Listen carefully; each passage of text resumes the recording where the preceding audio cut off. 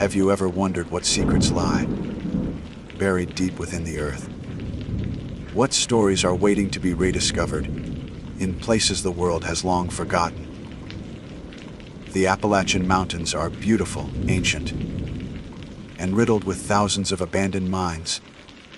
They're a tempting lure for urban explorers and history buffs alike, promising a glimpse into a bygone era. But for every piece of history you might find, there's a hidden danger waiting in the dark. These tunnels are unstable, the air can be toxic, and it's incredibly easy to get lost in the labyrinth of passages. Going in with a team is risky enough, but going in alone, that's a different level of danger entirely. In the clip we're about to show you, one explorer decides to break that cardinal rule.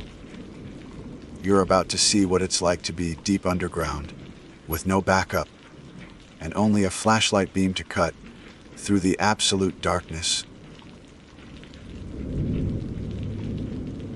My name is Dr. Elias Vance, or to be precise, I was on the cusp of earning that title.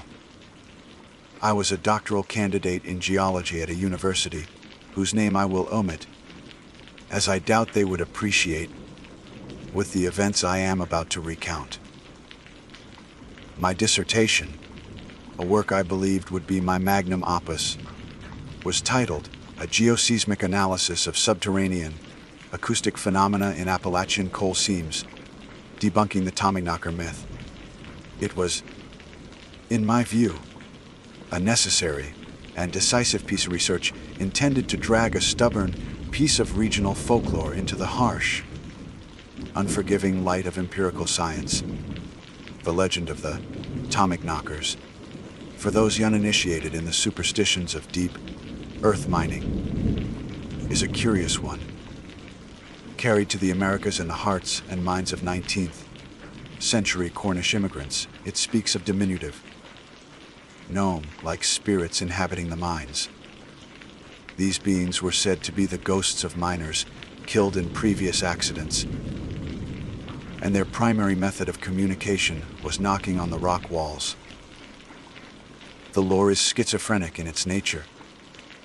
Some tales paint the Tommyknockers as benevolent guardians, their rhythmic tapping a prescient warning of an imminent tunnel collapse, giving miners precious seconds to flee.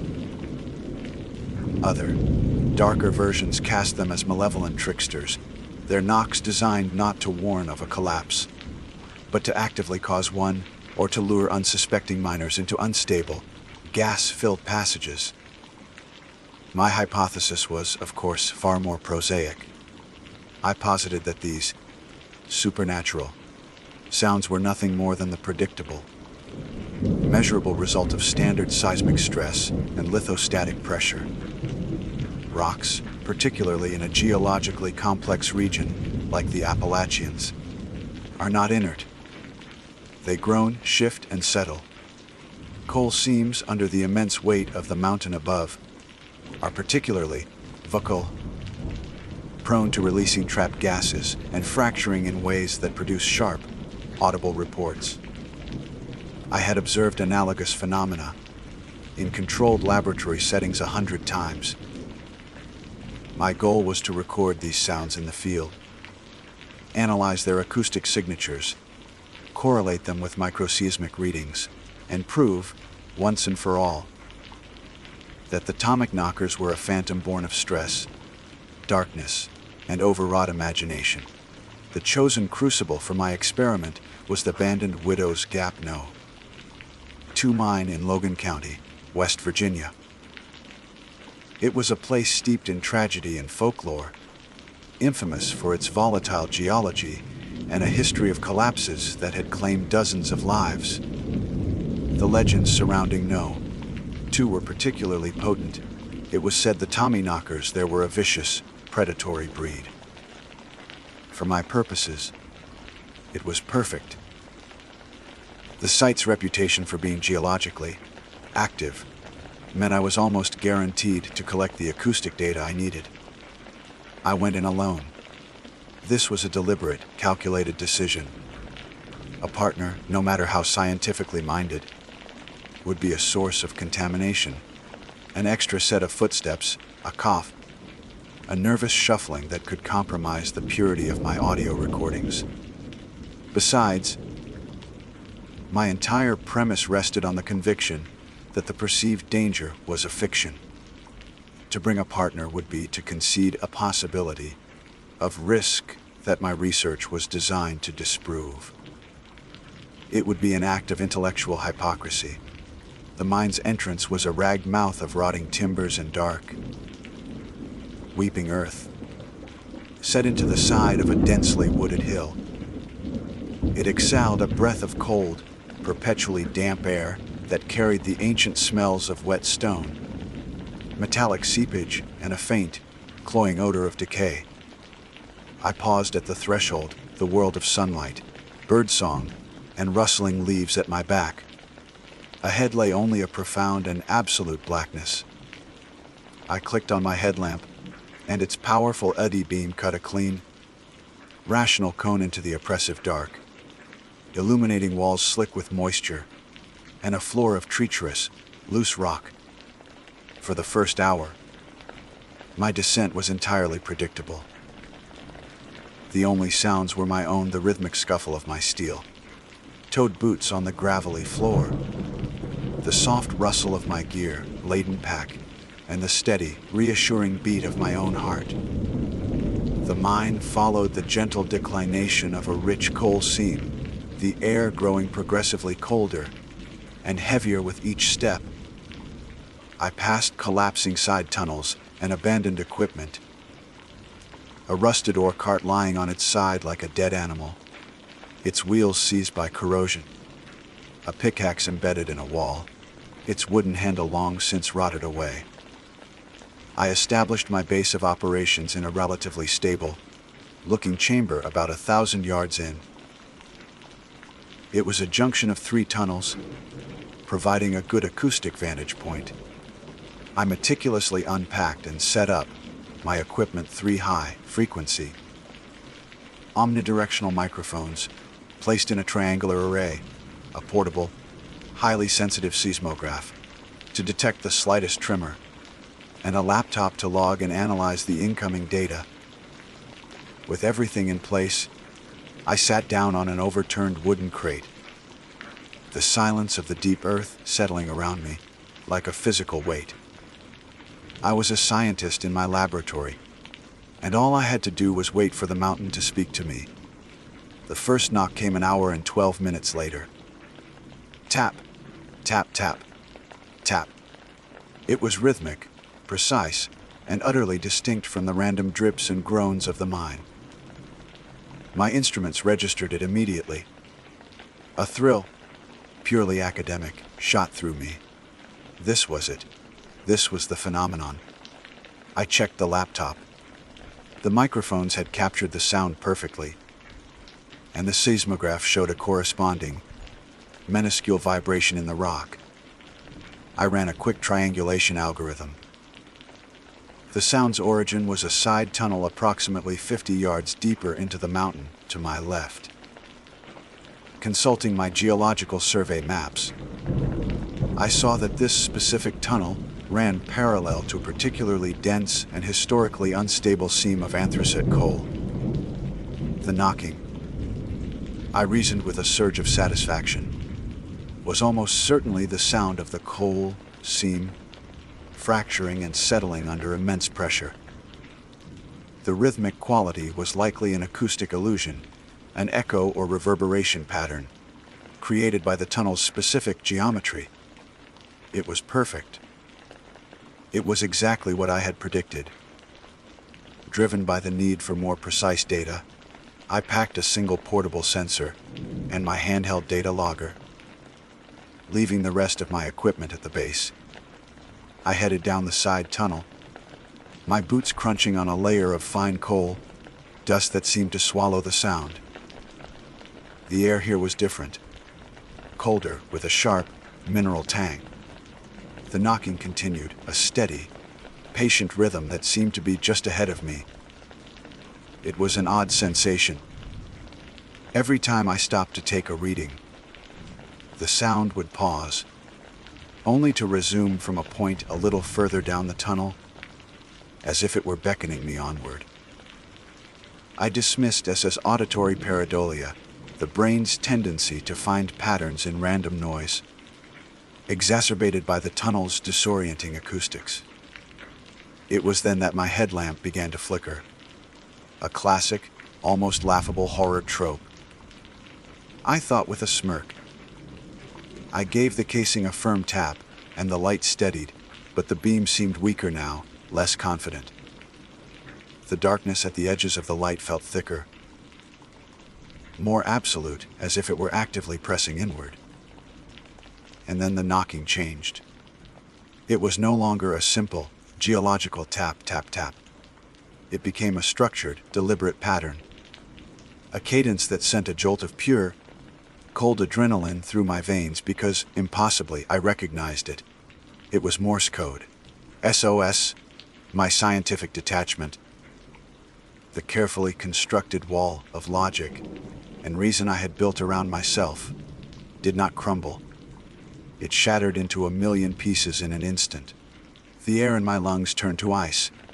This wasn't geology. This wasn't random noise. This was a signal. This was intelligence. My voice was a dry croak when I finally found it. Hello, is someone down here? Are you hurt? The only answer was the hollow, mocking echo of my own words, seeming to travel for miles down the infinite black corridor. Then silence. A heavy, listening silence. For a moment, I thought I had imagined it. Then the knocking started again, but this time it was faster, more frantic. And it wasn't coming from the walls ahead of me anymore. It was coming from all around me. Above my head, beneath my feet, from the rock to my left and my right. It was the sound of 100 tiny hammers, a furious, desperate percussion that vibrated through the very soles of my boots and into the bones of my skull. It was the sound of a tomb being sealed. Panic is a poor descriptor for the chemical storm that erupted in my brain. It was a complete system failure, a cascading shutdown of every higher cognitive function, leaving only the primal, reptilian imperative escape. My meticulously planned scientific expedition, my dissertation, my entire worldview. All of it was incinerated in a flash of pure, unreasoning terror. The sound was a physical assault, a concussive force that hammered at me from every direction. It wasn't just in the rock. It was in the air, in my teeth, in the fluid of my inner ear. The world was reduced to a chaotic, percussive roar and the frantic, ragged sound of my own breathing. I turned to run, to flee back the way I had come. Back towards my base camp, back towards the distant, theoretical promise of sunlight. But the tunnel I had just walked down was gone.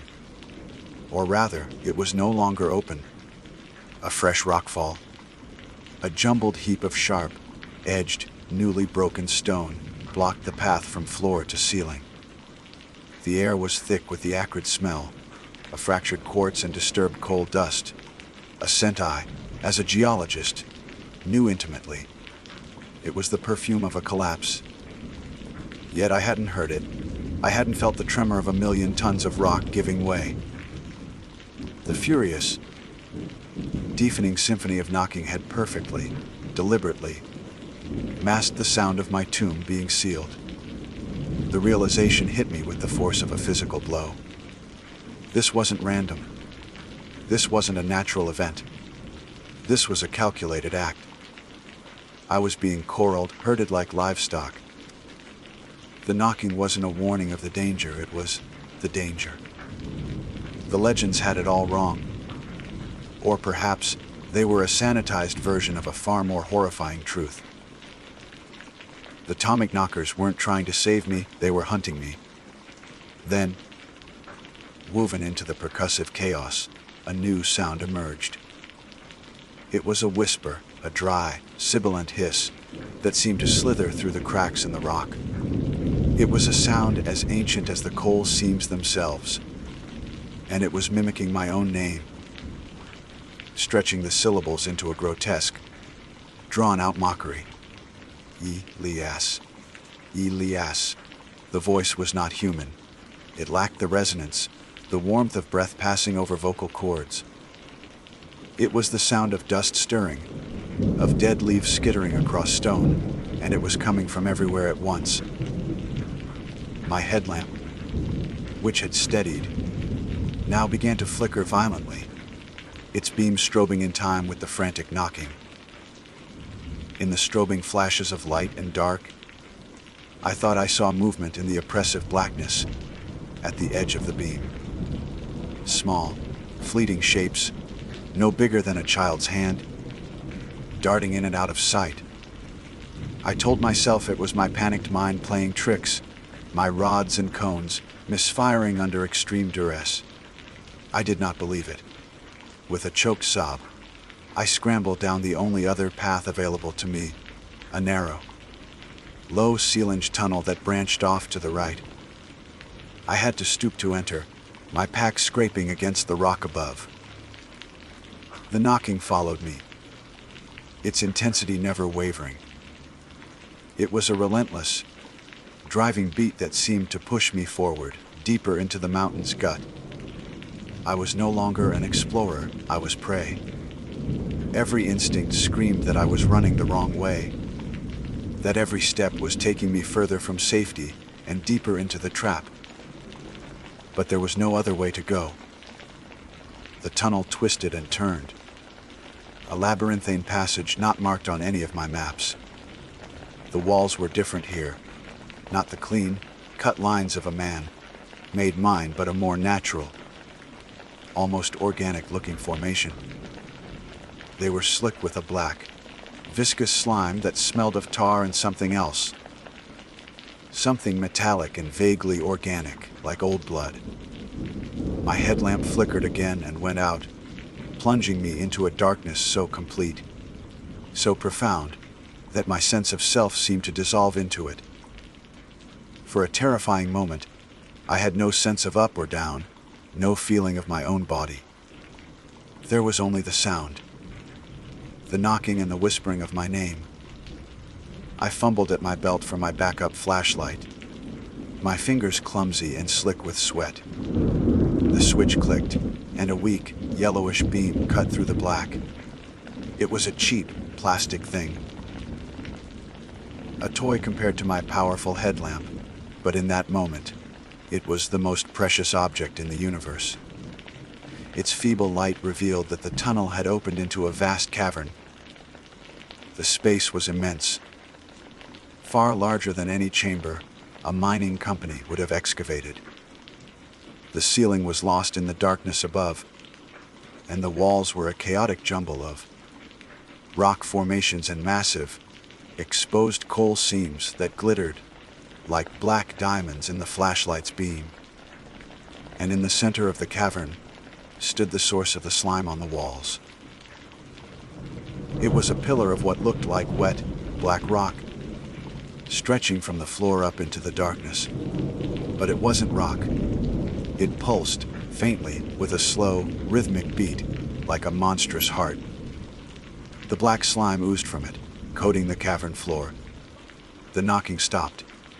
The sudden, absolute silence was more terrifying than the noise had been. It was a heavy, listening silence, pregnant with malice. The whispering, however, continued, now seeming to emanate from the pulsating pillar in the center of the room. Elias. Vance Ann. Geologist. It knew who I was. It knew who I was. My scientific mind, battered and bruised, tried to reassert itself. Hallucination, auditory and visual phenomena brought on by extreme stress, isolation, and potential exposure to subterranean gases. Methane. Carbon monoxide. But I knew it was a lie. The air in the cavern was cold and clean. My portable gas meter, still clipped to my pack, showed normal oxygen levels. This was real. I began to back away, my boots making soft, sucking sounds in the slime. I had to get back to my equipment. My seismograph. My microphones. They would have recorded everything. Proof. Evidence that I wasn't insane. My dissertation was a joke, a monument to my own hubris. But the data would be real. As I retreated, my flashlight beam swept across the walls of the cavern, and I saw them. Embedded in the coal seams, like fossils in shale, were dozens of objects. Old mining helmets, rusted pickaxes, a pair of leather boots, still laced, and bones. Human bones stained black by the coal, their arrangements suggesting bodies contorted in agony. This was not a mine. This was a tomb. A larder. The whispering grew louder, more insistent, coalescing into a single, coherent thought that bloomed not in my ears, but directly in the center of my mind. Larn. I turned and ran. I didn't care where I was going, only that it was away from that cavern, away from that pulsating heart of the mountain. I plunged into a tunnel at the far end of the chamber, the whispering now a shriek of rage that echoed in my skull. The knocking started again, a furious, vengeful thunder that shook the very foundations of the mountain. I felt the ground heave beneath my feet, and I risked a glance backward. The entrance to the cavern was collapsing, a cascade of rock and earth sealing it away forever. They weren't just trapping me. They were editing the map, removing the places they didn't want seen, creating a bespoke labyrinth just for me. I am in a dead-end shaft now. I don't know how I got here. I ran until my lungs burned and my legs gave out, stumbling through a maze of identical, featureless tunnels. My backup flashlight died 10 minutes ago.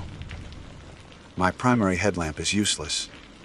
My only light is the faint, ghostly glow of my phone's screen. The battery is at 2%. I am writing this in my digital field journal. A pathetic attempt to maintain some semblance of scientific method in the face of utter madness. The knocking has stopped again. The silence is back. The listening silence. I think I preferred the noise. I don't know how long I've been down here. Hours. Days. Time has no meaning in this absolute dark. The knocking just started again. It's different this time. It's not the frantic, furious hammering from before. It's a single, slow, deliberate tap, tap, tap. It's not coming from the walls. It's coming from the other side of my phone. My phone was a slab of cold glass and metal in my trembling hand. The light from its screen, my last connection to a world I could no longer believe in, cast a sickly, pale glow on my chalk, white knuckles. The knocking continued. Tap, tap, tap. It was a delicate, precise sound, the sound of a fingernail tapping patiently on glass. I held the phone away from me, my arm shaking uncontrollably. The sound was inarguable. It was not an echo. It was not a hallucination. It was coming from the device itself. The black, inert plastic on the back of the phone was vibrating with each tiny impact. My battery icon, a merciless red sliver, blinked from 2% to 1%. A countdown. I stared at the screen, at the words I had just typed into my field journal. My scientific observations of my own descent into madness. The irony was a bitter, metallic taste in my mouth.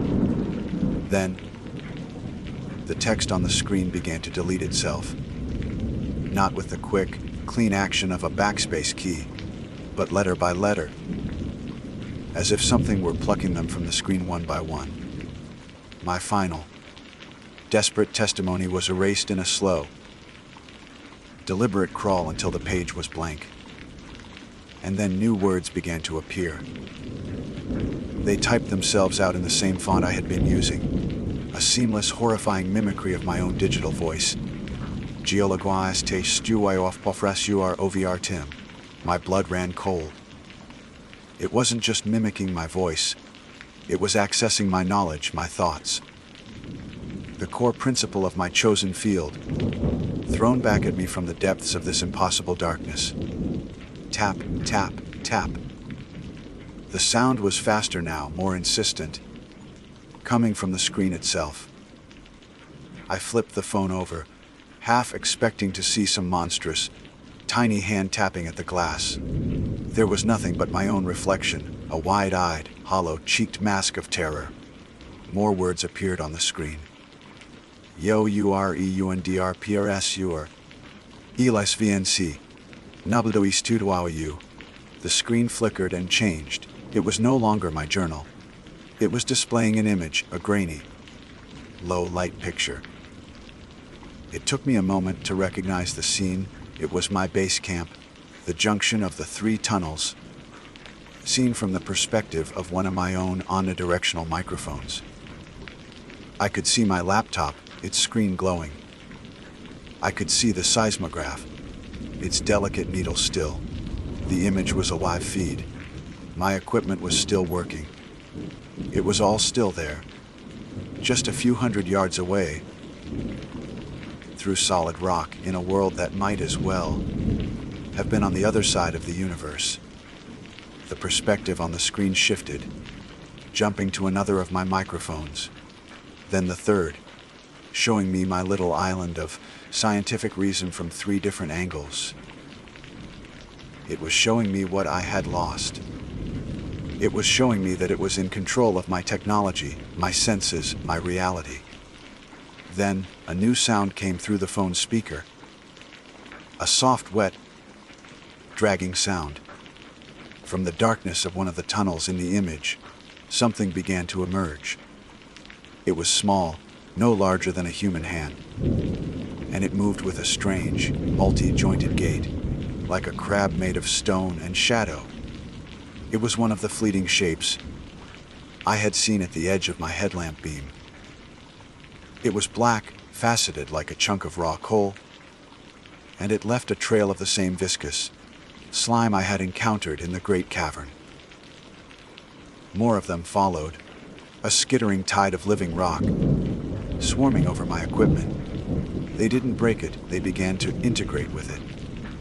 Tiny, crystalline limbs plugged themselves into the USB ports of my laptop. The screen of my computer flashed, displaying complex geometric patterns that pulsed in time with the faint, deep thrumming I could now feel through the floor. The phone in my hand went black. The battery was dead, but the knocking didn't stop. It was no longer in the phone. It had moved inside my head. Tap, tap, tap, tap. It was a rhythm inside my skull, a patient, persistent beat against the inside of my own mind. The whispering returned. No longer a sibilant hiss from the rock, but a clear, calm voice speaking directly into my consciousness. The mountain is a single thought, it said, a mind of stone and pressure and time. It thinks slowly. It remembers everything. I squeezed my eyes shut, pressing the heels of my hands into my eye sockets. You're not real, I whimpered, the words sounding pathetic and useless in the crushing silence. We are the mountain's neurons, the voice continued, ignoring my plea. We are its senses. We knock to measure, to test, to learn the shape of things.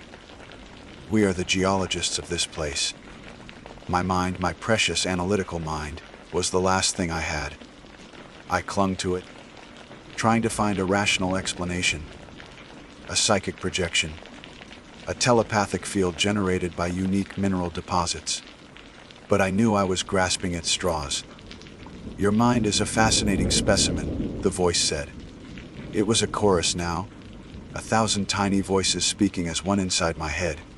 So rigid, so structured, full of names for rocks, for pressures, for time. So much data. We will add it to the mountain's thought. I felt a strange, cold pressure spreading through my limbs. My body felt heavy, dense, as if it were turning to stone. I tried to push myself up, but my arms wouldn't respond. I was sinking into the floor, or the floor was rising to meet me. The distinction no longer seemed important. The ones who came before you, the Cornishmen, they understood. The voices whispered. They felt the pressure. They heard our knocking. They gave us a name from their folklore. A child's story to explain a truth could not hold. They were not wrong. They were just incomplete. I could feel my memories being sifted, examined. My childhood, my years at university, my passion for the elegant, ordered world of geology. It was all being cataloged, absorbed, integrated into a consciousness so vast and ancient. It made the concept of a human lifespan seem like a spark from a flint. I was not being killed. I was being archived. My dissertation, debunking the Tommyknocker myth, was the last thing my consciousness clung to.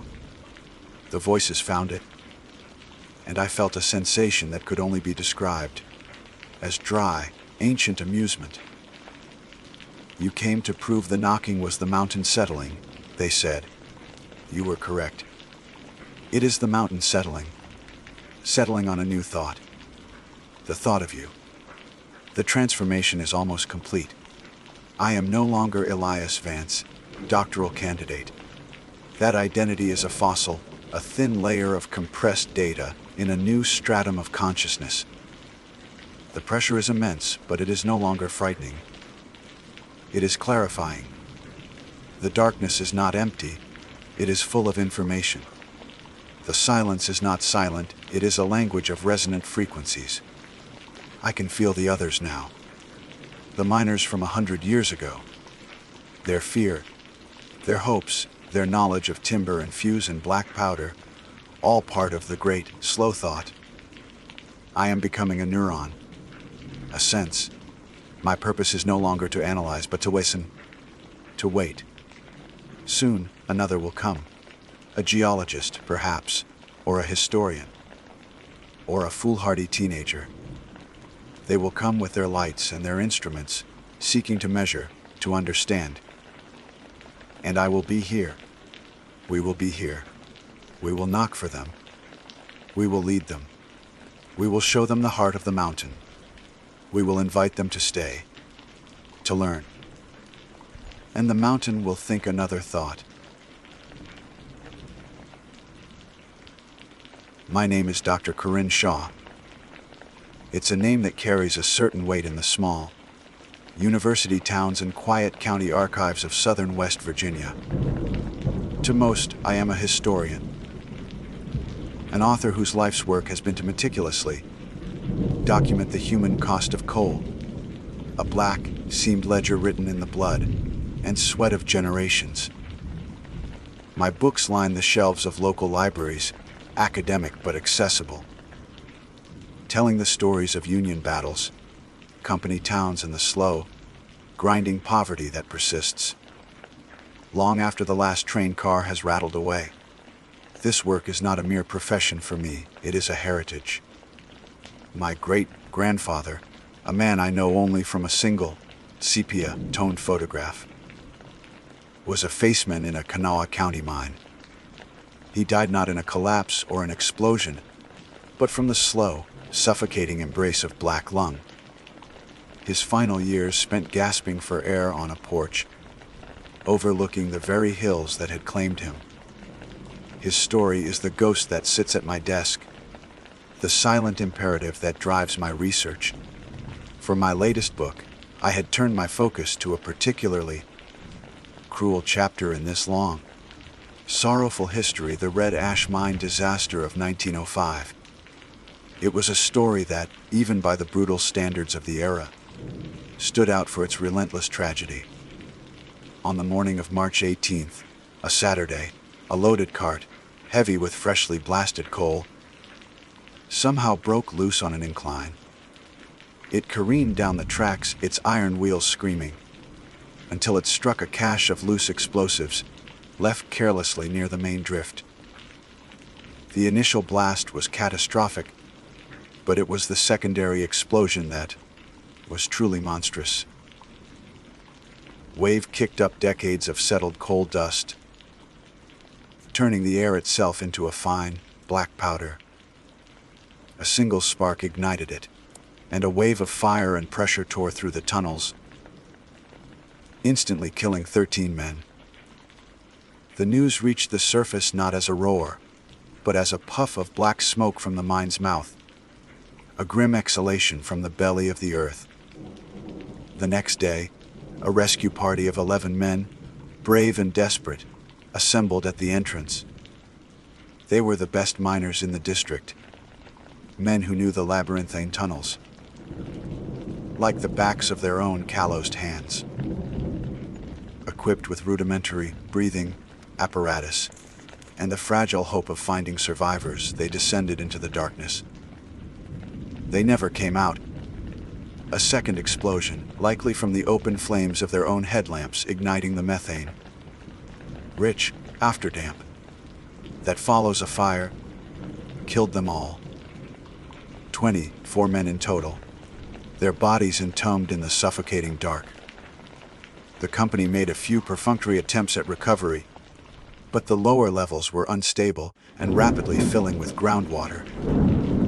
Eventually, the Red Ash Mine was declared a lost cause, a tomb, and its main entrance was sealed with concrete, leaving the dead to their silent, subterranean grave. I never, for a moment, intended to go inside. My work is one of archives and interviews, of piecing together narratives from faded newspaper clippings and the hushed, half-remembered stories of descendants. My goal for that day was simple, almost mundane, to photograph the sealed entrance for my book's cover. I wanted an image that conveyed a sense of finality, of a wound in the earth that had been scarred over, but not healed. The drive to the site was a pilgrimage into the past.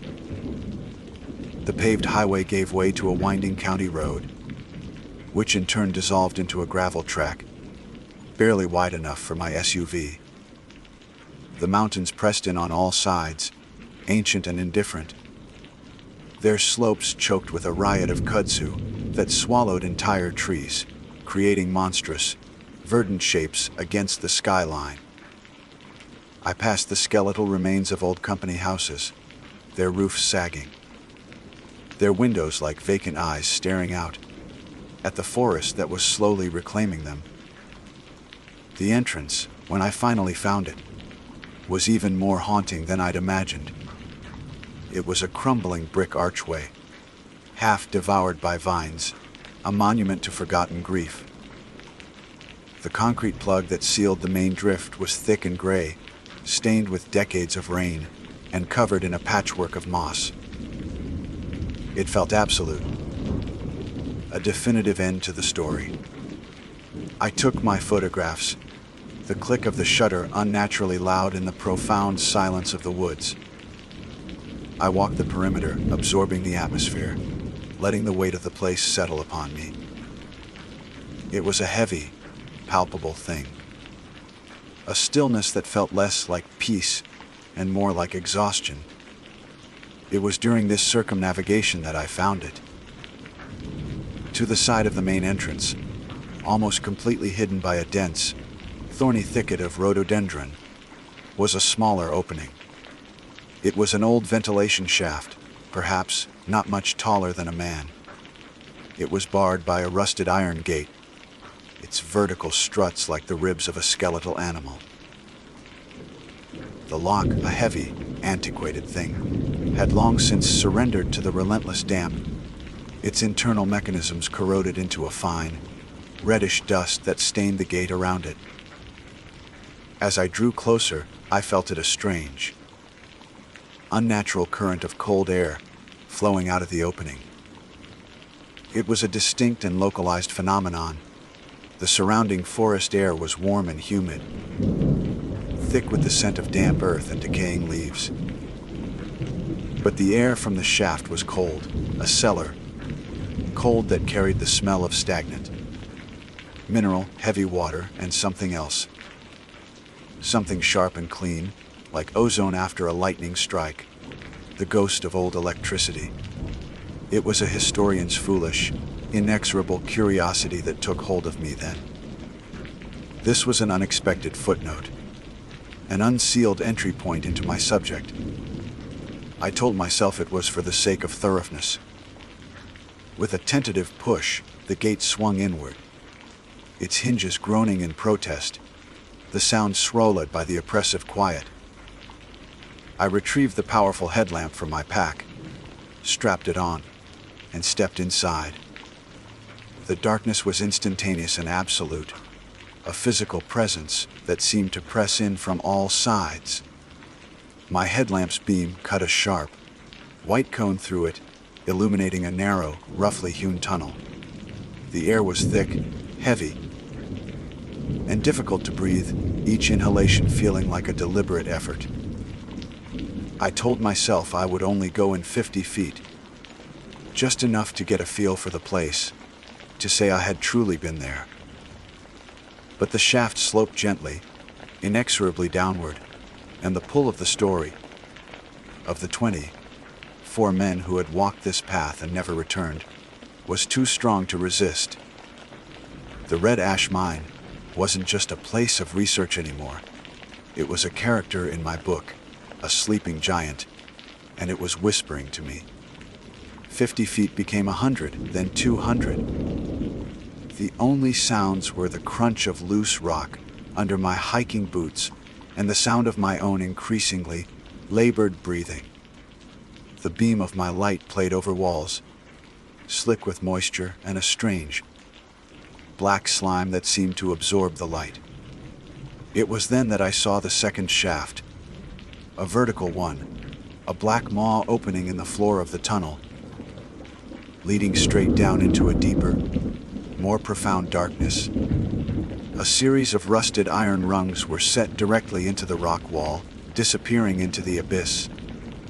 This had to be it. This was the way down to the lower levels. The flooded tomb where the bodies were never recovered. A tremor of pure, instinctual fear ran through me. Every rational part of my brain screamed at me to turn back, to return to the sunlit world of the living. This was not research, it was trespass. But the historian in me, the part that needed to see, to know, to bear witness, was stronger than my fear. The whispers of the story had become a siren song. I reached out and gripped the first rung. It was cold slick, but felt solid. I tested it with my weight. It held. Slowly, with my heart hammering against my ribs, I swung my body into the void and began to descend. The descent was a journey into a different kind of silence. Above, in the horizontal tunnel, the quiet had been that of a sealed room, an absence of sound. Here, it was the silence of the deep, a crushing pressure that seemed to muffle the world. My own ragged breaths, the scrape of my boots against the rungs, the rustle of my jacket, all of it sounded distant and insignificant, as if happening to someone else. The cone of my headlamp beam seemed to shrink, its light struggling against a darkness that felt ancient and solid, a darkness that had not been disturbed by so much as a single photon in over a century. The air grew colder with every foot I descended, a damp, biting chill that seeped through my layers of clothing and settled deep in my bones. The sharp, ozonic smell I'd noticed at the entrance was stronger here, mingling with the pervasive odor of wet rock and decay. Each rung was a small act of faith. They were slick with a film of algae and mineral deposits, and I gripped them until my knuckles ached.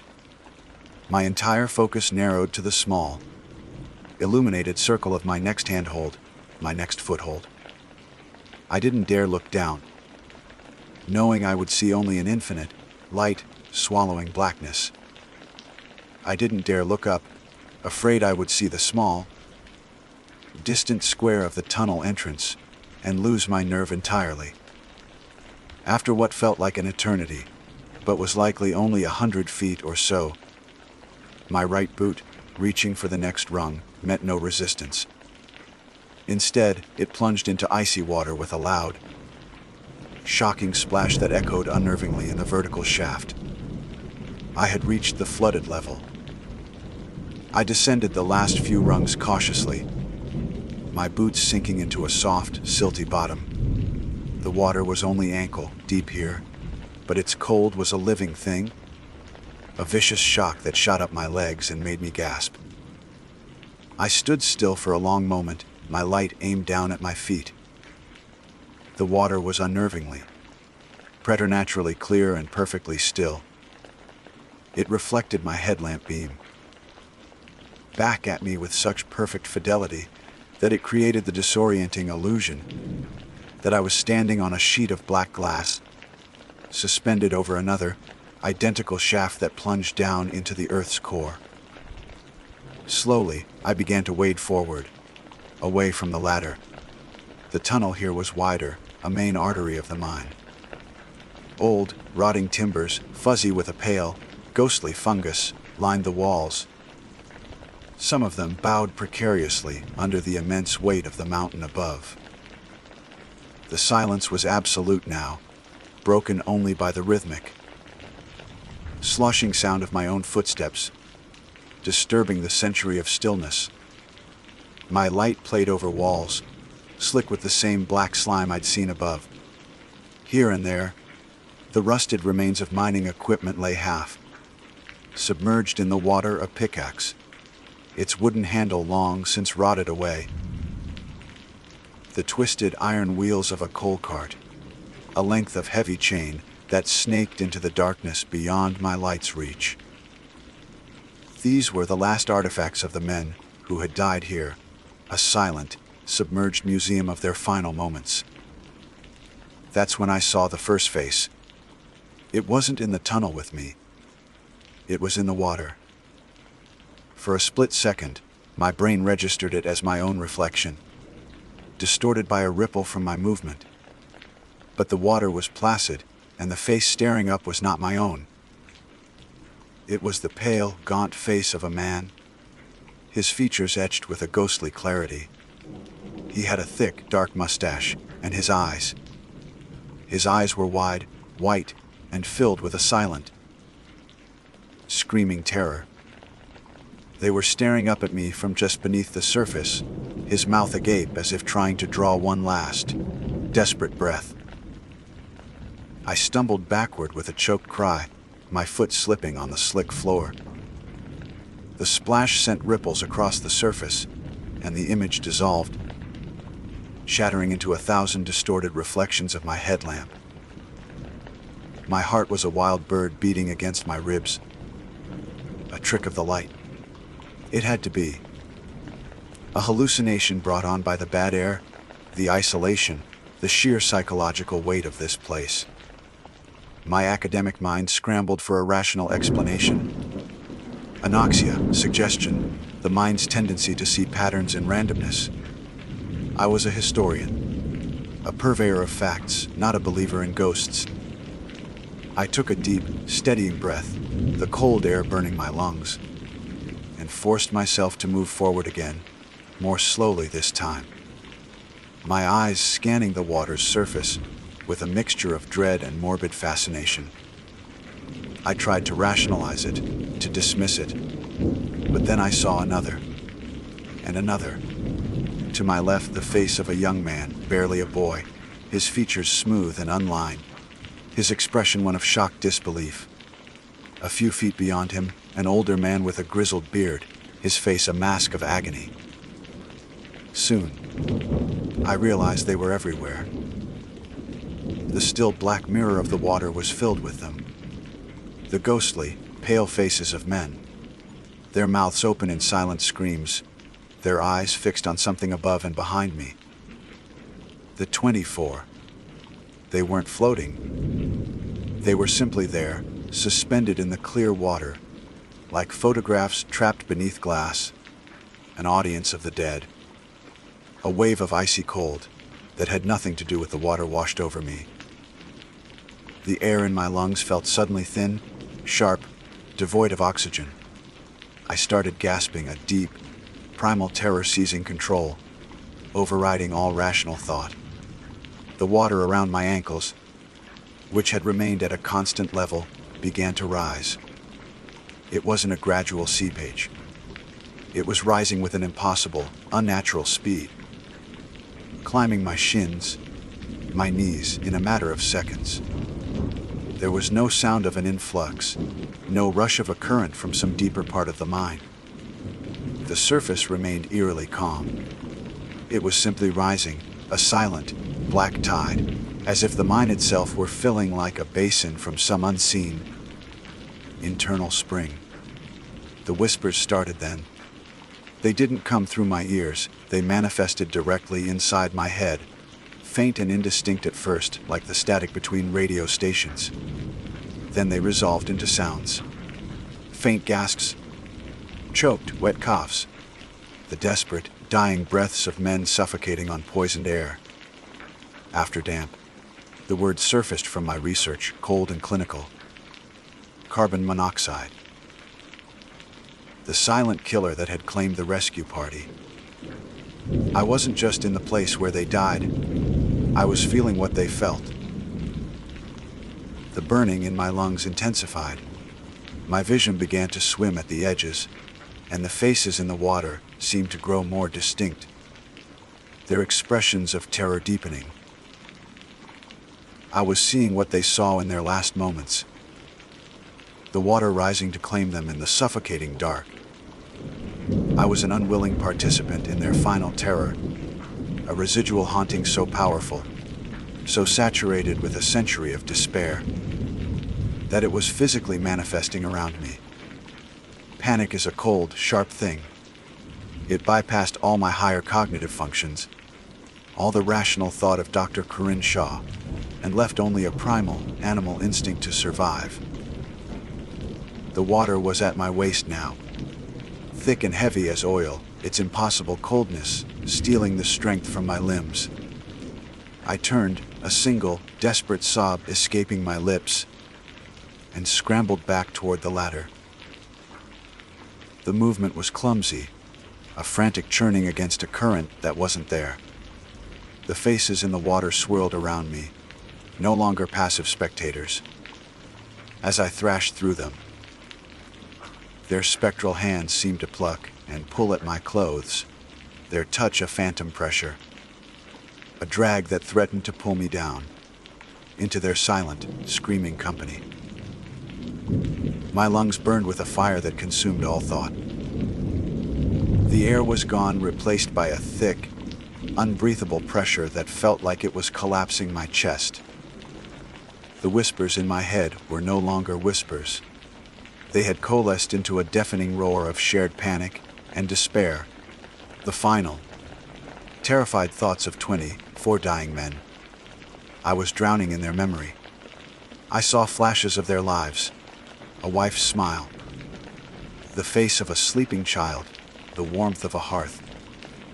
All of it extinguished in a final, agonizing moment of black water and poisoned air. Their terror was my terror.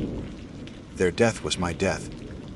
My outstretched hands finally found the lowest rung of the ladder. I gripped it with a strength I didn't know I possessed, my fingers locking around the cold, slick iron. I hauled myself out of the rapidly rising water, my body feeling unnaturally heavy, as if the ghosts of the mine were clinging to my legs, trying to pull me back. I clawed my way up the rungs, my movements frantic and uncoordinated.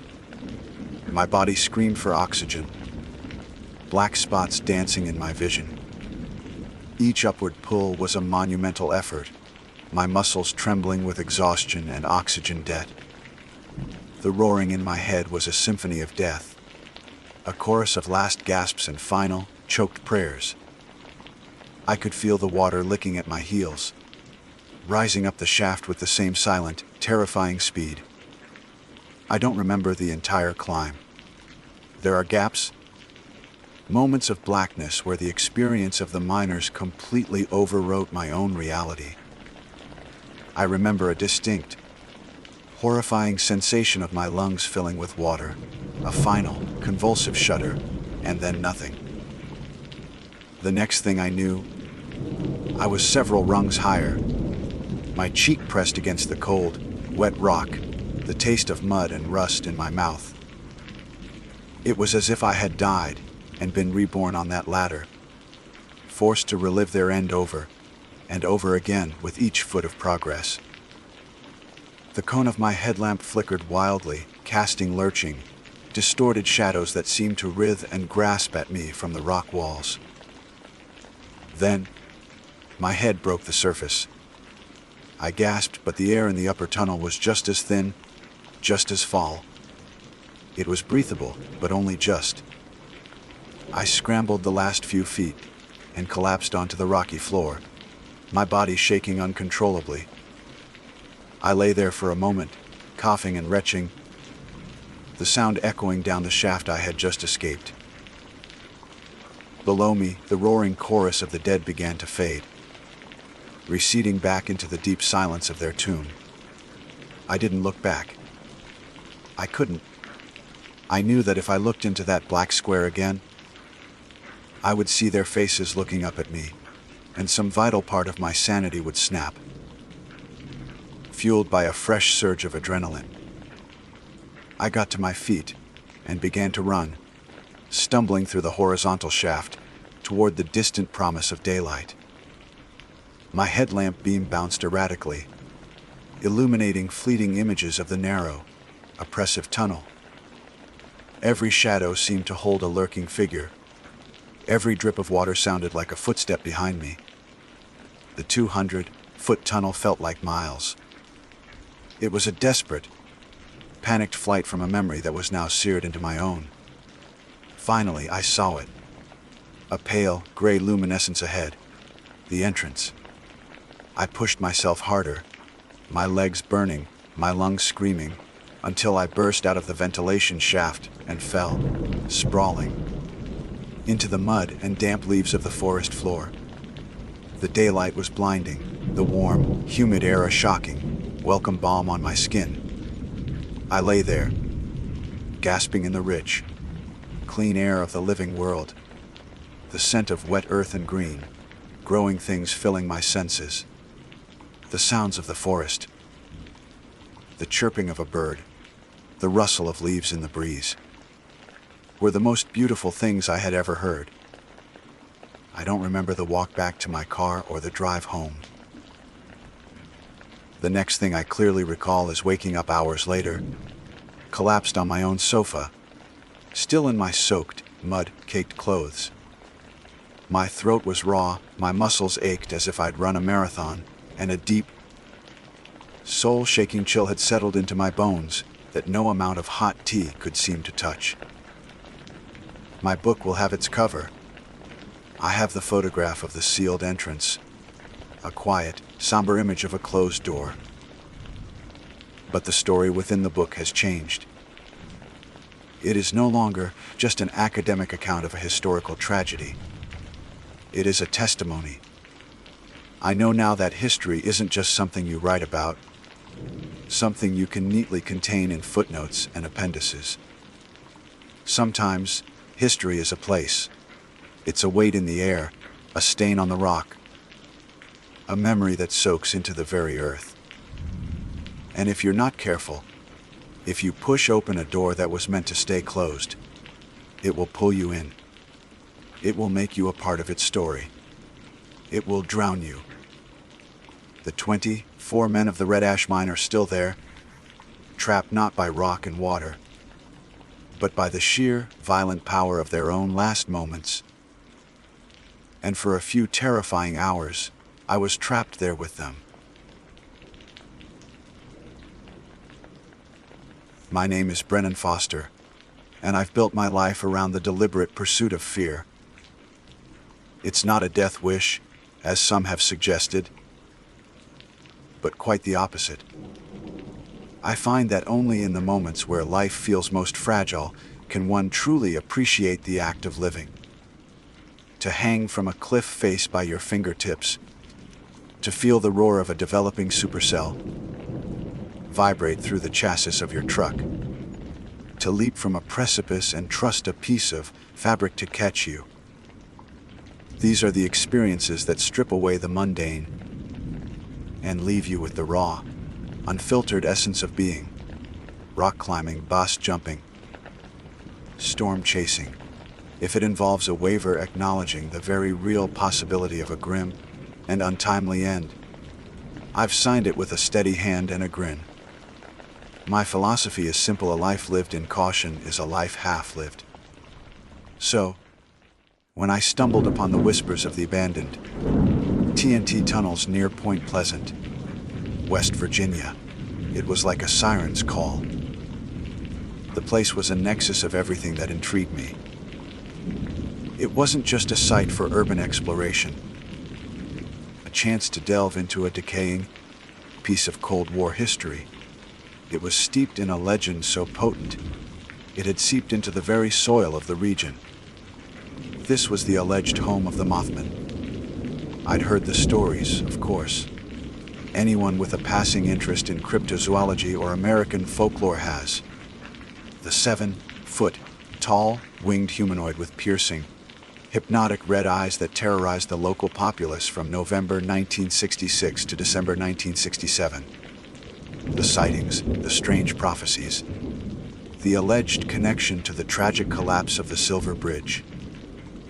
It was the perfect American myth, a cocktail of industrial anxiety, Cold War paranoia, and primal winged terror. Most people dismissed it as a misidentified owl or a local prank that spiraled out of control. I was one of them, mostly. But a part of me, the part that chases tornadoes and climbs frozen waterfalls, was captivated by the sheer audacity of the legend. The plan was perfect in its simplicity. I would get some haunting photographs of the decaying infrastructure, soak in the chilling atmosphere, and maybe, just maybe, let the local monster lore get under my skin enough to feel that familiar, welcome jolt of adrenaline.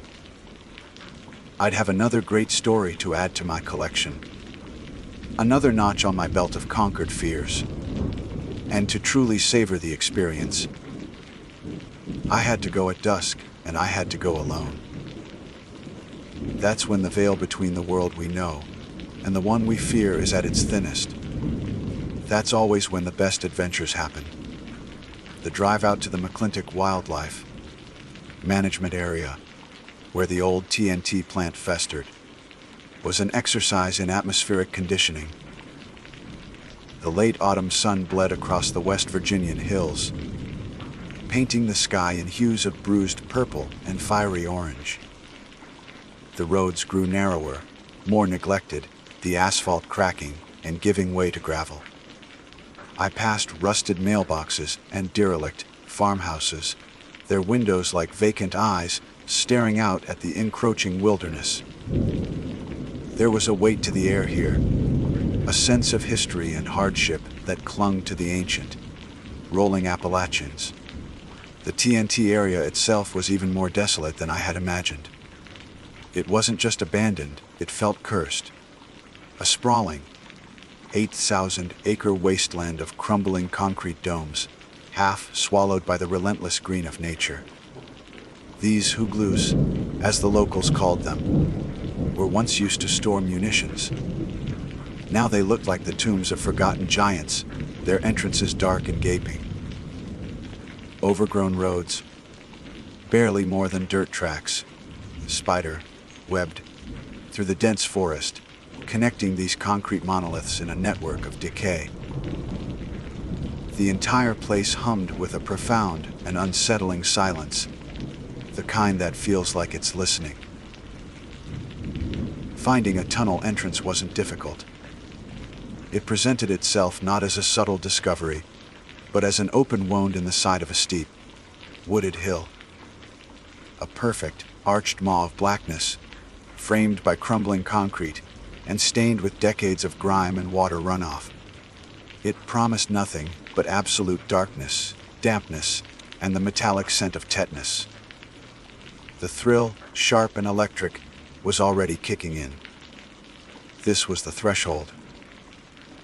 I parked my truck on a gravel shoulder, the engines ticking the only sound in the dying light.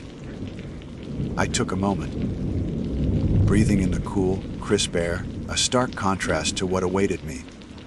I strapped on my headlamp, cinched the straps of my backpack containing my camera, extra batteries, a first aid kit, and a high-powered flashbang. A standard kit for disorienting aggressive squatters or wildlife. And approached the entrance. Stepping out of the fading twilight and into that oppressive, man-made cave was like stepping into another world. The transition was instantaneous. The temperature dropped by a good 20 degrees, and the air grew heavy, stale, and thick with the faint, chemical tang of old cordite and decay.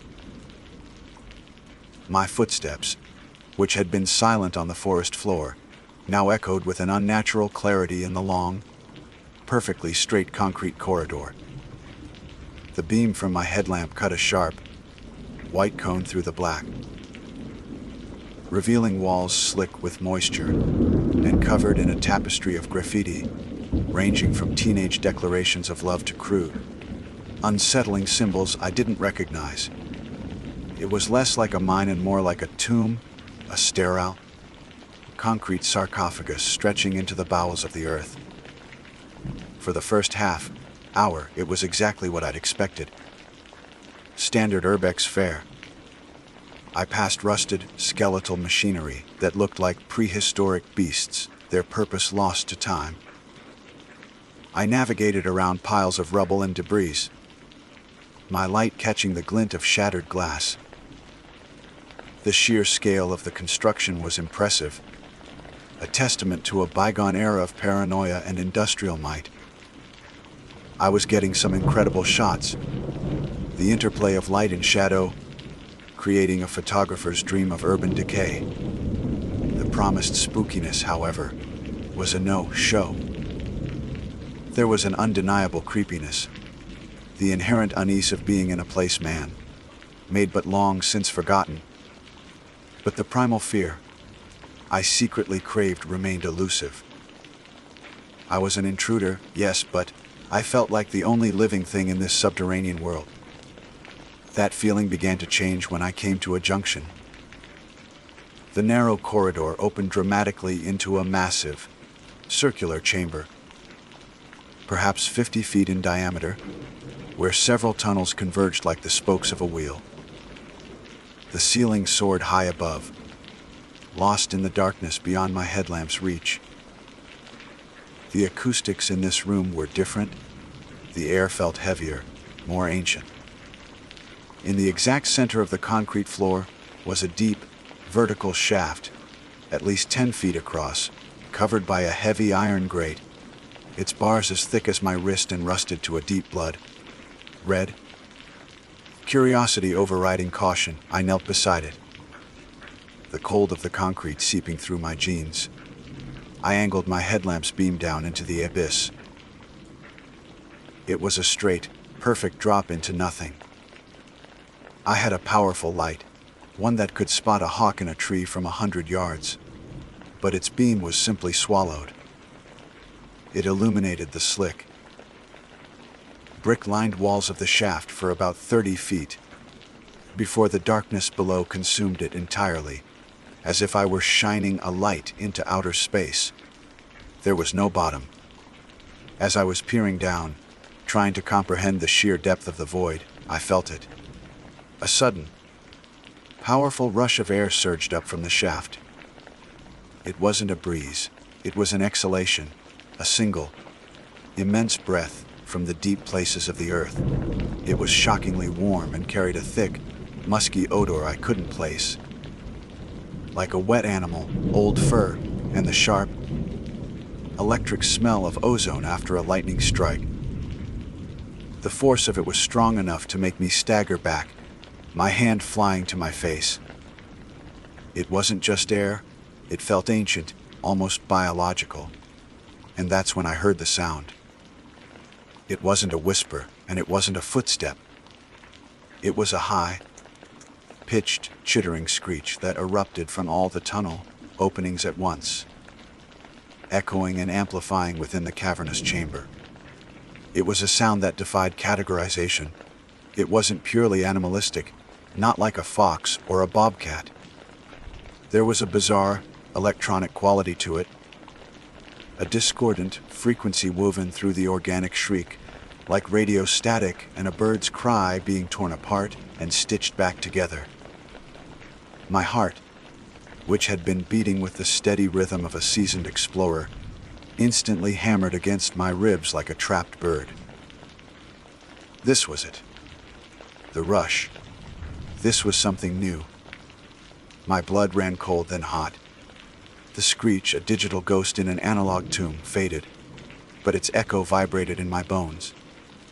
My first reaction wasn't terror, but a jolt of pure, unadulterated adrenaline, the very currency I dealt in. My knuckles were white where I gripped my camera. I backed away from the central shaft, my boots crunching softly on the grit, covered concrete. I swept the powerful beam of my headlamp across the 5 tunnel openings that ringed the chamber, one by one. The light cut a stark, surgical path through the blackness, revealing nothing but more empty, weeping concrete stretching into infinity. The sound was gone. In its place was a silence so profound it felt like a physical presence. It was a listening silence, the kind that precedes an ambush. My own breathing sounded like a bellows in the dead air. I tried to rationalize. An animal, a fox or a mountain lion cornered in the tunnels. No animal on Earth made a sound like that, with that bizarre, static, lace quality. A trick of acoustics. The wind rushing through some forgotten piece of machinery. It was a flimsy explanation, and my gut knew it. The warm, musky air that had pulsed from the shaft below still clung to the chamber. A primal scent that my city, dwellers Snowden fully parse, but my ancient lizard brain recognized as predatory. I centered myself, forcing my heart rate down, falling back on years of training in high-stress environments. Panic is the enemy. Assess the situation. You are in a subterranean structure. You heard an unidentified sound. You are alone. I slowly pivoted on my heel, my headlamp beam methodically painting each tunnel entrance again. The one I came from. Empty. The next one. Empty. The one directly across from me. And there they were. 2 points of light had ignited in the absolute darkness of the far tunnel. They were a brilliant, burning crimson, like the tips of celestial cigars. They were perfectly circular, perfectly still, and they weren't reflecting my light. My headlamp beam was powerful enough to cause retroreflection in a deer's eyes from half a mile away, creating a brilliant greenish-white glare. This was different. This light was being generated from within. It was a deep, malevolent, self-luminous red, and based on my position and the angle, they were about 7 feet off the ground. I froze, not with the calculated stillness of a climber assessing his next move, but with the paralyzing, instinctual freeze of a prey animal that has just locked eyes with its doom. Every story I had ever dismissed as backwoods nonsense, every campfire tale I'd chuckled at, flooded my mind with the force of a dam break. The glowing red eyes, the 7-foot, tall harbinger. The creature didn't move. It didn't blink. It just watched me from the impenetrable black of the tunnel. The 2 red embers burning with an intensity that felt less like sight and more like a physical pressure against my skull. I couldn't see a body. No outline, no silhouette against the darkness. There was nothing but the void, and suspended within it, those 2 impossible eyes. They felt intelligent, and ancient, and full of a deep, chilling and utterly alien malevolence. My carefully constructed world of calculated risks and conquered fears shattered into a million pieces.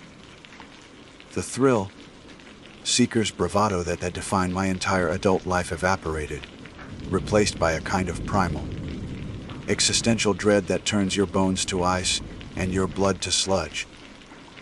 This wasn't a risk to be managed.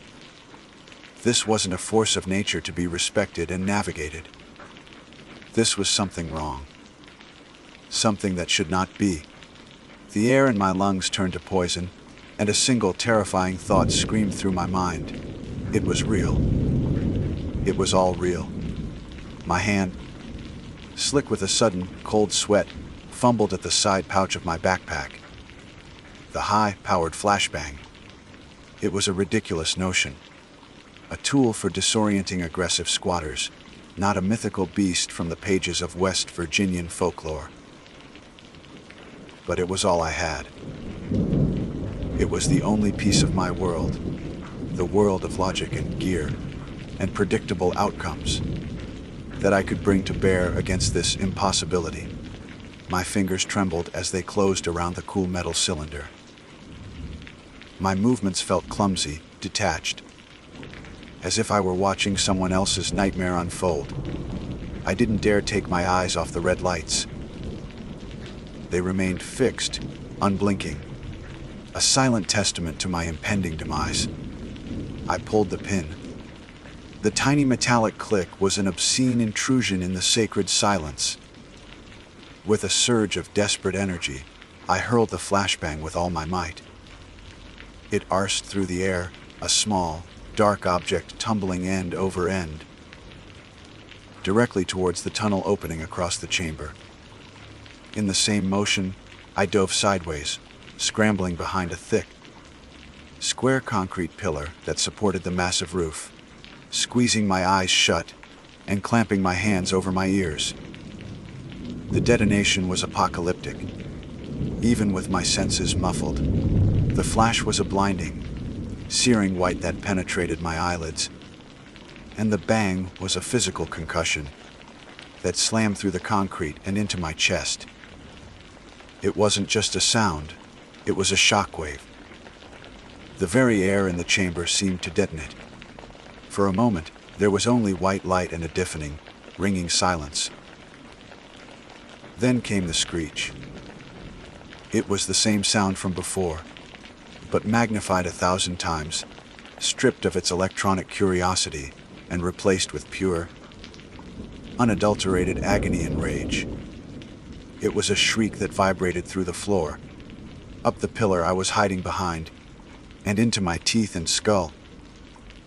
It was the sound of something ancient and powerful being wounded, and it was the most terrifying sound I have ever heard. My vision slowly returned, swimming in a sea of purple and green after images. The ringing in my ears was a physical pain. I risked a glance from behind the pillar. The red eyes were gone, but something else was there. In the lingering, ghostly, white after image of the flash, I saw it. A massive, dark shape was unfurling from the tunnel entrance, a shape of shadow and nightmare. It was a vaguely man-like form, but distorted, elongated, and crowned with two enormous, leathery wings that were stretching out to their full, impossible span. It was huge, far bigger than any man, easily 10 or 12 feet from wingtip to wingtip. It moved with an unnatural, gliding speed, a fluid horror that was both graceful and utterly repellent. It didn't walk or run. It flowed out of the tunnel like smoke given solid form. I didn't wait to see more. The primal command to flee overrode every other thought in my brain. I scrambled to my feet and ran. I sprinted back through the tunnel I had come, my headlamp beam bouncing wildly, creating a dizzying, strobe-like effect on the graffiti-covered walls. I didn't dare look back. I didn't need to. I could hear it behind me. The sound of those massive wings beating the air, a deep, rhythmic whoomp, whoomp, whoomp that was both muffled and terrifyingly close in the narrow corridor. It was the sound of a colossal bird, a sound that had no place in the cramped subterranean world. It was getting closer. I could feel the air pressure changing behind me with each beat of its wings. I ran faster than I thought possible, my lungs burning, my legs pumping on pure adrenaline. The entrance, the small rectangle of fading twilight I had entered what felt like a lifetime ago, appeared ahead. I burst out of the tunnel mouth and into the cool, moonless night, gasping for air, stumbling and nearly falling on the uneven ground. I didn't stop. I scrambled up the muddy embankment towards my truck, my hands raw, my heart feeling like it was going to explode. I fumbled with my keys, my fingers refusing to obey, my eyes scanning the tree line, the dark maw of the tunnel. I got the door open, threw myself inside, and slammed it shut. The engine roared to life on the first try. I cranked the wheel, slammed the truck into drive, and peeled out, gravel and dirt spraying from my tires. As the truck fishtailed onto the dirt road, my eyes shot to the rearview mirror, and I saw it. For a fraction of a second, framed in the mirror, illuminated by my red taillights, a tall, dark figure standing at the edge of the woods, right where the tunnel entrance was hidden. I couldn't make out details, just a towering, man-shaped silhouette. But I could see its eyes. 2 points of burning, hellish red. It wasn't chasing me anymore. It was just standing there, watching me leave. I don't remember the drive. It's a black hole in my memory. A frantic, high-speed blur of dark roads and the wild, panicked thumping of my own heart. I must have broken every traffic law in the state of West Virginia, but the only thing my mind could process was the image in my rearview mirror. A towering silhouette with eyes of burning coal, watching me flee into the night. The world outside my truck was a meaningless smear. My entire universe had collapsed to the dimensions of that small, rectangular mirror and the horror it had contained. I didn't turn on the radio. I didn't dare. The silence was terrifying, but the thought of a song or a voice intruding on my terror felt like a sacrilege. I just drove, my hands strangling the steering wheel, my foot jammed to the floor, until the first signs of civilization, the warm, yellow glow of a gas station, appeared like a lighthouse in a storm of absolute darkness. I didn't stop until I was 50 miles away, in a different town, under the sterile fluorescent lights of an all-night diner. I stumbled in, a wild-eyed man covered in mud and grime, and collapsed into a booth.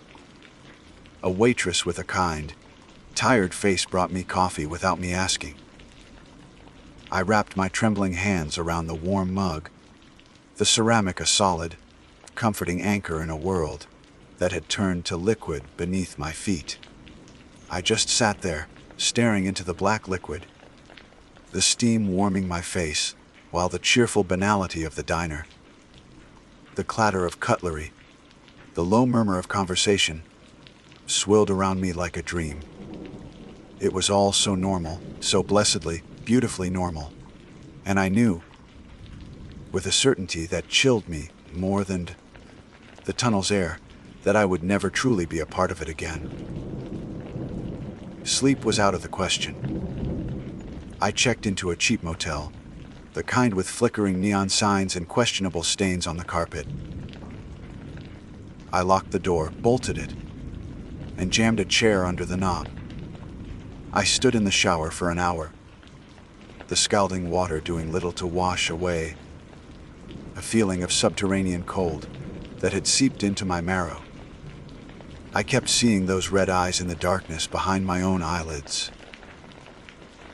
Every creak of the old building, every passing truck on the highway, sent a fresh spike of adrenaline through me. The hunter had become the hunted, and my nervous system was screaming with the newness of the sensation. Sometime before dawn, I finally unpacked my backpack. My hands were still shaking. My camera, my trusted companion on 100 adventures, felt alien in my grip. I sank onto the edge of the lumpy bed and, with a sense of profound dread, turned it on and began to cycle through the photos. There they were, the decaying concrete igloos, bathed in the eerie light of dusk. The graffiti covered walls of the tunnel.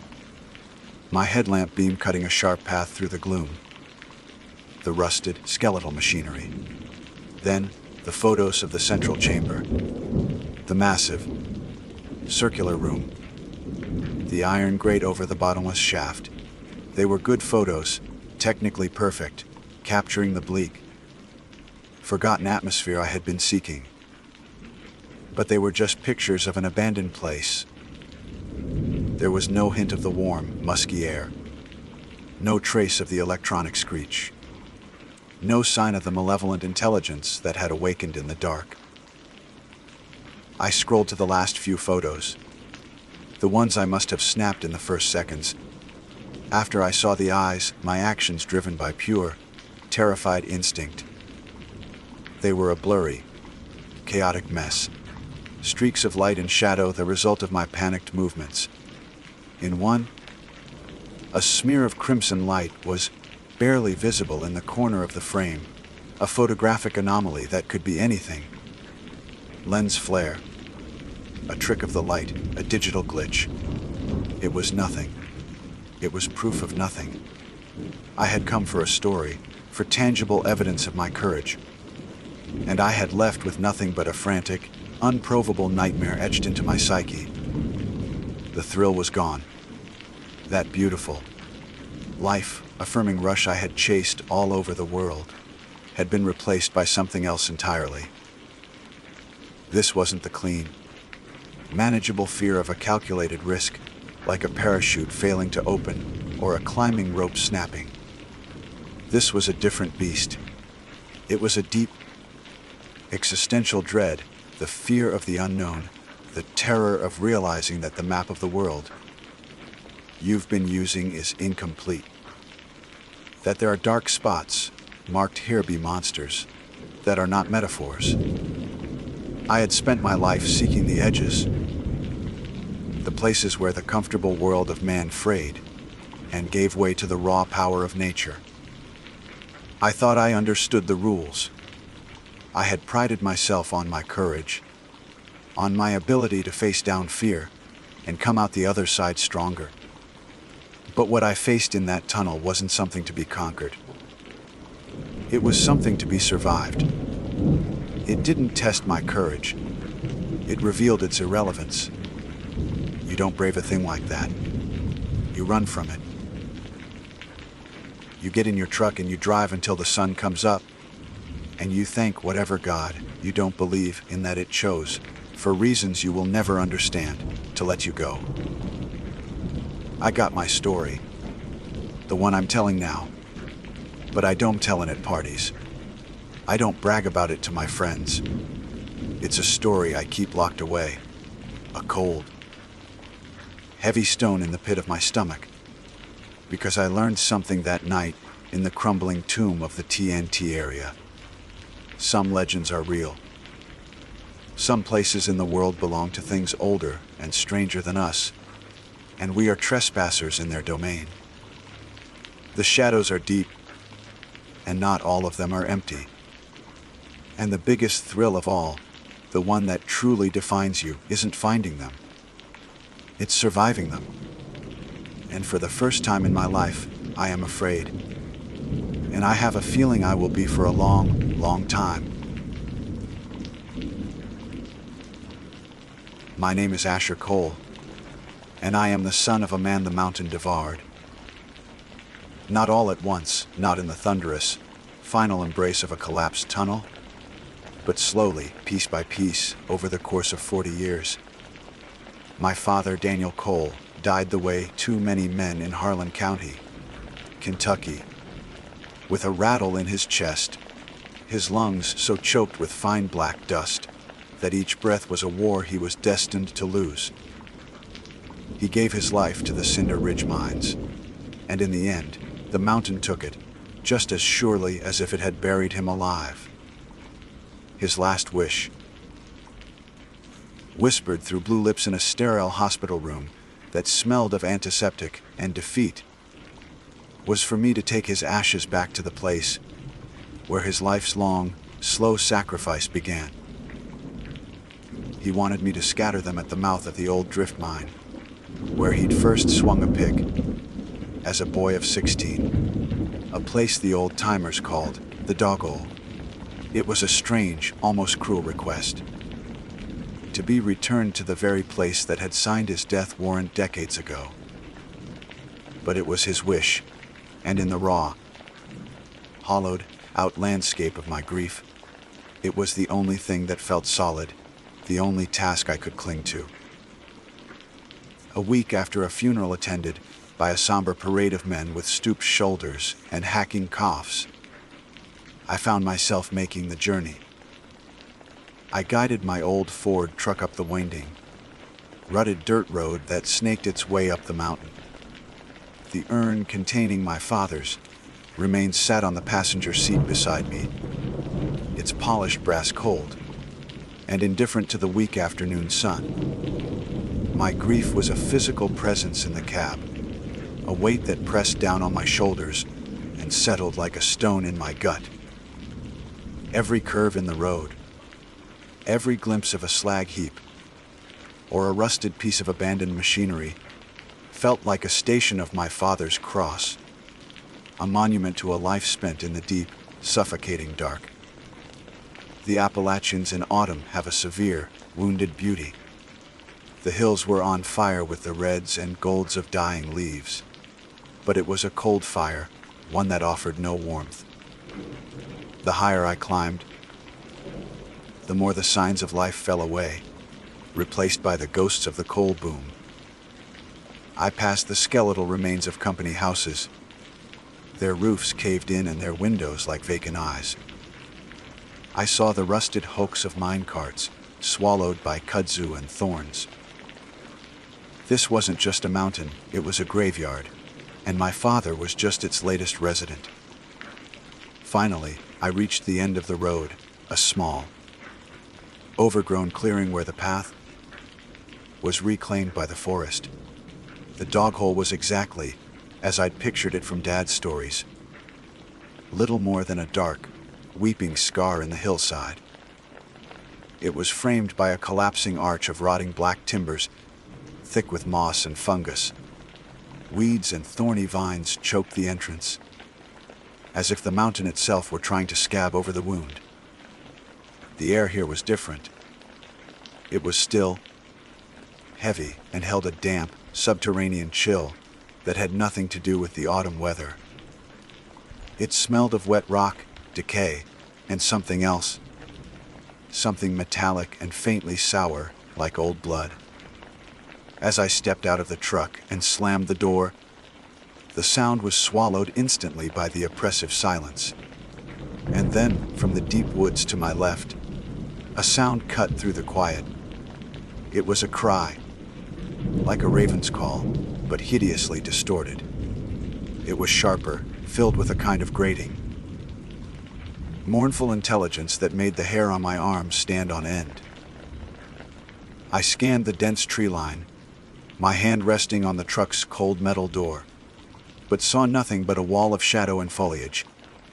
I tried to dismiss it. The mountains are full of strange sounds. Panthers, bobcats, birds of prey. It was nothing. Grief was making me jumpy. With the heavy urn in my hands, I walked the few yards to the mine's entrance. The finality of the moment was crushing. This was it. The last goodbye. The end of a long, painful chapter. "Here you go, Dad," I whispered, my voice cracking, sounding small and pathetic in the vast silence. "You're home."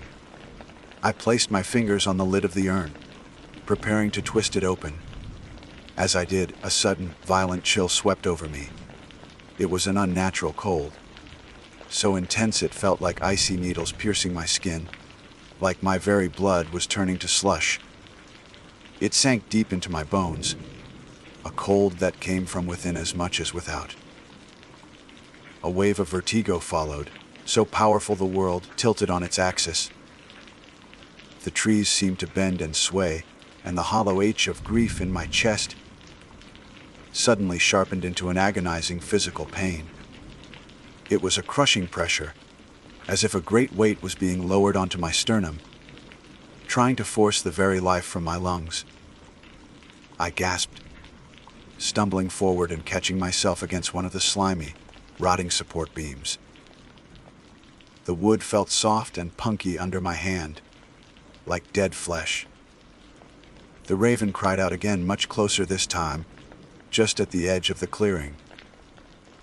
My head snapped up, my eyes watering from the cold and the pain, and I saw her. Standing at the edge of the woods, partially obscured by the shadows of a great oak, was a figure. At first glance, it looked like a very old woman, impossibly ancient.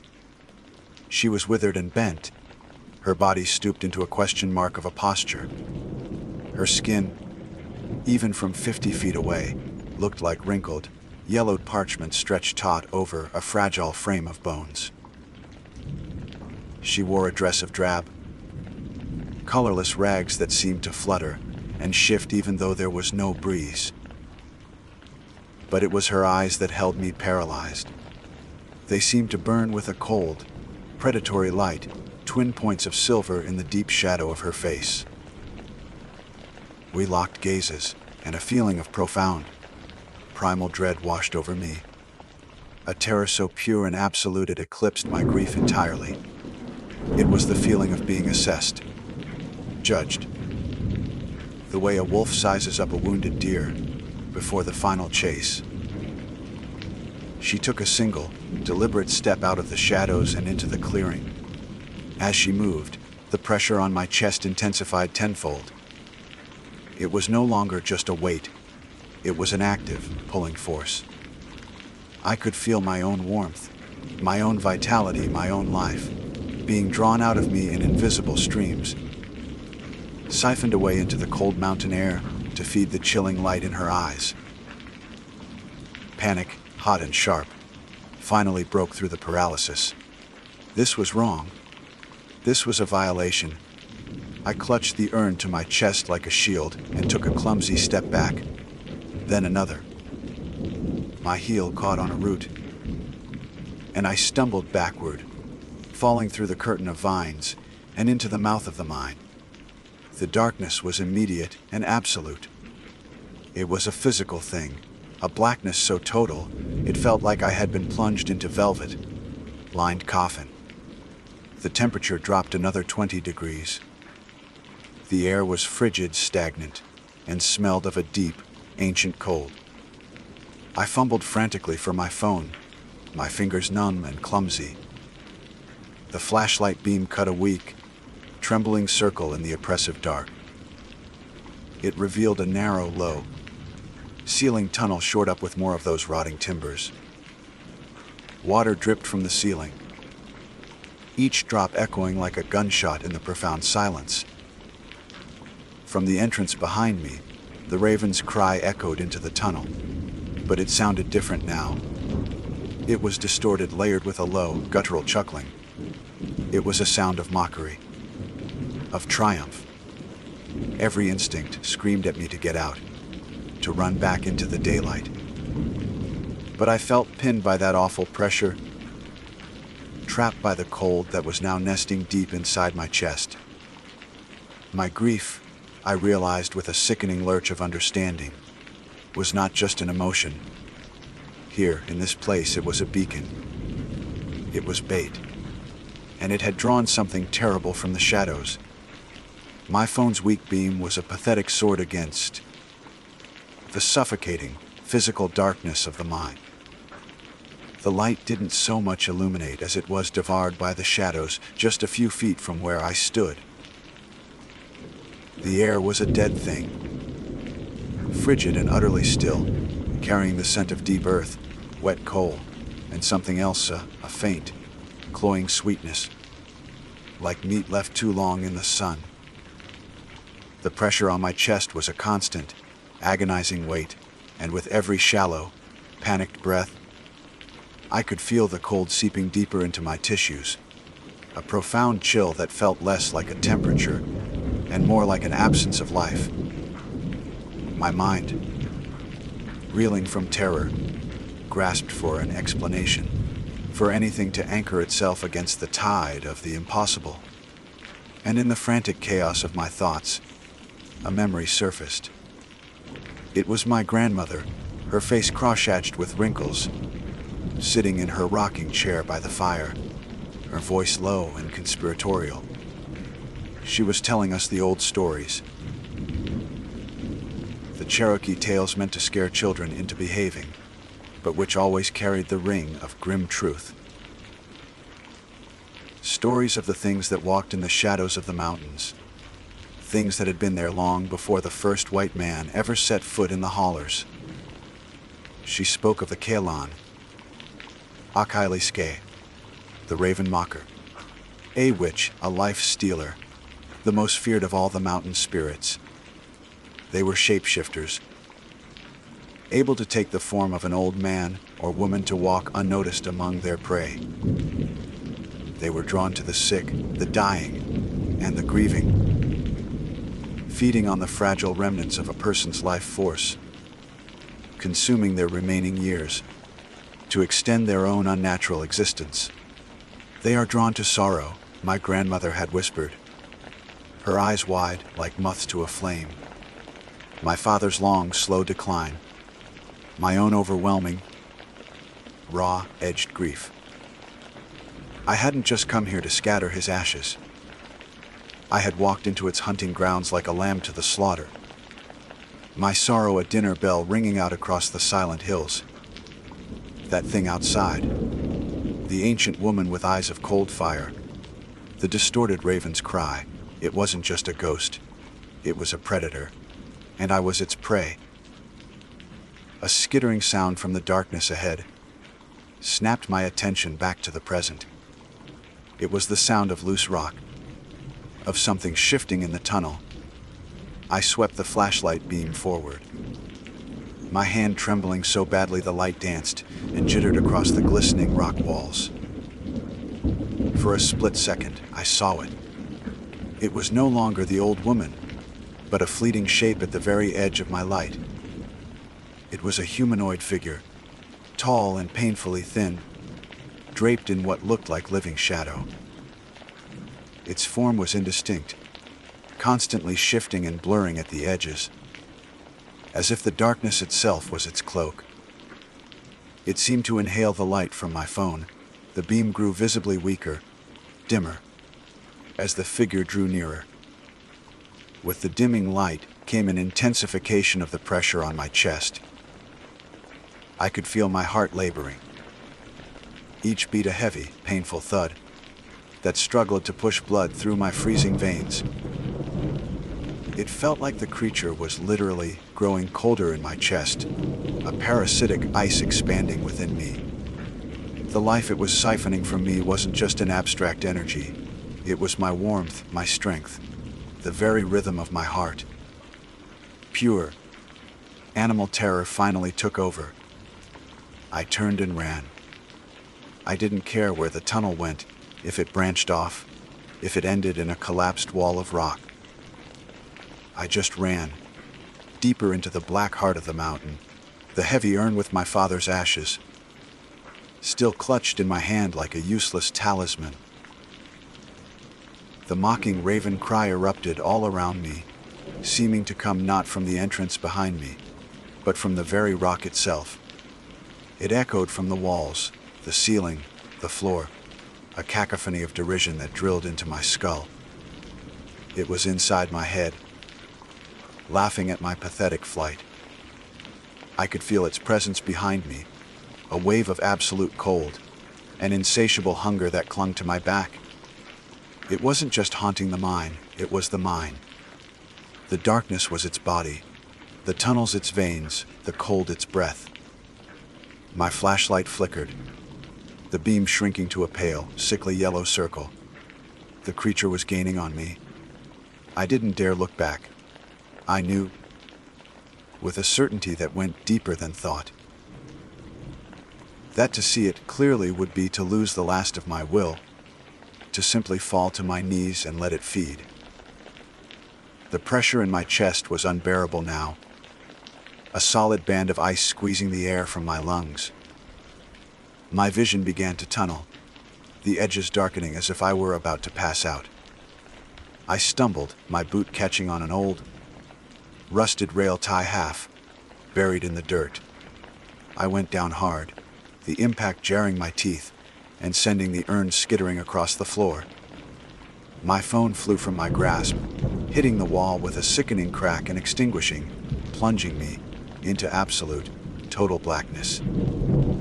For a moment, there was only the sound of my own ragged gasping and the frantic pounding of my heart. Then, the mocking cry came again, no longer echoing, but right beside my ear. It was a wet, guttural sound now, thick with anticipation. I felt a breath on the back of my neck, a puff of air so cold it burned my skin like dry ice. I scrambled backward on my hands and knees, my fingers searching frantically in the dirt for the urn, for my phone, for anything. My hand closed over the cold brass of the urn, and I hugged it to my chest. A low chuckle slithered through the darkness. It was the sound of ancient malice, of a hunger that had spanned centuries. I knew I was about to die. I was going to end here, another forgotten soul consumed by the mountain. My life force used to fuel a few more years, for the thing that wore the skin of an old woman. Then my flailing hand brushed against something different. Not rock, but splintered wood. I felt upward. It was a ladder, the rungs slick with moisture and slime, ascending into a vertical shaft above me. A ventilation shaft. It was a chance. A tiny, desperate sliver of hope in the crushing dark. Without a second thought, I shoved the urn into the front of my jacket and began to climb. The rungs were rotten, and one of them splintered under my weight, sending a jolt of terror through me. Below, I heard a sound of frustration, an angry hiss that was not human. It was followed by a scrabbling, clicking sound, the sound of unnatural limbs finding purchase on the rock wall of the tunnel. It was coming up after me. I climbed faster, my muscles screaming, my lungs on fire. I clawed my way upward through dirt, dislodged rocks, and thick, grasping roots that tore at my clothes and skin. The air grew warmer, fresher. I could smell pine needles and damp earth. I could see a faint circle of gray light far above me. The surface. A searing pain shot through my left calf. I cried out, looking down to see a shadowy, elongated hand with claws like obsidian shards clamped around my ankle. The cold was electric, a paralyzing shock that threatened to make me lose my grip. The creature was pulling me back down, its grip impossibly strong. With a surge of adrenaline, fueled desperation, I kicked out with my other foot, connecting with something that felt both hard and yielding, like old leather stretched over bone. The creature let out a shriek, a high, piercing sound that was a mixture of the raven's cry and a woman's scream of rage. The hand released me. I didn't wait. I scrambled the last few feet, clawing my way through the final barrier of roots and soil. I burst out of the ground and into the gray afternoon light, gasping, my chest a knot of fire and ice. I was on the hillside, 100 yards above the dog hole. I didn't stop running until I reached my truck. I threw myself inside, fumbling with the keys, my hands shaking too violently to fit the key in the ignition. The engine finally roared to life. I threw the truck in reverse, spun the wheel, and sped away. Not looking back, the sound of that terrible, mocking shriek chasing me all the way down the mountain. I don't remember much of the drive down the mountain. It was a blur of screeching tires, rattling suspension, and the wild, panicked jerking of the steering wheel. I drove with the primal instinct of a prey animal, my foot mashed to the floorboard, my knuckles white on the wheel. The narrow dirt road was a tunnel of autumn foliage, and every shadow that flickered across the windshield was the creature lunging from the trees. Every gust of wind that whistled past the window was the beginning of its shriek. I didn't slow down, not even when the truck fishtailed on a patch of loose gravel, the rear end swinging terrifyingly close to the edge of a steep drop. To stop, to even slow, felt like a death sentence. When I finally hit the paved county road at the bottom of the mountain, the jolt of the smooth asphalt under the tires was so abrupt it felt like waking from a nightmare. I didn't stop driving. I stayed on that road for miles, putting as much distance as I could between myself and Cinder Ridge. Only when the sun began to set, painting the sky in bruised shades of orange and purple, did I finally pull over into the parking lot of a brightly lit, sterile-looking gas station. I sat there for a long time, the engine ticking as it cooled, my whole body shaking with violent, uncontrollable tremors. My reflection in the rearview mirror was a stranger's face, pale, smeared with dirt, with wild, hollowed-out eyes. My clothes were torn and caked with mud. A long, bloody scratch ran down my cheek. On my left calf, where the creature had grabbed me, there was a dark, ugly bruise already forming. A handprint of 5 long fingers, each tipped with a small, deep puncture, like an animal bite.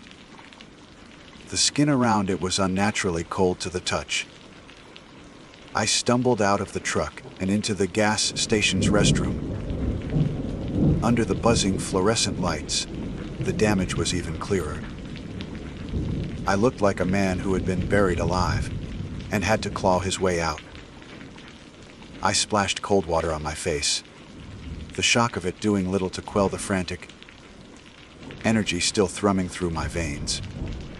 The pressure in my chest had subsided from an agonizing crush to a dull, persistent ache, a cold spot deep behind my ribs that wouldn't go away. Back in the truck, my eyes fell on the urn, which had rolled onto the floor mat. It was dented from the fall in the mine. The polished brass now seemed sinister, a cursed artifact. My father's last wish had almost gotten me killed. I couldn't take him back there.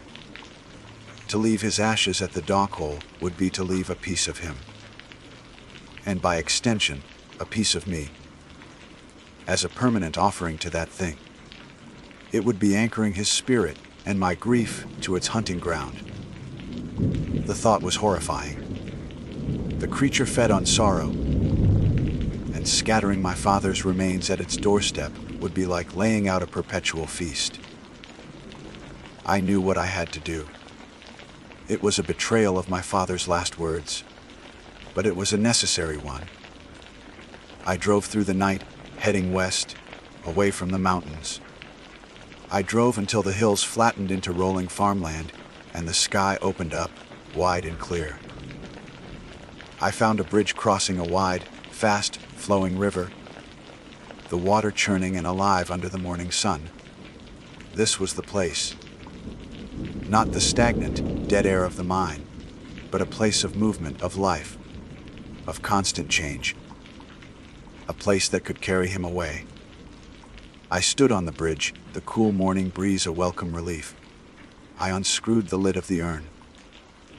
The ashes within were a coarse, gray powder, shockingly mundane after the supernatural horror I had endured. "I'm sorry, Dad," I whispered, my voice carried away by the wind. "I can't leave you on that mountain. I can't." I tilted the urn. and the wind took the ashes, scattering them in a long, gray plume that dissolved into the rushing water below.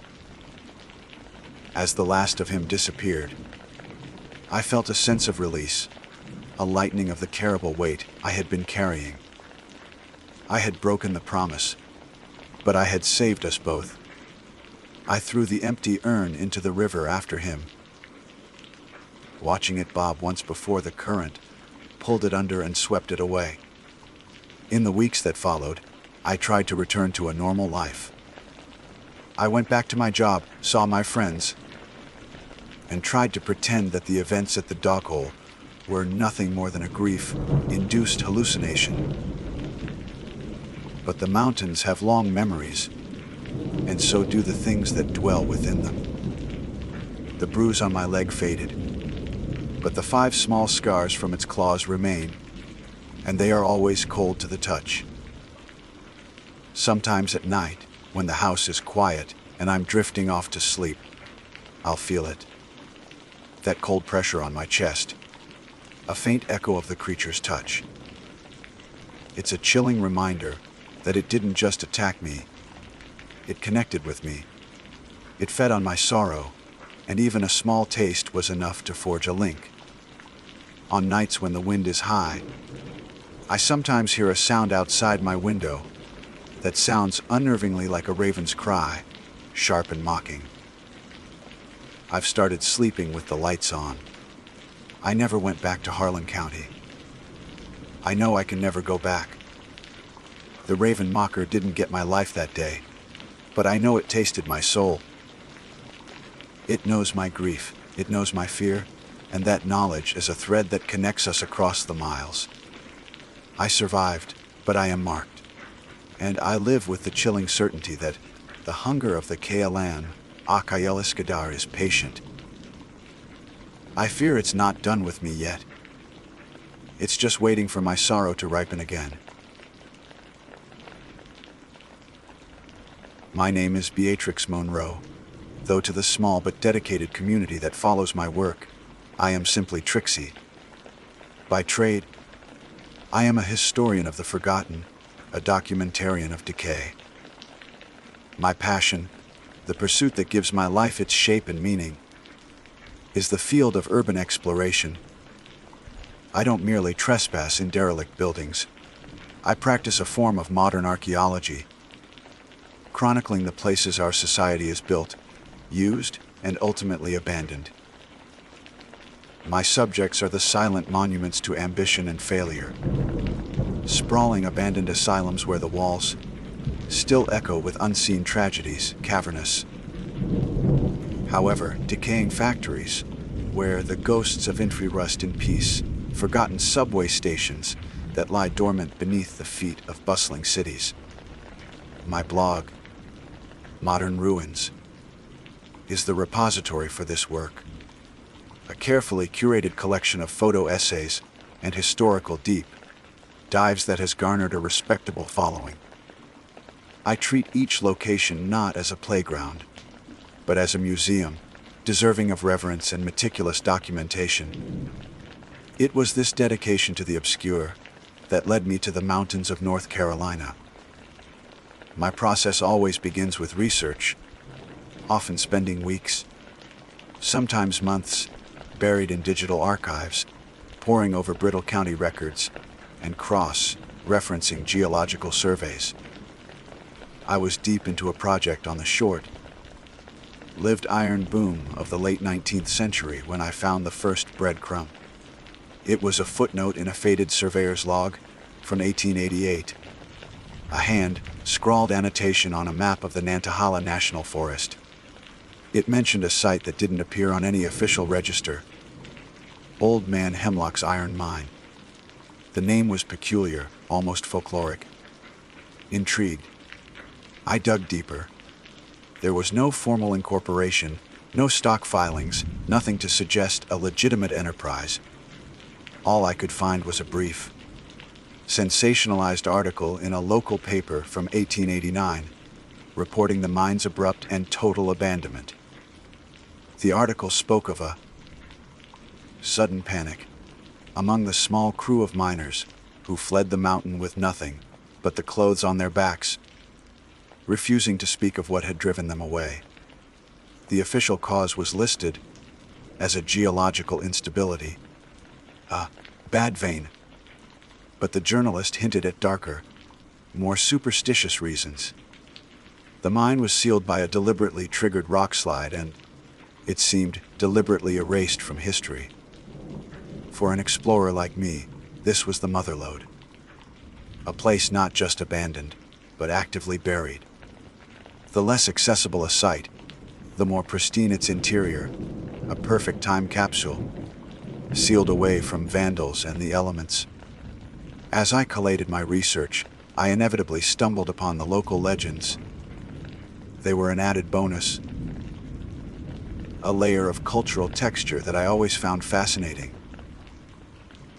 The stories centered around a creature they called the Wampus Cat. It was a classic piece of Appalachian folklore, a boogeyman used to explain strange noises in the woods and to keep children from wandering off. The tales were wild and inconsistent. Some described it as a spectral panther, a vengeful spirit of a wronged Cherokee woman. Others painted it as a physical monstrosity, a cougar-like beast with 6 legs and eyes that glowed with a sickly, yellow-green light. I cataloged the stories with academic interest, viewing them as a fascinating example of regional mythology, a local spin on common fears of the wilderness. A 6-legged cat was, of course, a biological impossibility. I concluded it was likely an embellished description of a mountain lion, perhaps, that was particularly large or aggressive, its legend growing with each retelling around a crackling fire. It was a story, nothing more. I have always worked alone. It's a principle, a core tenet of my methodology. Companions, no matter how well-intentioned, are a liability. They make noise, they get distracted. They compromise the integrity of the site. Solitude allows for focus, for a pure and unmediated experience with the environment. It allows me to hear the whispers of a place, to feel its unique and lingering atmosphere. The solitude is part of the appeal, a cleansing of the mind. It is in these silent, forgotten places that I feel most truly myself. So, as always, I went in alone. The journey to the mine's supposed location was brutal, a testament to the mountain's desire to keep its secrets. After leaving my truck parked on a barely their logging road, I began the ascent. It was less of a hike and more of a climb, forcing my way through a thick, unforgiving forest that seemed actively hostile to my presence. The air was heavy and humid, thick with the smell of damp earth and decaying leaves. The canopy was so dense that it blotted out the sun, casting the forest floor in a perpetual twilight. There was no trail, only the GPS coordinates on my phone and the occasional glimpse of the ridgeline I was aiming for. Every step was a struggle against tangled rhododendron thickets and thorny vines that snagged at my clothes and skin. The silence was profound, broken only by my own ragged breathing and the maddening buzz of insects. The usual chatter of birds and squirrels was conspicuously absent. It was a dead quiet that felt watchful, unnerving. After 3 hours of grueling ascent, my GPS indicated I was within the search perimeter. I began scanning the base of a massive granite cliff face, a sheer wall of rock that jutted from the mountainside like a broken bone. The surveyor's notes had mentioned the entrance was near a distinctive overhang, but the rockslide had changed the landscape entirely. It took another 40 minutes of careful searching before I found it. The entrance was almost completely obscured by a jumble of fallen boulders and scree, a chaotic pile of rock that looked as if it had settled centuries ago. Had I not been looking for it, I would have walked right past it. All that was visible was a narrow, dark slive at the very base of the cliff, a jagged wound in the rock no wider than my shoulders. Perfect. I dropped my pack, pulling out my primary headlamp and a backup, along with my audio recorder. I clicked it on, beginning my standard log entry. Beatrix Monroe, Entry 1. I've located the entrance to the Hemlock Mine. Access is restricted, but appears stable. My voice sounded small and thin against the immense silence of the mountain. As I crouched near the opening, a current of air breathed out from within the earth. It was cool, almost cold, and carried a sharp, metallic tang of iron that I expected. But beneath it, there was another scent, something else entirely. It was a thick, musky odor, acrid and deeply unpleasant, like the den of a large predator. I've encountered bears and coyotes near other sites before, so I wasn't immediately alarmed. I made a note of it in my audio log, my voice echoing slightly as I leaned closer to the fissure. Airflow is steady. There's a strong, musky scent. Possible animal habitation near the entrance. I strapped my pack back on, checked my headlamp, and took a deep breath. With a final glance back at the oppressive, silent woods, I turned and squeezed my body through the narrow opening, leaving the world of the living behind and descending into the waiting darkness. The transition from the world outside to the one within the mountain was instantaneous and absolute. The moment my boots left the soil and found purchase on the stone floor of the tunnel, the humid, insect-filled air of the forest was sliced away, replaced by a profound, subterranean chill. The darkness was a physical presence, a thick, velvety black that swallowed the powerful beam of my headlamp, just a few dozen feet ahead. Behind me, the narrow slit of an entrance was no longer visible, having been obscured by the first bend in the passage. The feeling of being sealed in, of the mountain pressing in on all sides, was immediate and immense. The silence, too, was different from the quiet of the woods. It was a dead, sterile silence, utterly devoid of life, a pressure against my eardrums. Every sound I made, the scuff of my boots, the rustle of my jacket, the soft click of my camera as I took the first establishing shots, seemed obscenely loud, an intrusion on a silence that had remained undisturbed for over a century. The tunnel was tight, clearly dug by men who valued expediency over comfort. The walls were rough, hewn rock, scarred with the pick marks of their creators. In places, the ceiling dipped so low I had to duck, my helmet scraping against the stone. The air was surprisingly dry, a stark contrast to the humidity I'd left behind.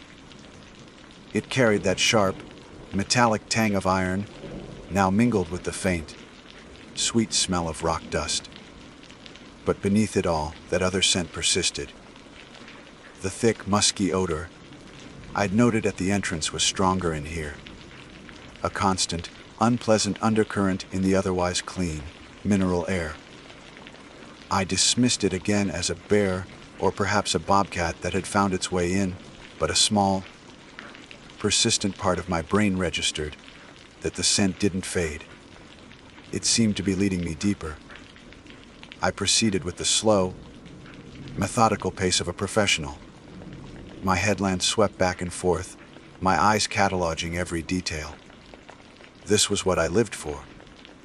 The mine was a perfect time capsule. Rusted pickaxe heads, their wooden handles long since rotted away, lay half buried in the dust. Shards of shattered lantern glass glittered like black diamonds in my light. I found a leather pouch, stiff and cracked with age, that crumbled to dust when I touched it. Further in, a line of corroded iron rails emerged from the floor, leading deeper into the darkness. This was the main artery, I followed it, my boots crunching on the gravel and debris. The mine was a maze, with smaller tunnels branching off the main one at irregular intervals. Most were dead ends.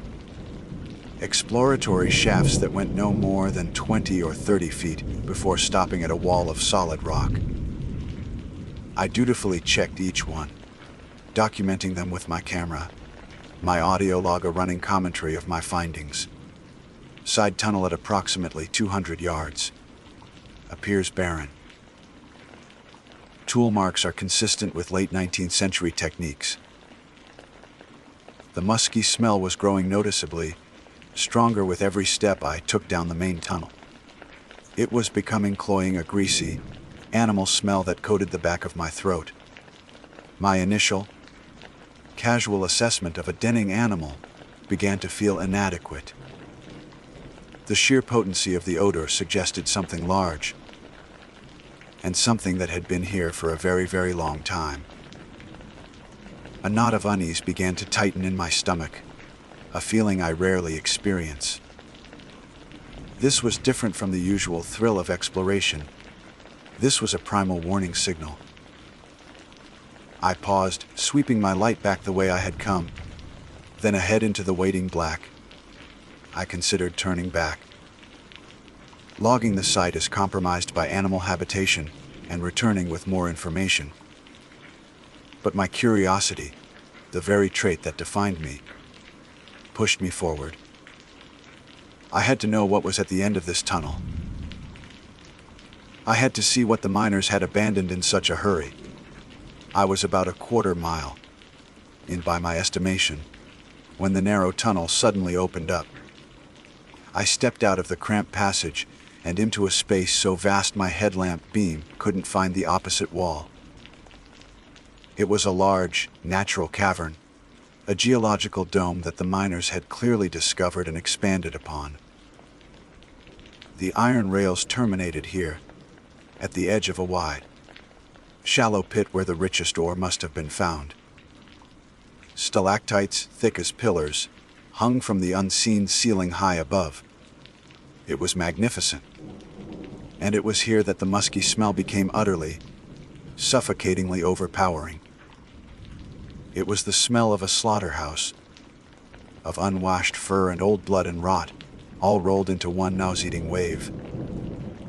My explorer's awe was instantly replaced by a cold, creeping dread. My light swept across the cavern floor, and it was then that I saw the source. In the very center of the vast chamber, directly under the highest point of the dome, was a nest. I use that word for lack of a better one, but it was nothing like a bird's nest.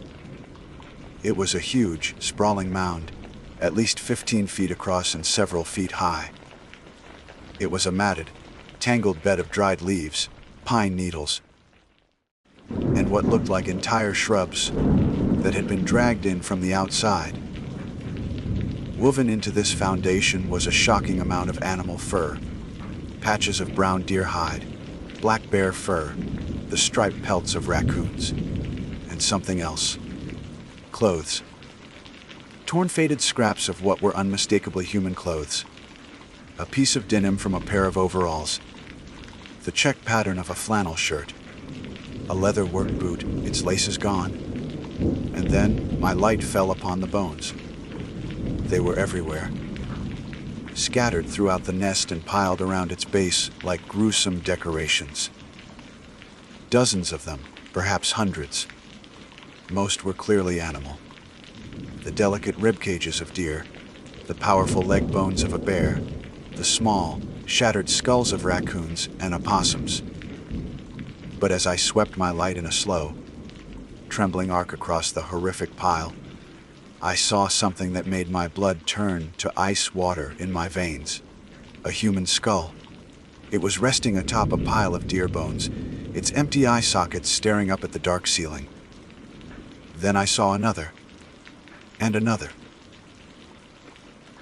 They were cracked and splintered with deep, parallel gouges scraped into the bone, as if something had been trying to get at the marrow inside. The claw marks, They looked exactly like claw marks. My urbex thrill, the intellectual curiosity that had driven me down into the dark, evaporated in a flash of pure, ice-cold terror. This wasn't a historical site. This wasn't a time capsule. This was a lair, a charnel house. The stories about the miners fleeing in a sudden panic slammed into my mind with the force of a physical blow. They hadn't been spooked by a collapsing tunnel. They had found this. Or rather, what made this had found them. My professional detachment shattered, leaving only the raw, primal instinct of a prey animal that has stumbled into the den of a predator. I was no longer an explorer. I was a trespasser. A low growl rumbled from a dark alcove at the far end of the cavern. It wasn't the sound of a bear or a cougar. It was deeper, more guttural, a sound that seemed to vibrate through the very rock beneath my feet and up into the bones of my legs. I froze, every muscle in my body locking tight. My headlamp beam, shaking violently in my paralysis, snapped towards the source of the sound. And in the deepest, blackest part of the shadows, 2 points of light ignited. They weren't red, like the Mothman legends, or the reflective glint of a normal animal's eyes. They were a sickly, glowing, bilious yellow-green. They seemed to shine with their own internal, hateful light. They were low to the ground, and they were blinking. Time seemed to stretch and thin, each second drawn out into an eternity. My paralysis held me for a moment longer, my mind struggling to process the sight before me, trying to fit it into a world governed by logic and natural law. It couldn't. Slowly, deliberately, the creature stepped out of the shadows and into the main pool of my headlamp's beam. The legends, the campfire stories I had dismissed as quaint folk, were not just true. They were a pale, inadequate shadow of the reality. The Wampus cat. It was real. It was feline, yes, in the same way a nightmare is a dream. Its body was built like that of a massive cougar, but unnaturally elongated. A sinuous whip, cord frame of muscle that moved with a liquid grace that was utterly wrong. Its fur was a mangy, patchy coat of dark, muddy brown, scarred and matted with old blood and filth. Its head was broad and powerful, with a flattened snout and ears that were little more than torn nubs on its skull. But the eyes, those hateful, glowing yellow, green orbs held a terrifying, ancient intelligence. They were not the eyes of a simple beast. They were the eyes of a demon, filled with a malevolence as old as the mountains themselves. And the legs. Dear God, the legs. The legends had been right. It had 6 of them. 4 were positioned, as you would expect, on a large cat. But 2 more sprouted grotesquely from its powerful shoulders, just in front of its primary forelegs. These extra limbs were slightly shorter, more sinewy, and ended not in paws, but in wicked, sickle-like claws of yellowed bone, curved and honed to a razor's edge. They twitched and flexed independently of its other legs, instruments of pure carnage. It wasn't a myth to scare children. It was a biological abomination. A predator that had evolved in the absolute darkness, honed by millennia of slaughter into a perfect killing machine. And I was in its home. I was standing in its larder. The creature didn't roar or snarl in any way I could recognize. It made a horrifying, low, chuffing sound, a wet, guttural exhalation that was somehow more terrifying than a roar. It lowered its head, those 6 legs beginning to move in a fluid, unnatural rhythm, a gait that was both mesmerizing and sickening. It began to stalk towards me, not with the explosive speed of a pounce, but with the slow, confident patience of a predator that knows its prey is trapped. My mind, finally breaking free from its frozen terror, began to race. The entrance I'd come through was a quarter-mile behind me, down a single, narrow tunnel. I would never make it. It would run me down in seconds. My hand trembling so badly I could barely control it, fumbled for the can of bear spray on my belt. The cold, metal canister felt absurdly small and flimsy, like bringing a water pistol to a gunfight. This creature was not a bear.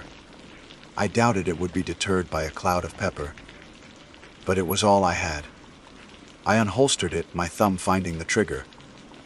"Easy, kitty," I whispered, the words catching in my dry throat, my voice a pathetic, trembling squeak that was instantly swallowed by the cavern's immense silence.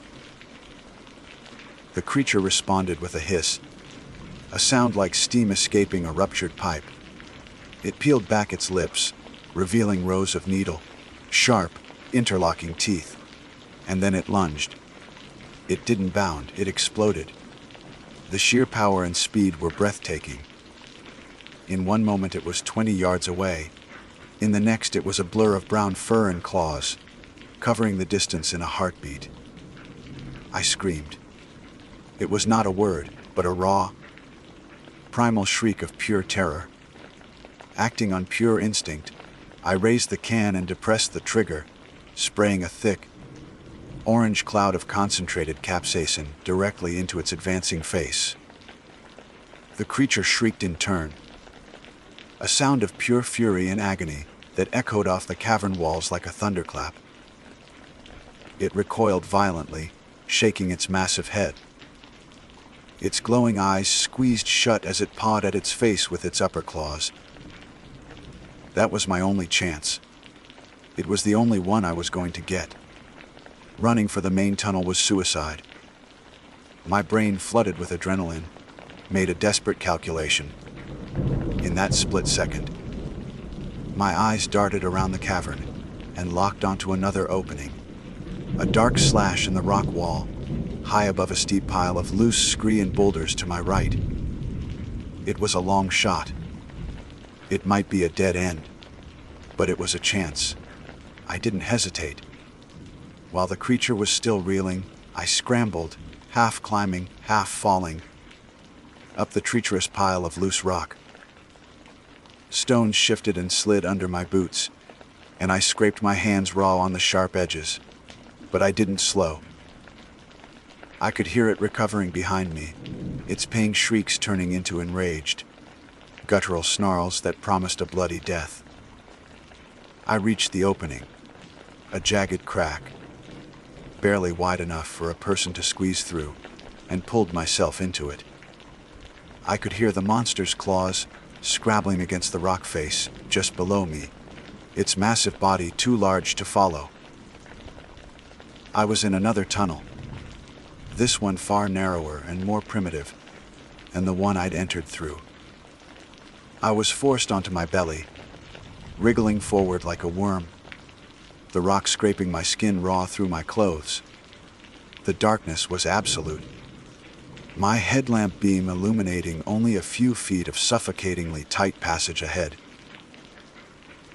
Behind me, I could hear the wampus cat roaring in frustration, its furious claws tearing at the entrance to the small tunnel, the sound of rock splintering under its assault echoing down the passage. That sound was the only motivation I needed.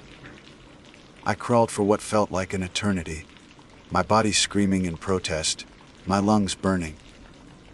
The tunnel twisted and turned, sometimes dipping down, sometimes forcing me to push myself upward. At one point, I had to dislodge a loose rock that was blocking my path, the effort nearly exhausting my remaining strength. The sound of the creature's fury slowly faded behind me, replaced once more by the tomb, like silence of the mountain. I had no idea where I was going, only that I was moving away from the horror in the cavern. After what could have been minutes or hours, the tunnel began to widen slightly, and I felt a faint current of air on my face. It smelled of rain and wet leaves. Hope, fierce and desperate, surged through me. I crawled faster, and then I saw it, a sliver of pale, gray daylight ahead. A different way out. I pushed myself forward with the last of my strength, and tumbled out of a small fissure on the side of the mountain, landing in a heap on a bed of damp moss and leaves. I was covered in a mixture of my own blood, dirt, and sweat. I had lost my pack in the scramble. I didn't care. I was in the late afternoon sun, the light filtering through the trees like a divine blessing. I didn't pause to catch my breath. I got to my feet and ran, stumbling and crashing through the undergrowth, not caring about the branches that whipped at my face or the thorns that tore at my skin. I didn't stop running until I hit the main trail, and I didn't stop then. I ran until the familiar, comforting sight of my truck appeared through the trees. I never went back. I never posted the pictures from the early part of the exploration. I took the memory card from my camera and shattered it with a rock. I deleted the audio logs. I erased every piece of data I had collected on Old Man Hemlock's iron mine. Some ruins should stay modern. Some places are meant to remain forgotten, their secrets kept by the earth. And some legends aren't just stories. They're warnings, etched into the cultural memory of a place for a reason. They are the last, fading testament of those who didn't get away. My name is Maeve Callahan, and my profession is the careful art of getting lost. To be more precise, I am a speleologist and a cartographer of the subterranean world. I don't sell tickets or guide tours past carefully illuminated formations. I carry coils of rope, a rack of carabiners, and a helmet-mounted lamp that serves as my personal sun in a world of absolute darkness.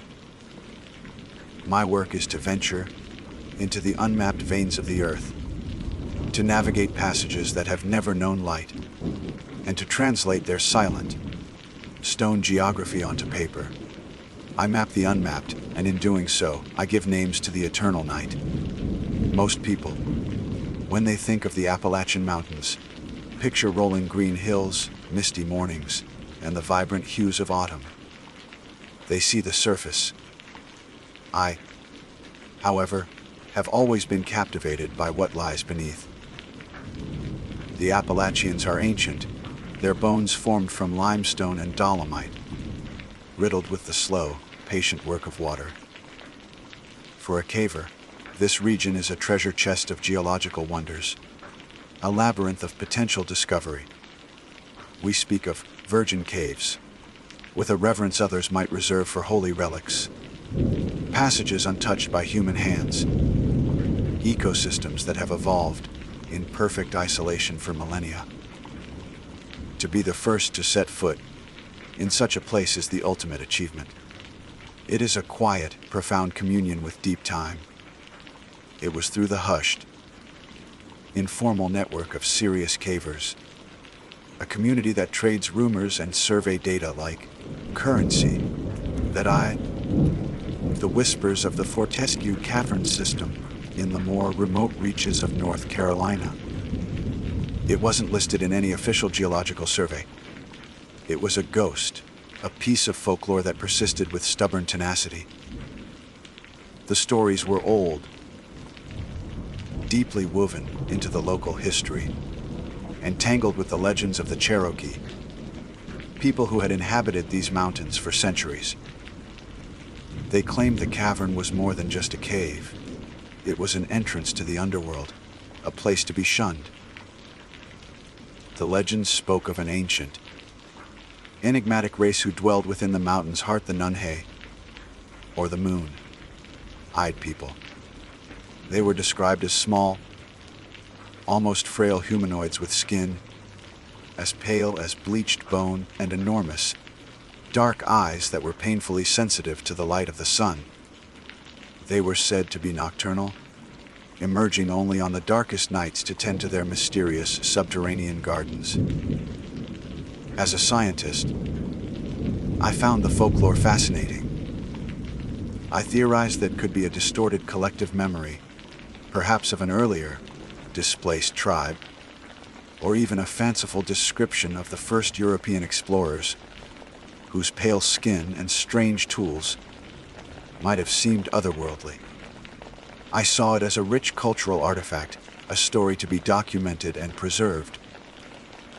I never for a single moment believed it was real. The allure of Fortescue was irresistible. An unmapped system tied to such a compelling legend was the sort of challenge that defined a career. This was my Everest, and that is why I broke the most sacred, inviolable rule of caving. I went in alone. Every safety protocol, every instinct honed over years of experience, screamed against it. A lone caver is a dead caver if a rope jams, an ankle twists, or a light fails. But this felt different. This was personal. The thought of sharing the discovery, of having another voice echo in a place that had been silent for eons, felt like a desecration. I wanted to be the first and only witness. My descent began at dawn. I rappelled into the main entrance, a colossal cathedral, like sinkhole veiled in morning mist. The air grew cooler and heavier with each meter I dropped, the scent of damp earth and wet limestone replacing the pine, scented air of the forest above. My rope was a single silver thread connecting me to the sunlit world, a world that shrank to a bright, distant coin as I sank deeper into the earth's gullet. For the first few hours, the cavern was a showcase of breathtaking speleothems. I moved through passages adorned with colossal stalactites that hung like stone chandeliers and passed silent. Underground rivers that flowed with water so clear it was almost invisible. The beam of my headlamp danced across walls, coated in glittering calcite crystals and vast draperies of flowstone that fell in frozen, milky white waterfalls. It was a silent, magnificent, and utterly indifferent world. I was an intruder, a fleeting spark of warmth and light in a realm of cold, patient stone. I was deep, far deeper than any marked trail or casual explorer would ever venture when the character of the cave began to change. The natural, water-carved passages, with their organic curves and chaotic beauty, started to give way to something more uniform. The walls became straighter, the ceiling more level. It was a subtle shift, one that I might have missed were my senses not so attuned to the nuances of the underground. Then I found the wall. It was jarringly out of place, a geological impossibility. It stretched from floor to ceiling across a wide passage, completely blocking my path. Unlike the surrounding limestone, which was rough and pockmarked by eons of water erosion, this surface was smooth, almost polished. It appeared to be constructed from massive, dark stones, fitted together with a precision that defied nature. The seams between the blocks were so fine that I couldn't have slipped a knife blade into them. This was not a natural formation. It was a man-made wall, buried deep in the heart of a mountain, miles from any known human settlement, ancient or modern. My heart, which had been beating with a steady, calm rhythm, began to pound against my ribs with a mixture of adrenaline and awe. This was impossible. Who would build such a structure down here in the crushing dark? And why? My scientific mind raced through possibilities. A forgotten mining bulkhead, a bizarre geological formation I had never encountered, a hidden military installation. None of it made sense. I ran my gloved hand over the cool, unnervingly smooth surface. The stone felt like obsidian, but denser, colder. There were no tool marks, no inscriptions, nothing to hint at its creators. It was a silent, monolithic mystery. I followed the wall to its edge, hoping to find a way around, but it was seamlessly integrated into the natural rock of the cavern. It was a deliberate, absolute seal. My gaze swept back and forth along its length, my headlamp beam cutting a frantic path through the darkness. It was then that I noticed it a small section near the floor where the stones seemed slightly misaligned. A flicker of hope, of ravenous curiosity, surged through me. Kneeling down, I examined the area more closely. It looked as though a few of the blocks had settled over time, creating a subtle weakness. I took out my geology hammer, its weight a familiar comfort in my hand, and began to probe the edges. With a great deal of effort, I managed to work the tip of my hammer into a thin crack. I levered it back and forth, the sound of metal scraping against stone a deafening intrusion in the profound silence. Dust, ancient and fine, trickled out. Slowly, painstakingly, I managed to pry the first stone loose. It was heavy, and I grunted with the strain as I pulled it free and set it aside.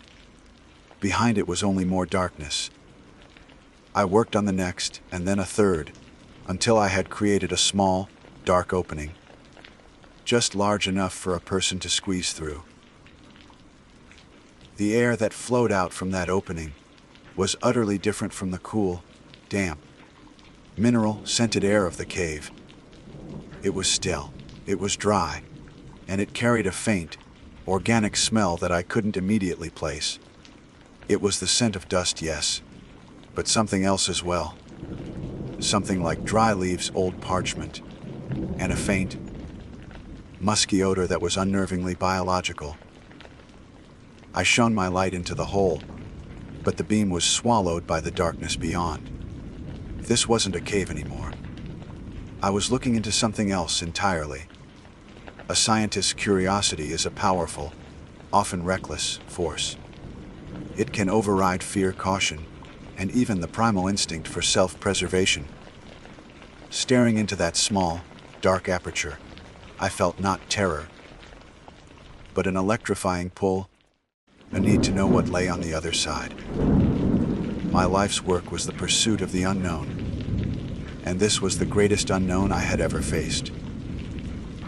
After a moment's hesitation, I unclipped my larger pack, pushed it through the opening, and then, with a deep breath, I squeezed myself into the breach. The passage was tight, the cold, smooth stone pressing against my back and chest. For a heart-stopping moment, I felt a flash of claustrophobia, the mountain's immense weight seeming to bear down on me. Then, I was through. I retrieved my pack and stood up, my headlamp cutting a solitary, brilliant circle in a darkness that felt older and more profound than that of the cave I had just left. I was standing in a perfectly cylindrical tunnel, approximately 3 meters in diameter. The precision was breathtaking. The walls were not rough, hewn but impossibly smooth, as if bored through the rock by some advanced technology. The air remained still and dry, and the strange, musky scent was stronger here, a constant presence in the back of my throat. This was no mine, at least not one made by human hands. The scale was wrong, the methods alien. The silence was absolute, not even the drip of water to break the stillness. It was the silence of a tomb. I moved forward, my boots making soft, shuffling sounds on the dusty floor. My headlamp beam danced ahead, revealing the tunnel stretching into the gloom. It was then I saw that the walls were not bare. They were covered in intricate carvings from floor to ceiling. I stopped, running my light over them in stunned disbelief.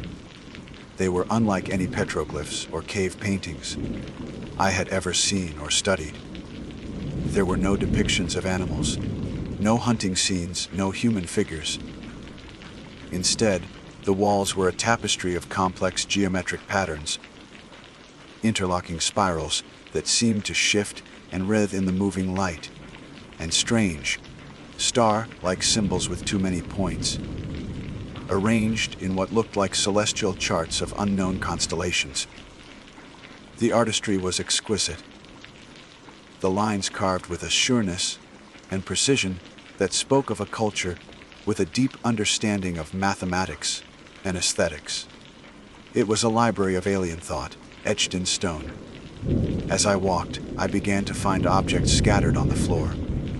Tools. They were crafted not from metal or bone, but from the same hard black obsidian, like stone as the wall. There were chisels, scrapers, and strange, curved blades, their edges still lethally sharp after what must have been centuries or millennia of disuse. I picked one up. It was cool and light, fitting perfectly in my hand. The craftsmanship was remarkable. This place wasn't just a structure, it was a workshop, a place of industry. But who were the artisans? And what were they creating, so far from the sun? A flicker of movement in a side passage ahead caught my eye. It was instantaneous, a pale blur at the very edge of my vision. "Hello," I called out, my voice sounding thin and shockingly loud in the oppressive silence. "Is someone there?" My first thought, a desperate, rational one, was that another caver had somehow found this place. Perhaps a rival expedition I hadn't heard about. But the silence that answered my call was heavy and complete. There was no reply, no echo of another human voice. There was only the soft thumping of my own heart. I moved forward more cautiously now, my earlier sense of academic wonder beginning to curdle into a more primal unease. I swept my light from side to side, probing every shadow. I saw it again.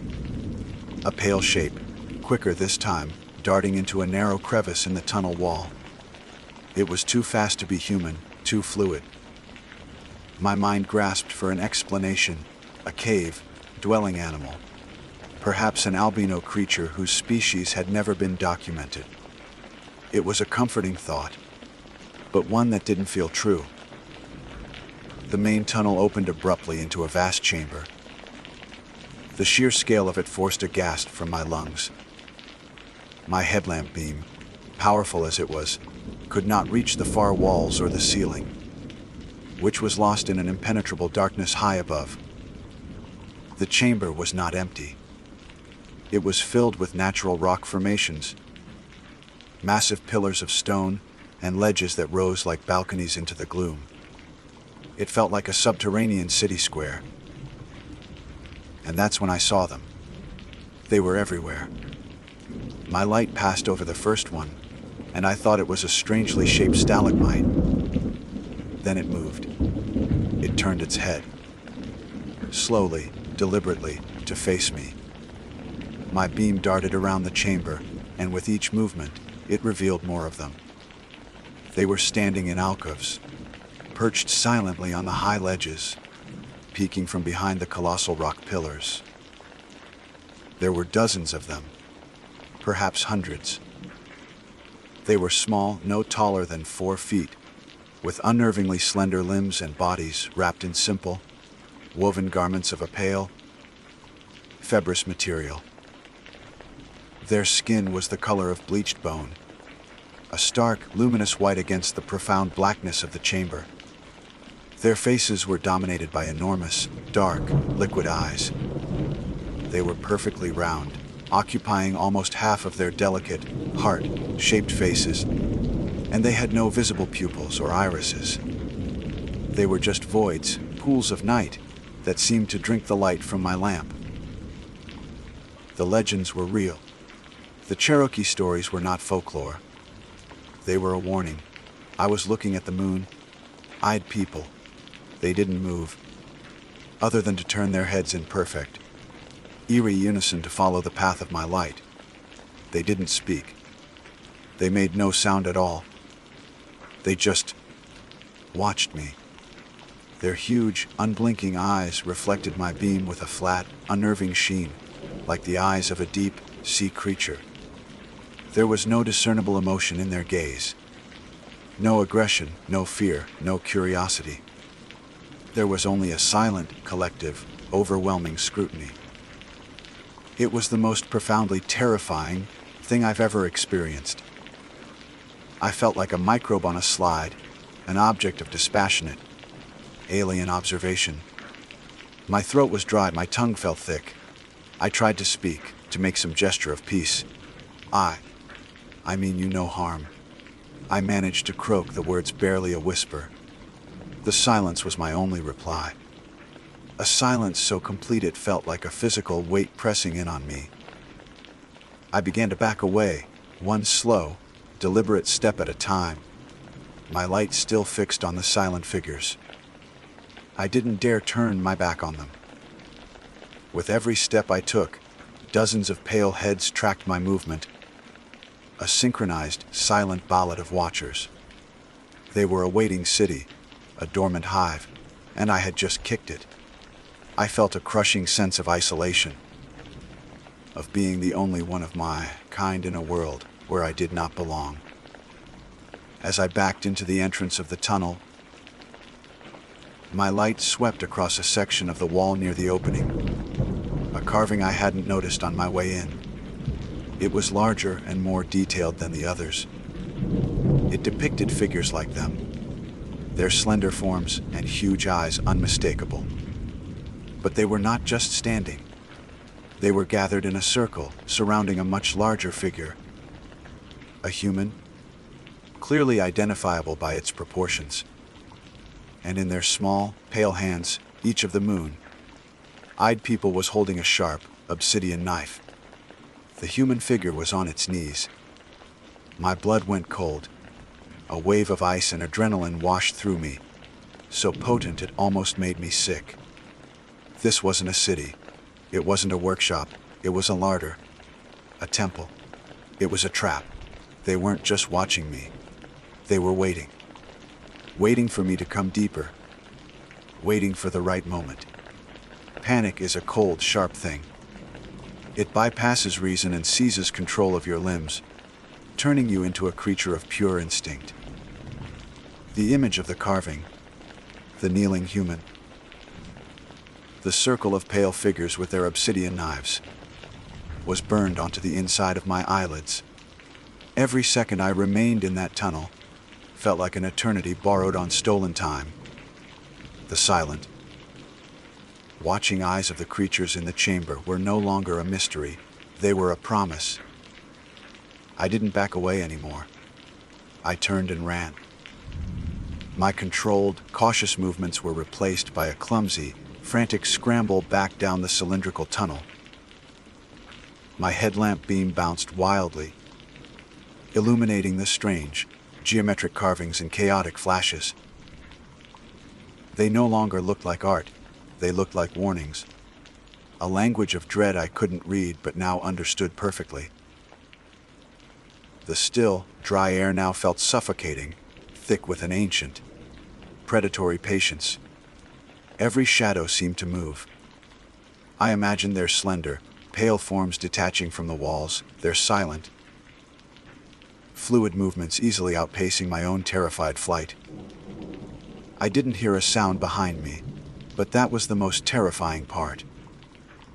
A predator that makes no noise is the most dangerous of all. The silence was a living thing, a presence that flowed in my wake, and I could feel their collective, unblinking gaze on my back, a physical pressure that urged me on. I reached the breach in the wall, the small hole that had been my triumphant discovery just a short time ago. Now it was my only escape, a narrow bottleneck between their world and mine. I threw my pack through first, the sound of it thudding on the other side, echoing unnaturally in the tomb, like quiet. I scrambled after it, scraping my back and hips on the rough edges of the stones I had removed. For a terrifying moment, my caving suit snagged on a sharp edge. I was stuck, A wave of pure, animal terror washed over me. I imagined small, cold hands grabbing my ankles, pulling me back into the darkness forever. With a surge of adrenaline, I ripped myself free, tearing the fabric of my suit. Not caring about the rocks scraping my skin, I tumbled out into the natural cavern, landing in a heap of dust and loose rock. I grabbed my pack and scrambled to my feet, not daring to look back into the hole. I didn't need to. I could feel it. A change in the pressure. A deeper cold emanating from the opening. I fumbled with the heavy stones I had pried loose, my hands shaking so badly I could barely get a grip. I shoved them back into the opening, a crude, desperate attempt to reseal the passage. They didn't fit perfectly, leaving dark gaps, but it was enough. I had to get out. The journey back through the natural cave system was a blur of terror. Passages that had seemed breathtakingly beautiful on my way in now felt menacing and claustrophobic. The grand stalactites looked like fangs in the jaw of some colossal stone beast. The silent, underground rivers seemed like moats designed to keep things in, not out. My light, my only comfort, now felt like a beacon, advertising my presence to anything that might have followed. I moved with a reckless speed that violated every rule of safe caving. I stumbled over rocks, splashed through shallow pools, and squeezed through tight passages with no regard for the careful techniques I had spent a lifetime mastering. All I could think about was the surface, the sun, the open air. The image of those enormous, black eyes was a repeating nightmare in my mind's eye. Finally, I saw it. A faint, silvery glimmer far above me. My rope, my lifeline, still hanging where I had left it. I have never felt such a profound sense of relief in my entire life. I clipped my ascenders onto the rope with trembling hands, my fingers clumsy and numb. I began the long, arduous climb, my muscles screaming in protest. The ascent was a grueling, vertical marathon, fueled by pure, unadulterated fear. With every meter I climbed, I expected to feel a tug on the rope from below. I imagined a pale, slender figure climbing after me with unnatural speed and agility. I forced myself not to look down, to focus only on the rhythm of the ascent. Slide, grip, stand, slide, grip, stand. The sinkhole was a vast, dark throat, and I was climbing out of it, away from the horrors in the mountain's belly. The circle of light above grew larger, brighter. I could smell the forest again, the scent of pine, damp earth, and living things. It was the most beautiful aroma I had ever known. When I finally hauled myself over the edge, collapsing onto a patch of sun-warmed moss, I wept. I lay there for a long time, my face pressed into the dirt, sobbing with a mixture of relief and lingering terror, until the adrenaline finally receded, leaving me exhausted and shaking. The sun was warm on my skin, a blessed, life-giving heat that felt a world away from the eternal, predatory cold below. The world was filled with sound. The chirping of birds, the rustle of leaves in the wind, the buzz of insects. It was a symphony of life, and it was the sweetest music I had ever heard.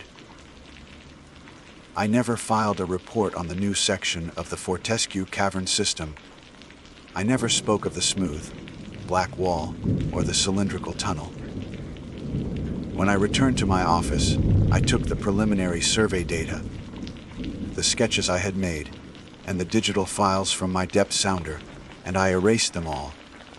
Then I took my paper maps, the ones I had so meticulously drawn, and I burned them in a metal trash can until they were nothing but gray ash. My colleagues in the caving community still ask me about my solo expedition to Fortescue.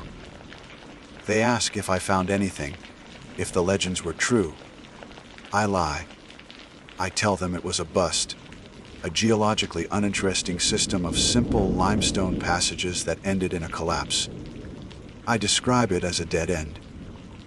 It is the most important lie I will ever tell. Some places are not meant for our maps. Some worlds are not meant for our eyes. My job was to bring the darkness to light. But I had found a darkness that must remain absolute. It is a darkness that is not empty. It is occupied. The moon-eyed people are real, and they guard their silent, subterranean world with a patience that is older than the mountains themselves. I broke their silence. I trespassed in their sacred hall, and they let me go. I don't believe it was an act of mercy.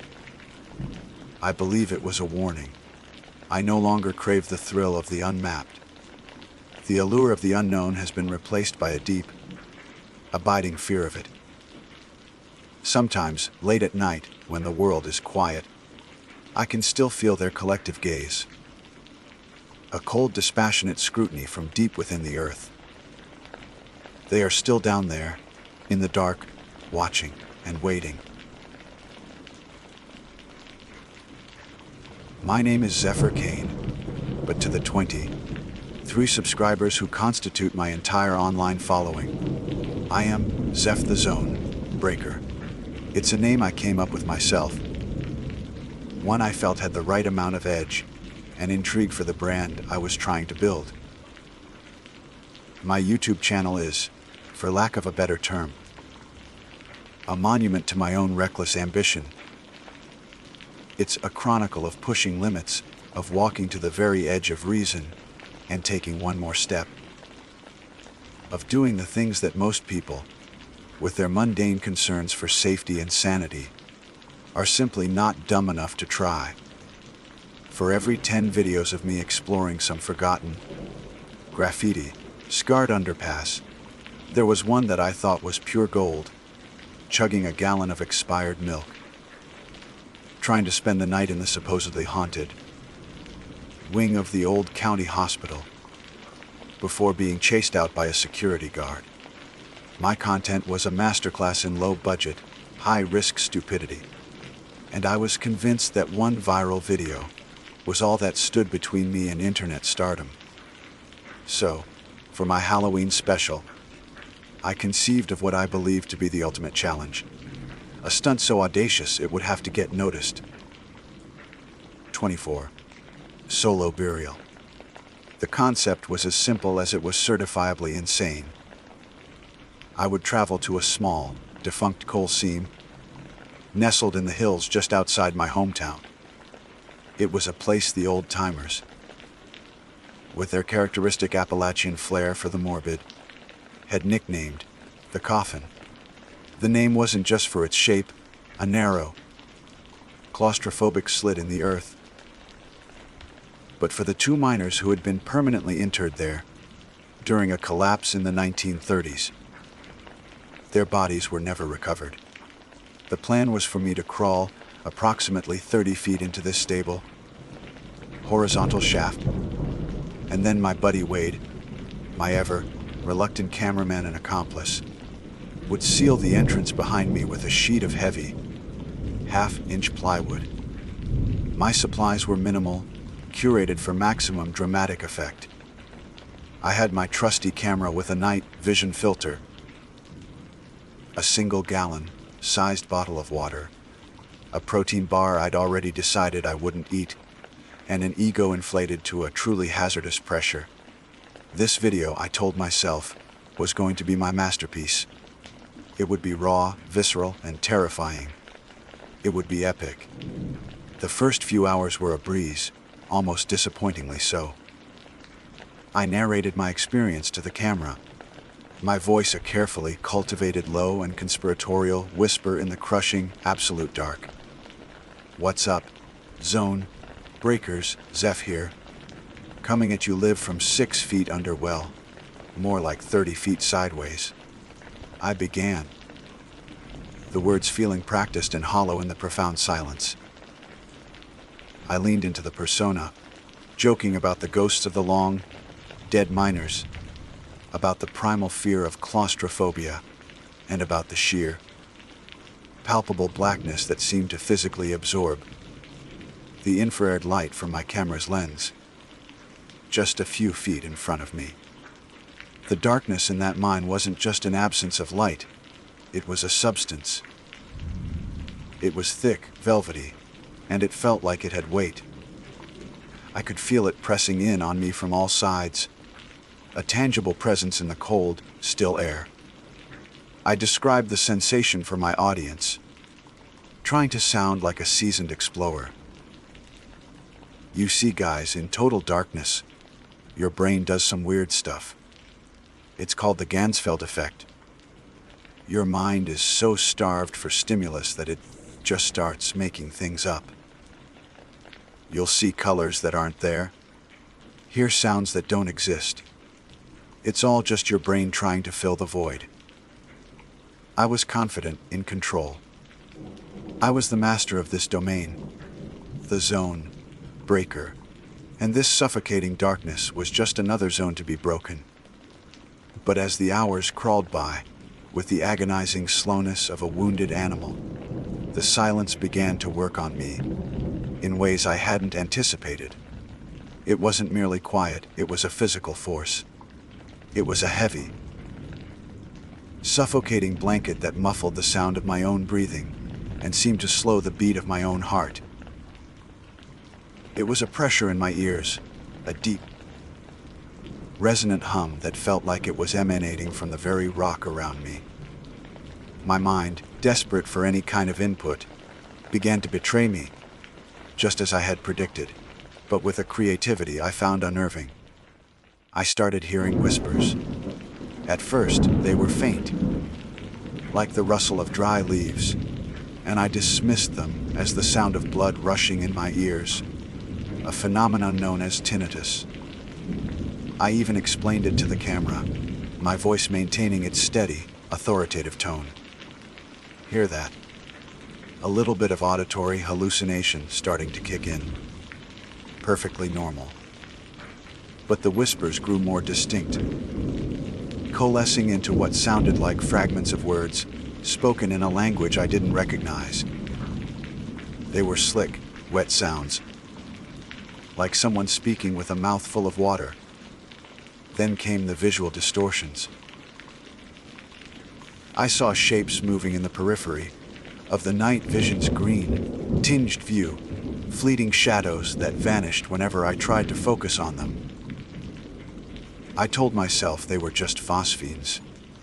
The little light shows your brain puts on behind your eyelids in the dark. Standard sensory deprivation stuff. I was the unflappable expert, calmly documenting my own descent into predictable illusion. Yet, a cold knot of anxiety was beginning to tighten in my stomach. The rational part of my brain knew what was happening, but the ancient, animal part, the part that knows to fear the dark, was screaming that I was not alone. I tried to distract myself by talking to the camera, recounting stories from my childhood, talking about my plans for the channel once this video blew up. But the oppressive silence would always swallow my words the moment I finished speaking, leaving me feeling more isolated than before. The air grew colder, and a damp chill began to seep through my clothes, clinging to my skin. The smell of wet earth and coal dust was now mingled with something else, a faint, unpleasant odor like spoiled meat or stagnant water. It was around the 8th hour that I felt the first touch. Something brushed against the denim of my pant leg. It was a light, almost tentative contact, but it sent a jolt of pure adrenaline through my system. I said, my voice cracking slightly. I forced a laugh, the sound thin and brittle in the enclosed space. Got a new friend in here, guys. Probably just a rat checking out the new neighbor. I told myself it was a rat. It had to be. Minds were full of them. But the feeling was wrong. It wasn't the frantic, scuttling energy of a rodent. It was a slow, deliberate, and unnervingly smooth slither. My skin crawled, and I resisted the urge to kick out wildly into the darkness. I was a professional, after all. The zone breaker doesn't get spooked by a rat. I held the camera steady, pointing it down toward my foot, but the infrared beam revealed nothing but the dusty, uneven floor of the shaft. There was nothing there. For a long time I didn't move. I lay perfectly still on the cold, gritty floor of the mine, my heart hammering against my ribs like a trapped bird. Every nerve in my body was on fire. I strained my ears, listening for the slightest sound. A scrape, a skitter, anything that would give a rational explanation to what I had just felt. But there was only the profound, tomb-like silence of the deep earth. The whispers I'd heard earlier were gone, replaced by the roaring of blood in my own ears. I kept the camera pointed down the length of my body, its green-hued night vision a poor substitute for real sight, scanning the darkness for any sign of movement. Nothing. Okay, I said, my voice a strained whisper into the camera's microphone. Okay, zone breakers. Little bit of unexpected wildlife activity. My attempt at a casual tone was a miserable failure. My voice was tight, high-pitched. The unflappable persona I had so carefully constructed was cracking at the seams. Gotta be honest. That got the heart rate up. I tried to laugh, but the sound that came out was a dry, choked gasp. I told myself it was a snake. A cave snake, maybe. Blind and pale from a life lived in darkness. It made a certain kind of sense. It would explain the smooth, slithering sensation, but a deep, instinctual part of me rejected the idea. The touch had felt inquisitive. Deliberate, I slowly, cautiously, began to shift my position, trying to pull myself further away from the spot where I'd felt the touch. The space was so tight that I had to move like an inchworm, arching my back, and then pulling my legs up. My back scraped against the rough, hewn coal of the ceiling, sending a shower of dust and small pebbles down onto my face.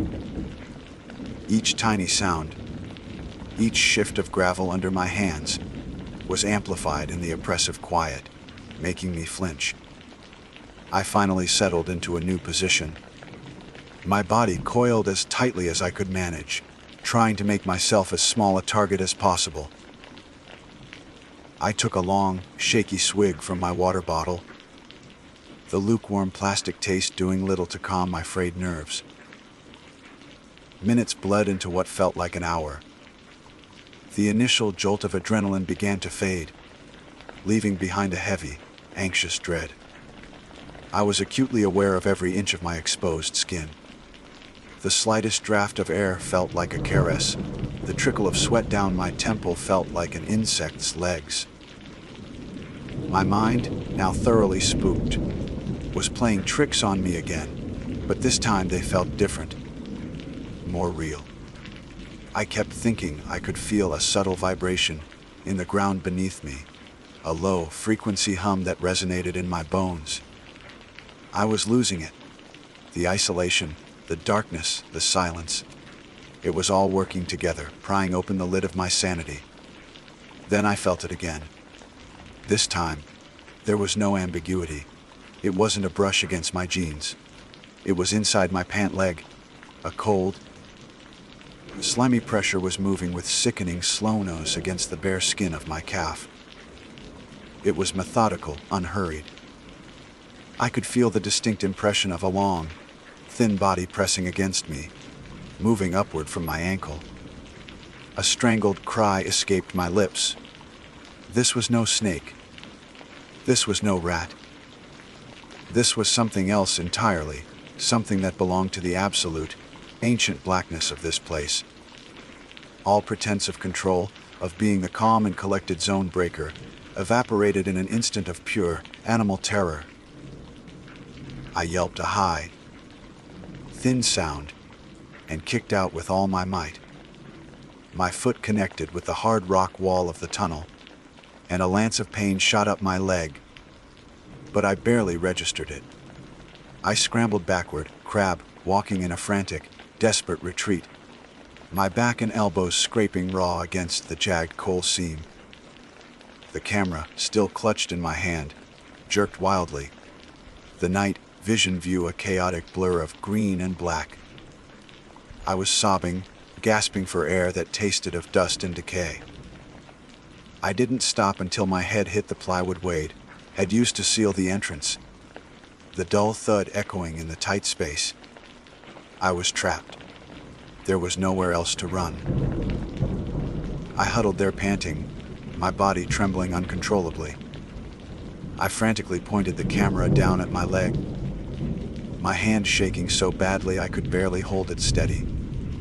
I patted myself down, my hands slapping against my jeans, feeling for anything, any shape or lump that shouldn't be there. There was nothing. Whatever had been inside my pant leg was gone. Had I imagined it? Was this just the most vivid hallucination yet? A tactile hallucination brought on by extreme stress and sensory deprivation. I clung to that thought like a drowning man to a piece of driftwood. It had to be in my head. It had to be. As the panic began to recede, replaced by a trembling exhaustion, a new sensation began to assert itself. It started in my calf, the same place I'd felt the slithering touch. It was an itch. But it was unlike any itch I had ever experienced. It wasn't on the surface of my skin, not something a fingernail could scratch. It was deep. A gnawing, burrowing itch that felt like it was coming from inside the muscle, from the bone itself.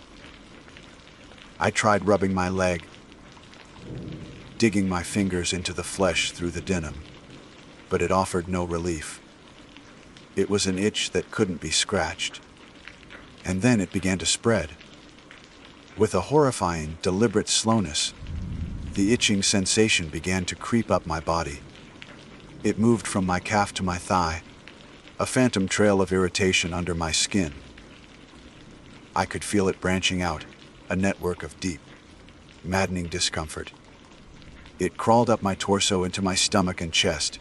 It was under my skin. I could feel something moving. Not on me, in me. A wave of nausea washed over me. The whispers returned, louder this time, slick and sibilant, seeming to come from inside my own head. The foul smell of rot was stronger now, and I realized with a surge of horror that it was coming from my own breath. A guttural moan of despair escaped my lips. My bravado, my ego, my desperate need for attention. It all seemed so pathetic now, so childish in the face of this creeping, internal violation. With a trembling hand, my fingers fumbling with the controls, I switched the camera from its ghostly green night vision to its standard, high-intensity LED light. The sudden, brilliant glare was like a physical blow. It was blinding, painful. I squeezed my eyes shut, and when I opened them again, the world was a stark, overexposed landscape of black rock and pale skin. I pointed the beam at my arm, where the itching had now become an intense, agonizing fire.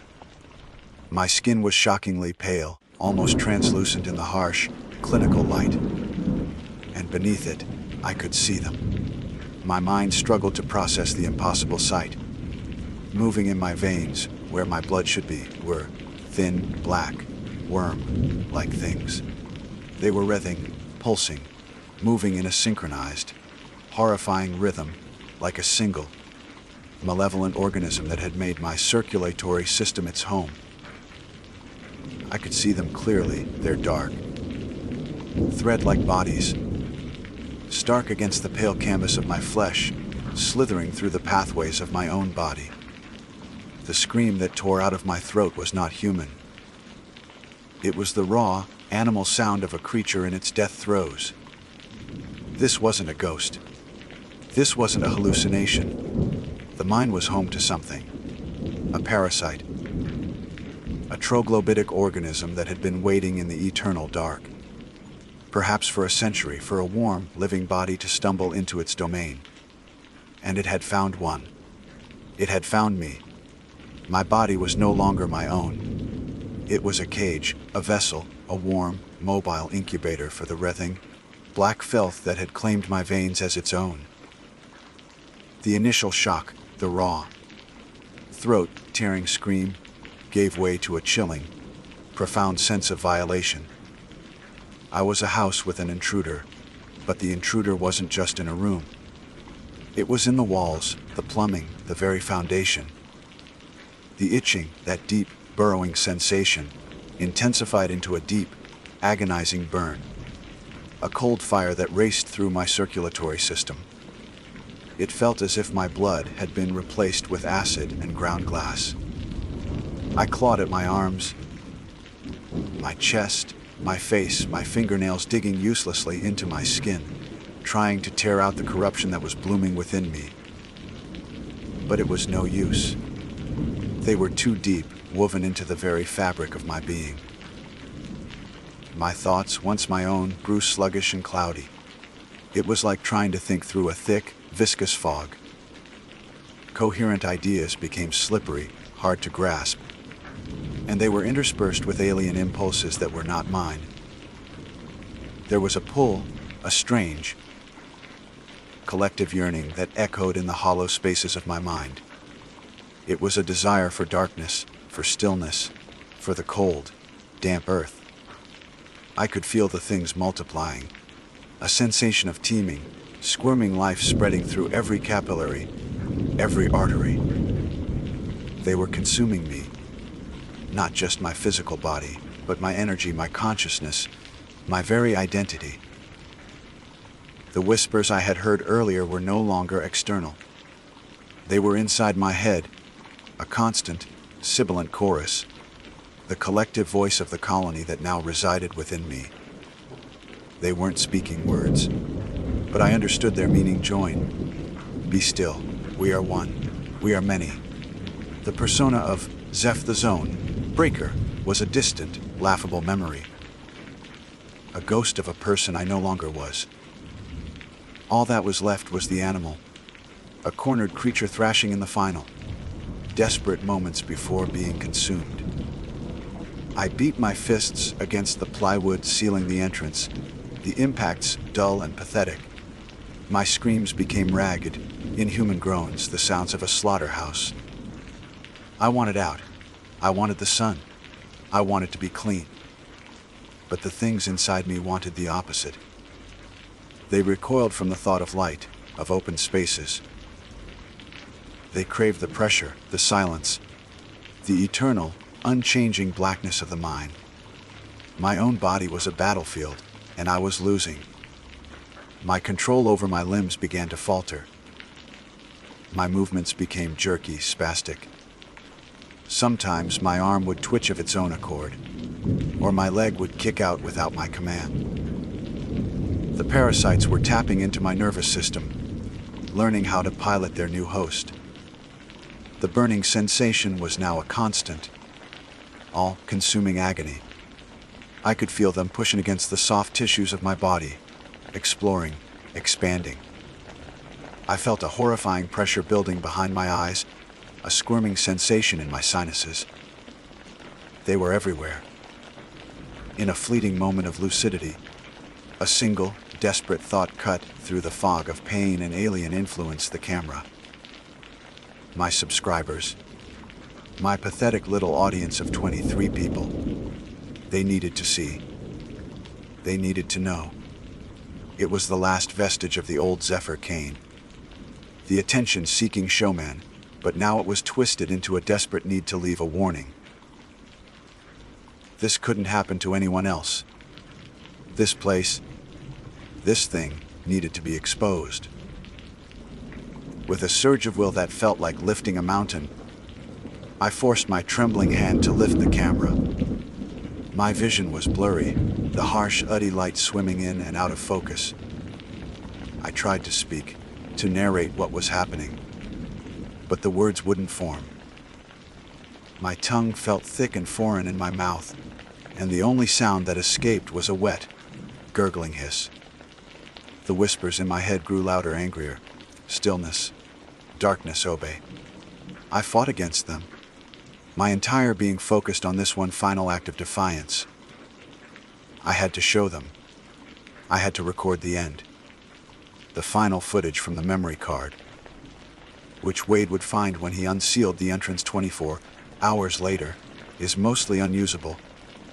It's a chaotic, nauseating montage of the frantic, jerking view of the tunnel floor, the walls, the ceiling, a visual record of my body's final, violent struggle against its invaders.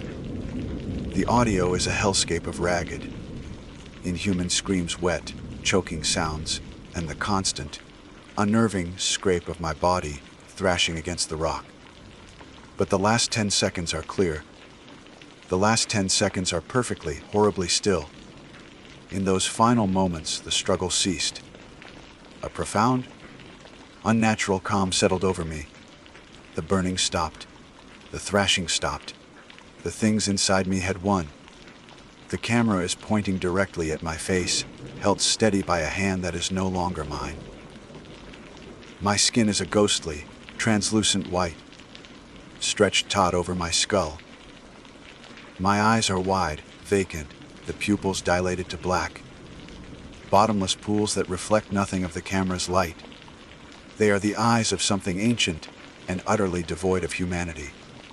And from my open mouth, a thick, black, writhing tendril is slowly, curiously emerging. It moves with a fluid, serpentine grace, glistening wetly in the LED light. It coils and uncoils, tasting the stale, dark air of the mine, of its new home. The whispers in my head have coalesced into a single, triumphant thought. A thought that is both mine and not mine. We are awake. Wade arrived the next morning, right on schedule. A thermos of coffee in one hand, and a crowbar in the other, ready to laugh at his friend's foolish stunt. He called my name, his voice echoing into the silent hills. When he got no answer, he pried away the plywood. The sight of my still, pale form, lying just inside the entrance would have been shocking enough. But it was the camera, still clutched in my regger, mortised hand, its light still faintly glowing, that drew him in. He took it from me, his hands shaking, and that night, in the sterile quiet of his apartment, he watched the footage. He saw the jokes, the bravado, the creeping fear, the frantic terror, and finally, the last 10 seconds. He saw what I had become, and he understood that some zones should never, ever be broken. My name is Silas Blackwood. It's a name that means something in the hollows of West Virginia, a name synonymous with coal, hardship, and the long, slow death of a town. It was my grandfather's name first, Thomas Blackwood, and he was one of the lucky ones, or so they said. He gave 50 years of his life to the Blackwood No. 7 mine, a dark maw in the side of the mountain that shared our family name. And he managed to die in his own bed. He didn't suffocate in a gas pocket, get crushed in a collapse, or lose a limb to a rogue piece of machinery.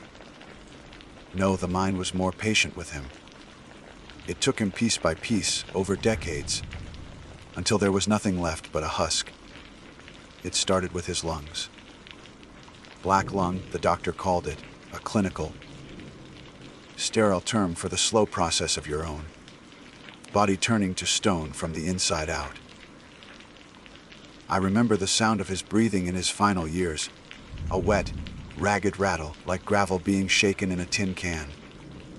Every breath was a struggle, a war waged against the coal dust that had settled permanently in his chest. But the mine took more than his breath.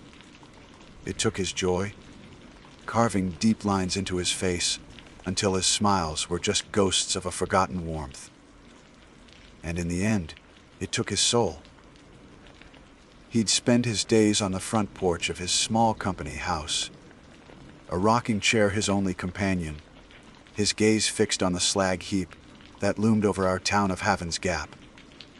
It was a man-made mountain of refuse, a gray, barren monument to the prosperity the mine had promised, and the poison it had delivered. He'd sit there for hours, his knuckles white on the arms of the chair, and mutter about the company man. When I was a boy, I'd listen, both terrified and fascinated. He wasn't talking about a living foreman or some suit who drove down from the corporate offices in Pittsburgh. His company man was something else entirely. He's a hain't see. He'd rasp, his voice thin and reedy. Born of greed and raised on broken backs. He's the spirit of the mine itself, a thing that feeds on the misery it makes. He described a tall, gaunt figure made of shifting coal dust and shadow, with a void where its face should be. He said it walked the tunnels, its pickaxe echoing in the deep dark, not looking for gold or coal, but for souls to add to its ledger. It was the bottom line given form, the dividend made manifest. The debt every miner owed, a debt paid in sweat, blood, and breath. I thought it was just the ramblings of a dying man, his mind clouded by pain and the laudanum the doctor prescribed for his cough. It was folklore, a story spun from the very real, horrors of a life spent underground. A way to personify the faceless corporation that owned the miners from cradle to grave. I grew up, left Havens Gap for college, and became a writer, someone who dealt in facts and documented histories, not ghost stories. But after my grandfather passed, I felt a pull to return. I wanted to write the story of Havens Gap, the story of the Blackwood No. 7. And in doing so, I felt I had to confront the legend that had haunted my grandfather's final days. I went back to the mine to prove him wrong, to prove to myself that the only monsters in those tunnels were the ones men had created through exploitation and greed. The mine was on company land, of course, a vast tract of wilderness the Blackwood, Consolidated Coal Company, had bought up, bled dry, and then abandoned. The town of Havens Gap had withered with it, the storefronts on Main Street boarded up, the houses slowly being reclaimed by kudzu and time. The headframe of No. 7 was still standing, a skeletal finger of rusted steel, pointing an accusation at a perpetually gray sky. I parked my truck on the overgrown access road and slipped through a gap in the chain link fence. The Nenotir Espistus NG sign so peppered with buckshot it was barely legible. I found what I was looking for after a half-hour of searching. An old service adit, a horizontal entrance cut into the base of the mountain, half hidden by a thicket of rhododendron. Its heavy steel door, meant to seal the mine forever, hung from a single grotesquely twisted hinge, leaving a gap just wide enough for a man to squeeze through. I pulled a powerful LED flashlight from my pack, took a deep breath, and stepped from the world of the living into the tomb of my ancestors. The change was instantaneous. The humid summer air was replaced by a profound, subterranean cold that seemed to leach the warmth directly from my bones. The air was heavy, still, and smelled of rust, stagnant water, and something else, a deep, earthy scent of decay. The silence was absolute, a physical pressure against my eardrums. I flicked on my flashlight, and its beam cut a perfect, sterile circle through a gloom that felt ancient and alive. The tunnel stretched forward into infinity. On the damp rock wall beside me, a metal sign was still bolted in place, its white letters bleeding rust. PRY off LSWOD consolidated it read, Liualbawar Sour Stira Ngh. The words felt less like a corporate slogan and more like a curse. I walked for what felt like miles, my boots crunching softly on the gravel ballast between the old, narrow gauge tracks that disappeared into the oppressive darkness ahead. The silence was the most unnerving part. It was a crushing, profound void of sound. This was where my grandfather had spent his life, in this silent, suffocating dark. The only light from the carbide lamp on his helmet. The only sound the ring of his pick, and the groan of the mountain around him. The weight of the rock above me was a palpable thing, a constant, silent threat. Eventually, the tunnel opened into a wider chamber. This was the old break room. Rotting wooden benches lined the walls, and dozens of rusted lunch pails lay scattered about, some still sitting on the benches as if their owners had just stepped away for a shift. My flashlight beam danced across the scene. A tableau of a world abruptly ended. On the far wall, someone had used a piece of coal to scratch a crude calendar into the rock. The last day marked was October 29, 1958, the day the company announced the closure, the day the mountain fell silent. That's when I heard it. At first, I thought it was water, a steady drip somewhere in the echoing dark. But it was too rhythmic, too sharp. It was a faint, metallic clinking. Clink, clink, clink. The sound was distant but unmistakable. It was the sound of a pickaxe striking a coal seam. It was impossible. The mine had been sealed for over 60 years. The air in these deep tunnels wouldn't even be breathable. My heart hammered against my ribs, a frantic drumbeat against the steady, ghostly rhythm from the darkness ahead. My mission to debunk a dying man's fantasy had suddenly taken a terrifying turn. I was not alone. Gripping my flashlight until my knuckles were white, I took a hesitant step forward, following the sound deeper into the mountain's heart. Every rational instinct screamed at me to turn back. The sound was impossible, a phantom echo in a dead place. It had to be a trick of the mind. My imagination, fueled by my grandfather's stories, conjuring ghosts in the oppressive silence. Or maybe it was something mundane, a geological tick, water dripping in a strange pattern, the mountain settling. But my writer's curiosity, the same drive that had brought me to this godforsaken place, was a stronger force. I had come to find the truth behind a legend, and now the legend was calling to me from the darkness. I had to know. Leaving the relative openness of the break room, I stepped into a narrower side tunnel from which the sound seemed to emanate. The air immediately grew colder, the scent of decay more potent. The main tunnel had felt like a tomb. This felt like a throat, swallowing me whole. The narrow gauge tracks didn't run this deep, and the floor was uneven, littered with fallen rock. The timber supports here were in a far worse state. Many of them splintered and bowed inward under the unimaginable weight of the mountain. Some had failed completely, their broken limbs lying like the bones of prehistoric beasts in the dust. I had to tread carefully, my flashlight beam darting from the floor to the ceiling, constantly aware that a single misstep could bring tons of rock down upon me, entombing me forever. The clinking grew louder, more insistent. Clink, clink, clink. It was unnervingly steady, a perfect, metronomic rhythm that no human miner could maintain for long. There was no pause for breath, no shift in posture, no sign of fatigue. It was the sound of a machine, relentless and tireless.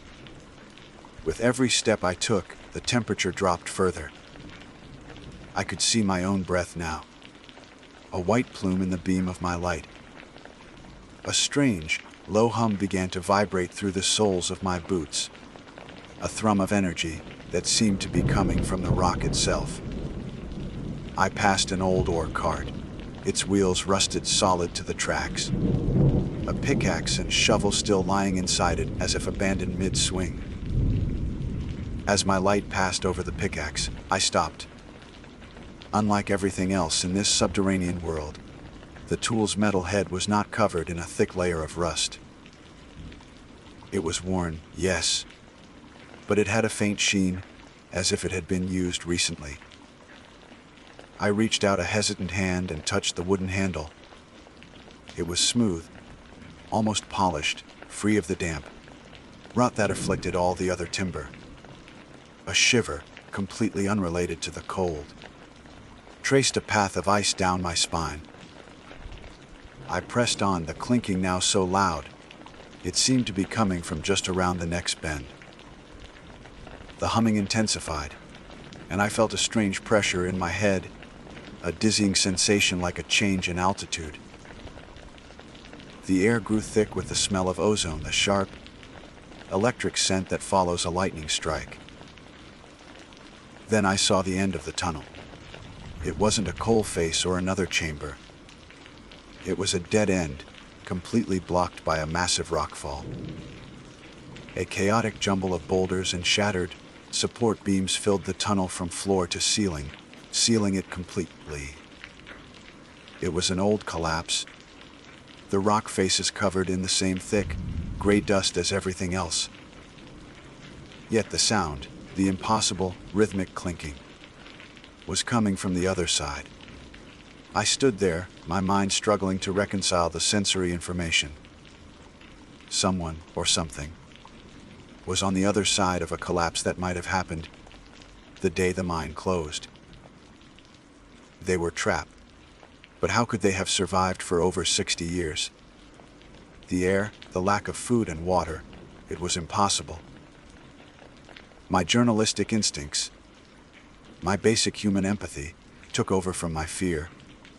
What if someone else had foolishly wandered in here and gotten trapped? My voice, when I finally used it, sounded small and foolish in the vast, echoing dark. "Hello," I called out, my words swallowed by the stone. "Is anyone there?" The clinking stopped.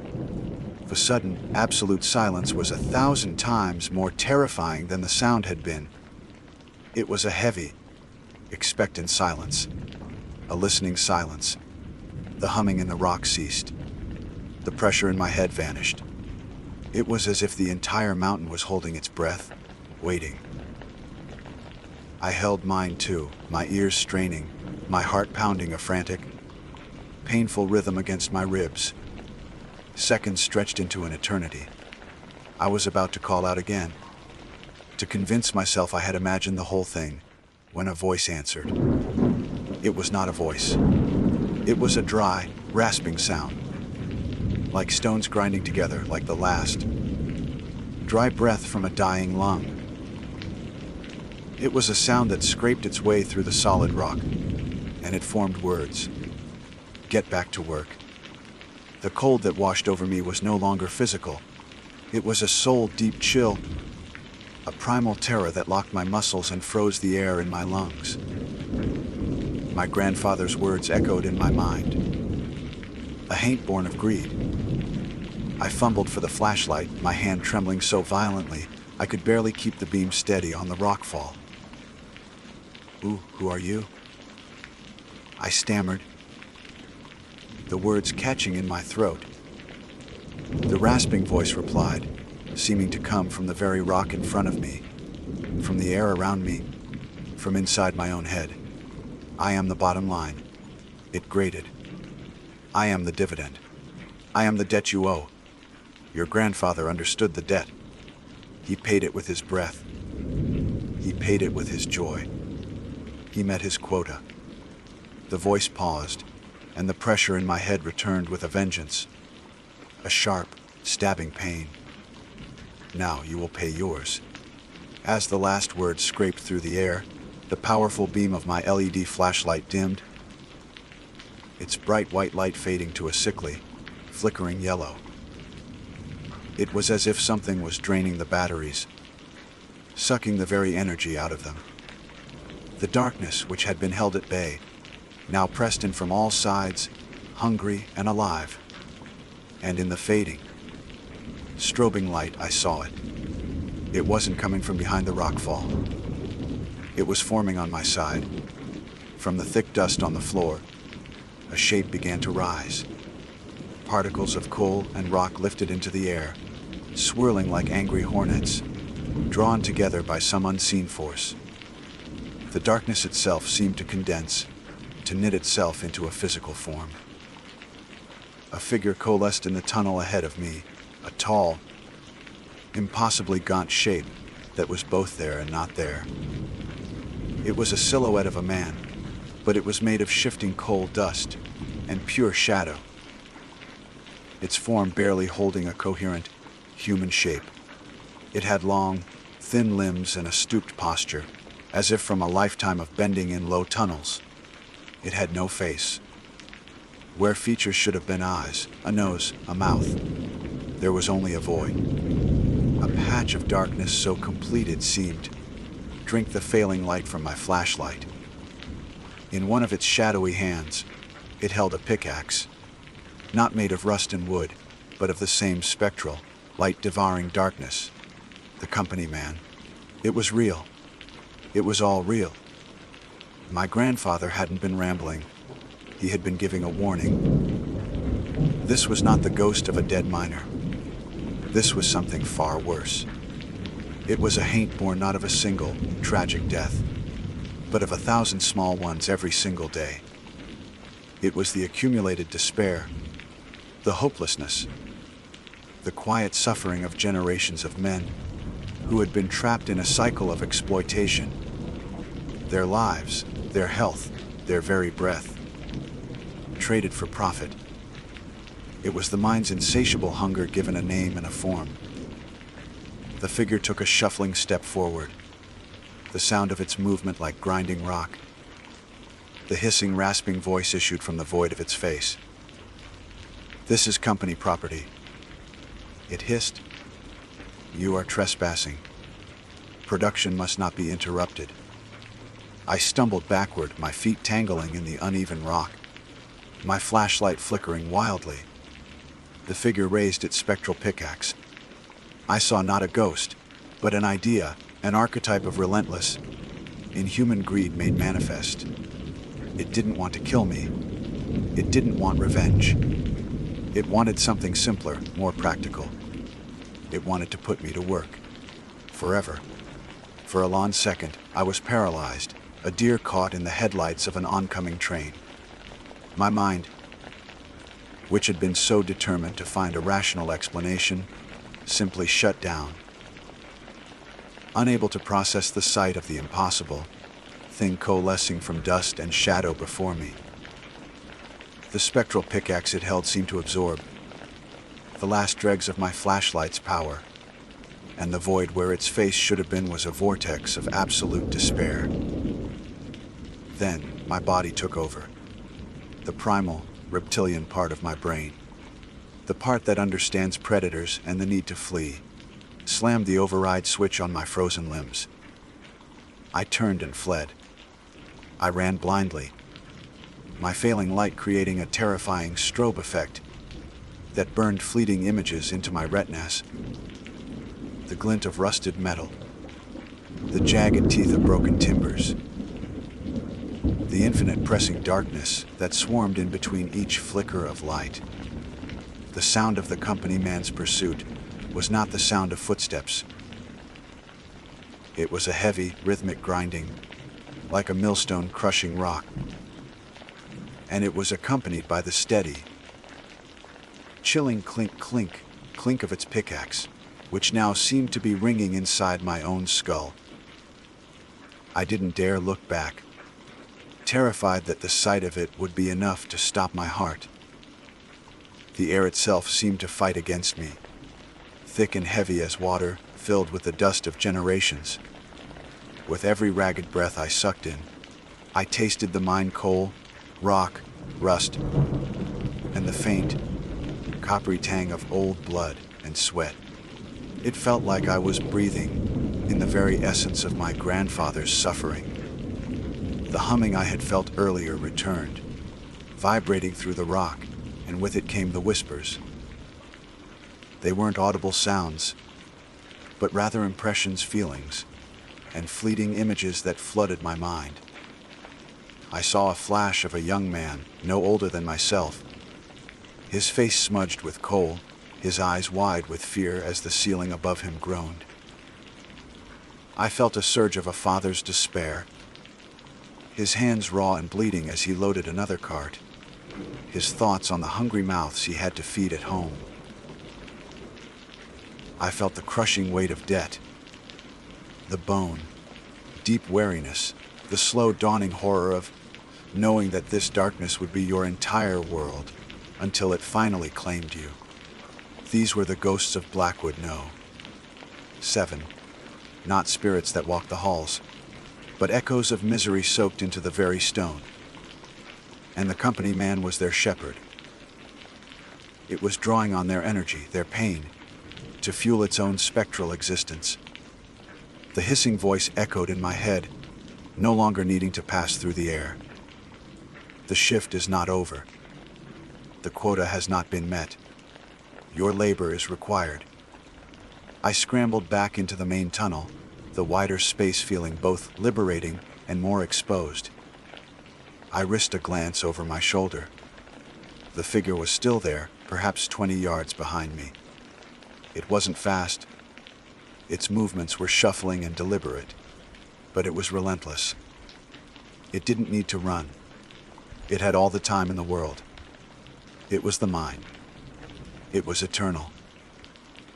The sight of its featureless void of a face sent a fresh surge of adrenaline through me, and I pushed myself harder. My lungs burning, my legs screaming in protest. I ran past the break room, the rusted lunch pails like silent witnesses to my flight. The main tunnel stretched on, a seemingly endless corridor of darkness.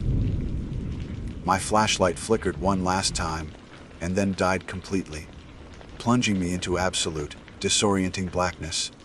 Panic, cold and sharp, pierced through my adrenaline-fueled haze. I was blind. I stumbled, my hands flying out, scraping against the rough, damp wall of the tunnel. The grinding sound of my pursuer was closer now. I could feel the vibration of its presence through the rock. I kept moving, one hand trailing along the wall, the other held out in front of me, shuffling through the dark as fast as I could. My foot caught on something, a loose rail, and I went down hard, my chin striking the gravel with a painful crack. For a moment I lay there, stunned, the taste of blood and dirt in my mouth. The grinding was so close now I could hear the individual particles of dust and shadow that made up its form shifting against each other. Defiance of a direct order is a terminable offense. The voice hissed, now seemingly right behind me. In that moment, lying in the crushing dark with a monster, pure exploitation bearing down on me, I felt a flicker of something other than fear rage. A white, hot anger for my grandfather. For all the men who had been fed to this place, their lives ground down into profit margins and dividends. I wasn't just trespassing on company property. I was desecrating a mass grave. This thing wasn't just a ghost. It was an injustice given form. That anger gave me strength. I pushed myself up, ignoring the pain in my knee and jaw, and lurched forward. And then I saw it. Far, far ahead, a tiny pinprick of gray light. The entrance, the adit. Hope, fierce and desperate, surged through me. I broke into a full sprint, no longer caring about the uneven ground, my eyes fixed on that tiny promise of salvation. The grinding behind me grew faster, more frantic. The hissing voice rose to a shriek that echoed through the tunnel and through my mind. While you will now till life! The team USTB paid. The air grew impossibly cold, and I felt a spectral chill wash over my back. A phantom touch that promised an eternity of cold, silent labor. I felt it reaching for me, the darkness itself trying to grab hold of my shirt, to pull me back into its suffocating embrace. I didn't look back.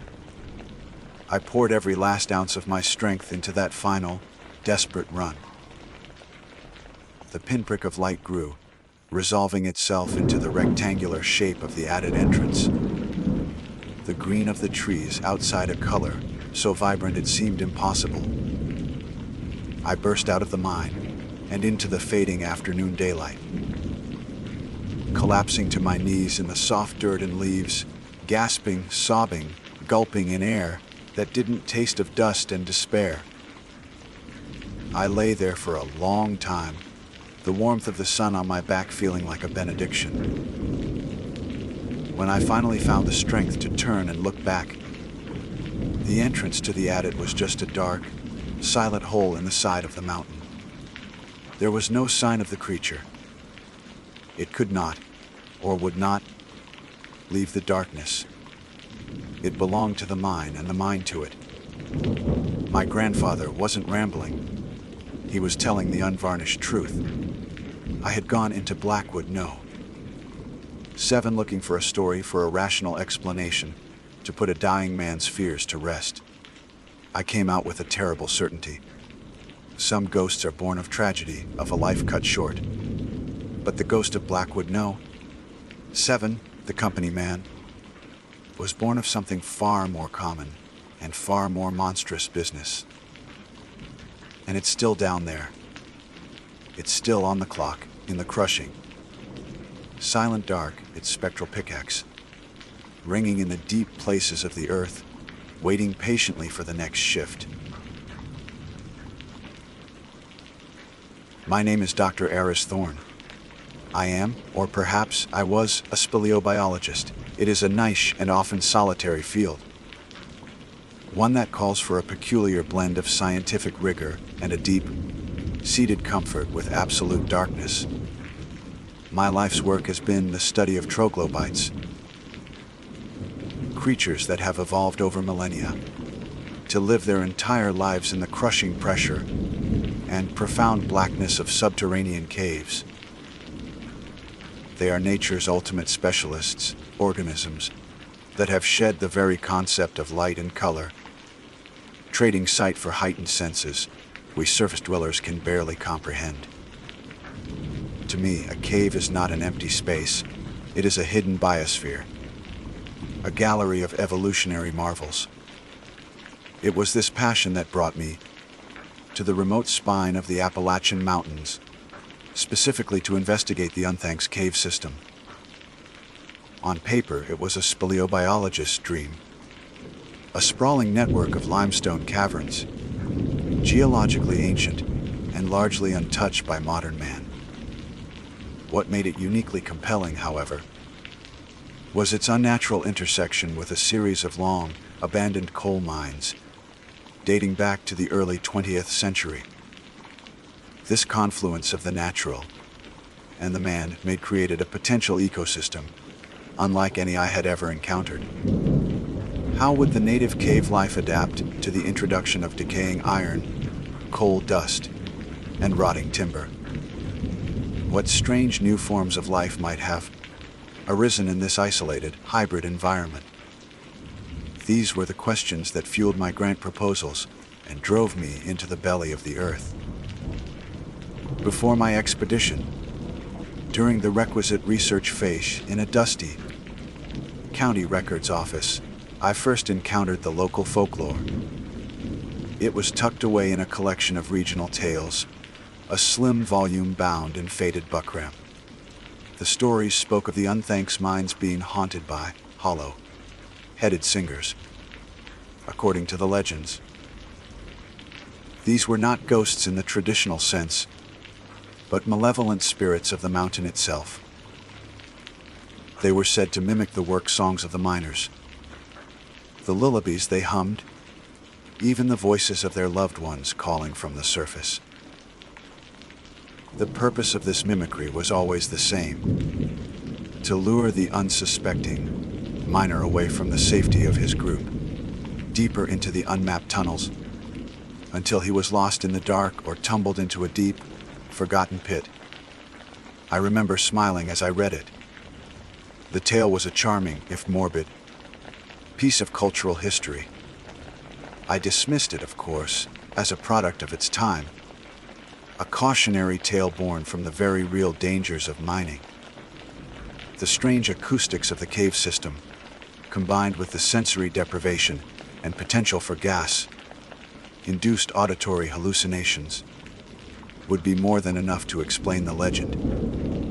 My purpose was the pursuit of tangible, observable science, not the chasing of superstitious phantoms.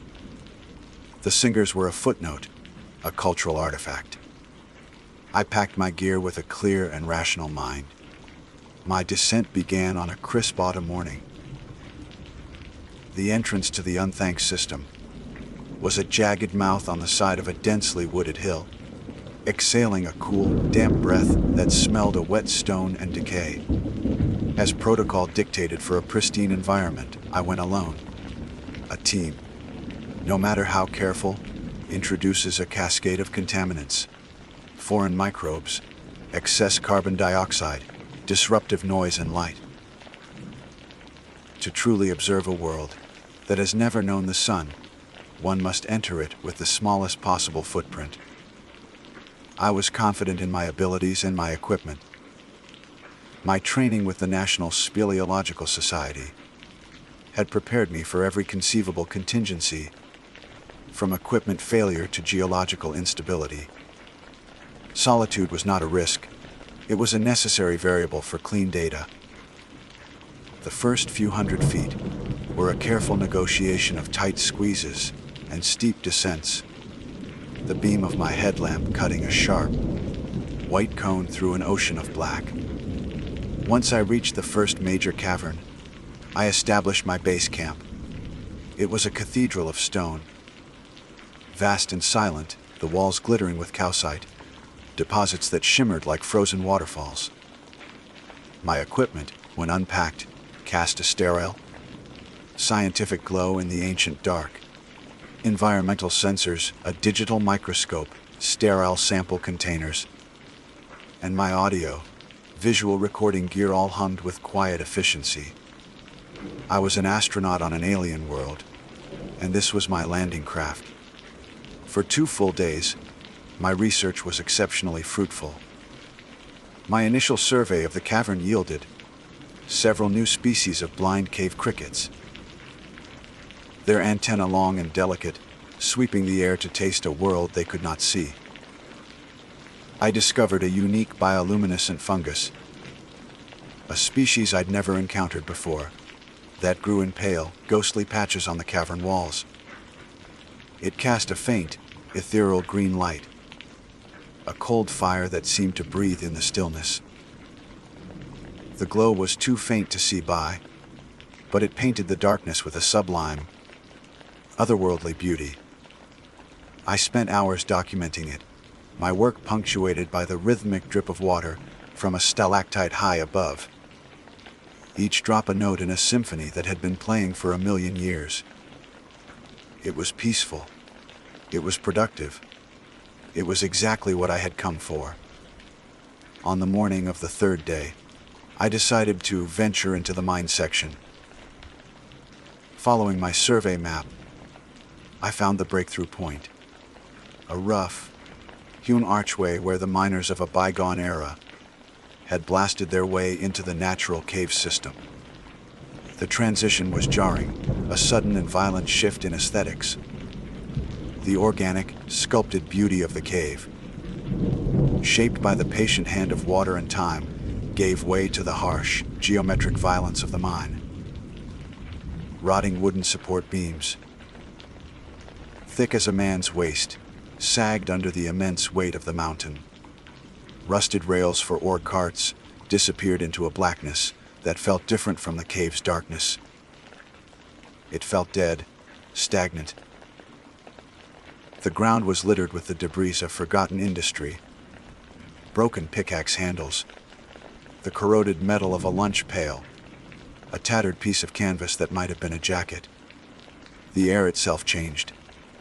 The clean, earthy scent of the cave was replaced by something stale and suffocating, with the faint, metallic tang of rust and the bitter smell of coal dust that seemed to coat the back of my throat. The silence was different here, too. It was not the living silence of a cave, but a heavy, oppressive quiet, the silence of a tomb. I felt like an intruder, a trespasser in a place of great sorrow. It was in one of the deeper coal seams, a long tunnel that branched off the main shaft, that I first heard the singing. It was faint at first, so faint I thought it was my own blood pulsing in my ears. A distant, melodic humming, almost too low to be consciously registered. I stopped, holding my breath, and switched off my headlamp, plunging myself into total blackness to focus my senses. There it was again, a clear, sustained note, then another, forming a simple, haunting melody. My first, rational thought was my equipment. I checked my audio recorder, which I kept running at all times. The sensitive microphone was picking it up clearly. The sound waves displayed as a gentle, rhythmic pulse on the small screen. It wasn't a malfunction. The melody was an old folk ballad, the kind I'd heard on archival recordings from the region. It was a mournful tune, the sort of thing men in a dangerous, lightless profession would sing to pass the long hours and keep their spirits from breaking. My mind immediately cycled through the logical explanations. An acoustic anomaly, wind moving through a narrow fissure in the rock, creating a flute-like effect. It was possible. The geology was complex. Yet, the sound was so structured. It wasn't the random whistling of wind. It was a deliberate, repeating verse. Slowly, cautiously, I moved down the tunnel, my boots crunching on loose coal and gravel. The humming grew louder, resolving itself into a man's voice. It was a rich, sorrowful baritone, and now I could make out the words. He was singing about a lost love, a woman named Eleanor, about her eyes like the summer sky, and her hair like spun gold. The performance was achingly beautiful, filled with a profound sense of sorrow and longing that resonated in the claustrophobic space. I was utterly captivated. Against all my training, against every rational instinct that screamed of anomaly and potential danger, I was drawn towards the sound. The scientist in me was desperate to document this incredible acoustic phenomenon. The human in me was simply moved by its heartbreaking beauty. The song was a beacon in the oppressive silence, and I followed it. The tunnel ended abruptly, opening into a wider, squared, off-chamber hewn from the coal seam. The air was thick with the smell of damp earth and something else, a faint, coppery scent that I couldn't immediately place. The singing was much louder here, filling the space with its melancholy resonance. It seemed to be coming from directly ahead, from a perfectly black square cut into the floor of the chamber. A shaft. It was at least 10 feet across, its edges sharp and deliberate. It was an old ventilation or transport shaft, plunging straight down into a deeper level of the mine. The beautiful, sorrowful ballad about the lost Eleanor was pouring out of it, as if from a phonograph in a deep, dark room. My heart hammered against my ribs, a frantic drumbeat against the slow, mournful rhythm of the song. Every instinct, honed by years of training in hostile environments, screamed at me to back away. An open, unmapped shaft in an abandoned mine is a death trap. Yet, I was rooted to the spot, held fast by a strange and powerful emotional current. The sheer artistry of the song was overwhelming. The voice was flawless, imbued with a palpable grief that seemed to seep into my very bones. I felt an irrational empathy for the singer, a shared sense of loss for a woman named Eleanor, whom I had never known. My scientific mind, though reeling, desperately tried to reassert control. This had to be a person, a hermit, a prospector who had lost his mind in the solitude. Perhaps someone had fallen down the shaft and was singing to keep their spirits up or to call for help. The idea seemed absurd, but it was the only rational explanation I could conjure. The acoustics of the chamber and the shaft were clearly amplifying the sound in a remarkable way. I had to document this. I had to understand it. I unslung my pack and carefully approached the edge of the shaft, my boots scuffing on the rock-strewn floor. I clicked on my most powerful beam and aimed it down into the darkness. The light was swallowed. It was like pointing a flashlight at the night sky. The beam simply went on, illuminating nothing but swirling dust motes before being consumed by an immeasurable void. The singing continued, unwavering, echoing up from a depth I couldn't begin to guess. Taking a steadying breath, I cupped my hands around my mouth and called out, my voice sounding thin and reedy compared to the rich baritone from below. "Hello, is someone down there? My name is Dr. Thorne. Do you need help?" The singing stopped. It did not fade or trail off, it was cut, as if a switch had been flipped. The sudden, absolute silence was more shocking than the song itself. The chamber felt instantly colder, the air heavier. I held my breath, listening, every nerve ending tingling with anticipation. A full minute passed. The only sound was the frantic thumping of my own heart. I was about to call out again, thinking perhaps they hadn't heard me, when a new sound echoed up from the shaft. My own voice. "Hello. Is someone down there? My name is Dr. Thorne. Do you need help?" It was a perfect mimicry. It wasn't just the words, it was the exact pitch. The cadence, the slight tremor of nervousness I'd felt but hadn't consciously registered. It was like listening to a high-fidelity recording of myself, played back from the depths. A cold knot of pure, undiluted fear formed in my stomach. This was no echo. An echo degrades, it warps. This was a flawless replication. The local folklore slammed into the forefront of my mind. No longer a charming, morbid tale, but a stark and terrifying warning. Hollow-headed singers. My mind raced, desperately trying to construct a scientific framework for what I had just experienced. A complex geological formation causing a bizarre, focused playback of sound waves, a pocket of gas that could somehow record and replay audio. The theories were wild, untethered from any known physics. No, this was not a geological or atmospheric phenomenon. This was biological. Something was down there. Something alive. And it was intelligent. My scientific curiosity, which had moments before been a powerful lure, was now locked in a mortal struggle with a primal, animal terror. I had to know what was down there. I had to see it. Retreating now, with a discovery of this magnitude on the line, felt like a betrayal of my entire life's work. But stepping closer to that shaft felt like stepping into my own grave. Technology. I had to use my tools. I would not risk my own life, but I could risk a machine. I carefully backed away from the edge and opened my primary equipment case. Inside, nestled in custom, cut foam, was my survey drone.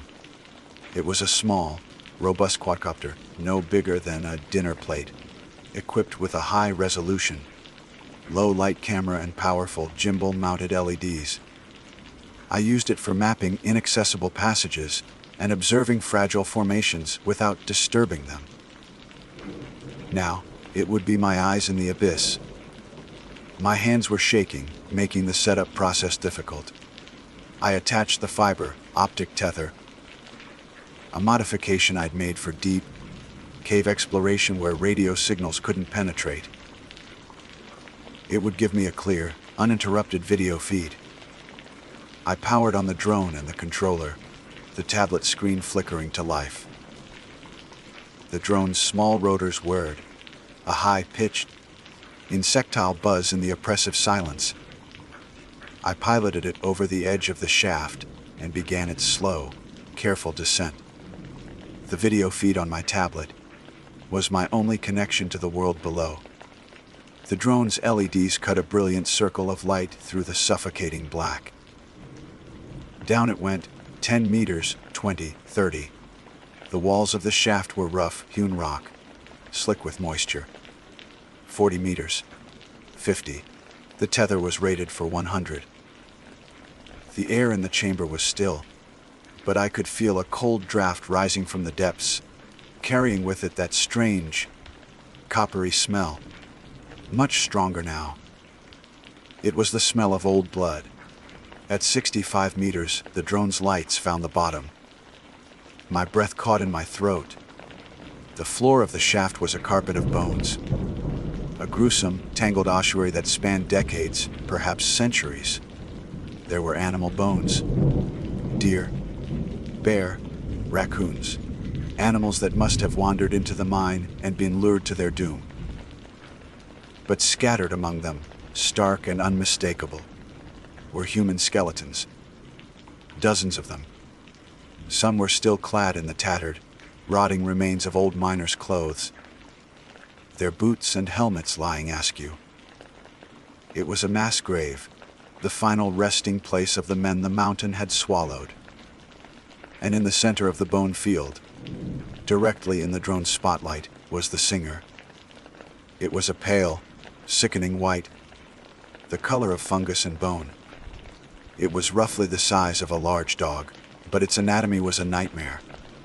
It had no eyes, just a smooth, taut expanse of skin stretched over a strangely shaped skull, giving it the hollow, headed appearance from the folklore.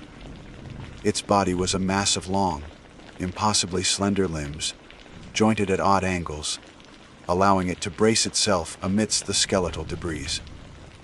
It was a troglobite, a true creature of the deep dark, its skin devoid of any pigmentation. But it was no cricket or salamander. It was a predator. As I watched, frozen in a state of horrified fascination, a wide, vertical slit opened in the center of its face. It was not a mouth in any conventional sense. Inside, I could see a complex, almost beautiful arrangement of cartilage and resonating chambers, like the pipes of a grotesque organ. The slit widened, and it sang again. But this time it wasn't the ballad of Eleanor. It was a new sound, the high-pitched, whirring buzz of my drone's rotors, replicated with perfect, mechanical accuracy. I finally understood. The legends were true. The hollow-headed singers were a species of predator that had evolved in this unique, sound, rich environment of cave and mine. They didn't hunt with claws or teeth. They hunted with sound. They were auditory predators. They learned the songs of the miners, the calls of animals, the sound of falling rock, and now the sound of my technology. They used these sounds as a lure, a siren song to draw their curious or concerned prey to the edge of the pit. As this paradigm, shifting, terrifying realization dawned on me, the creature on my screen stopped mimicking the drone.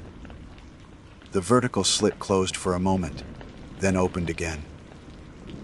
A new sound came out, a sound that bypassed my scientific mind entirely and struck directly at my soul.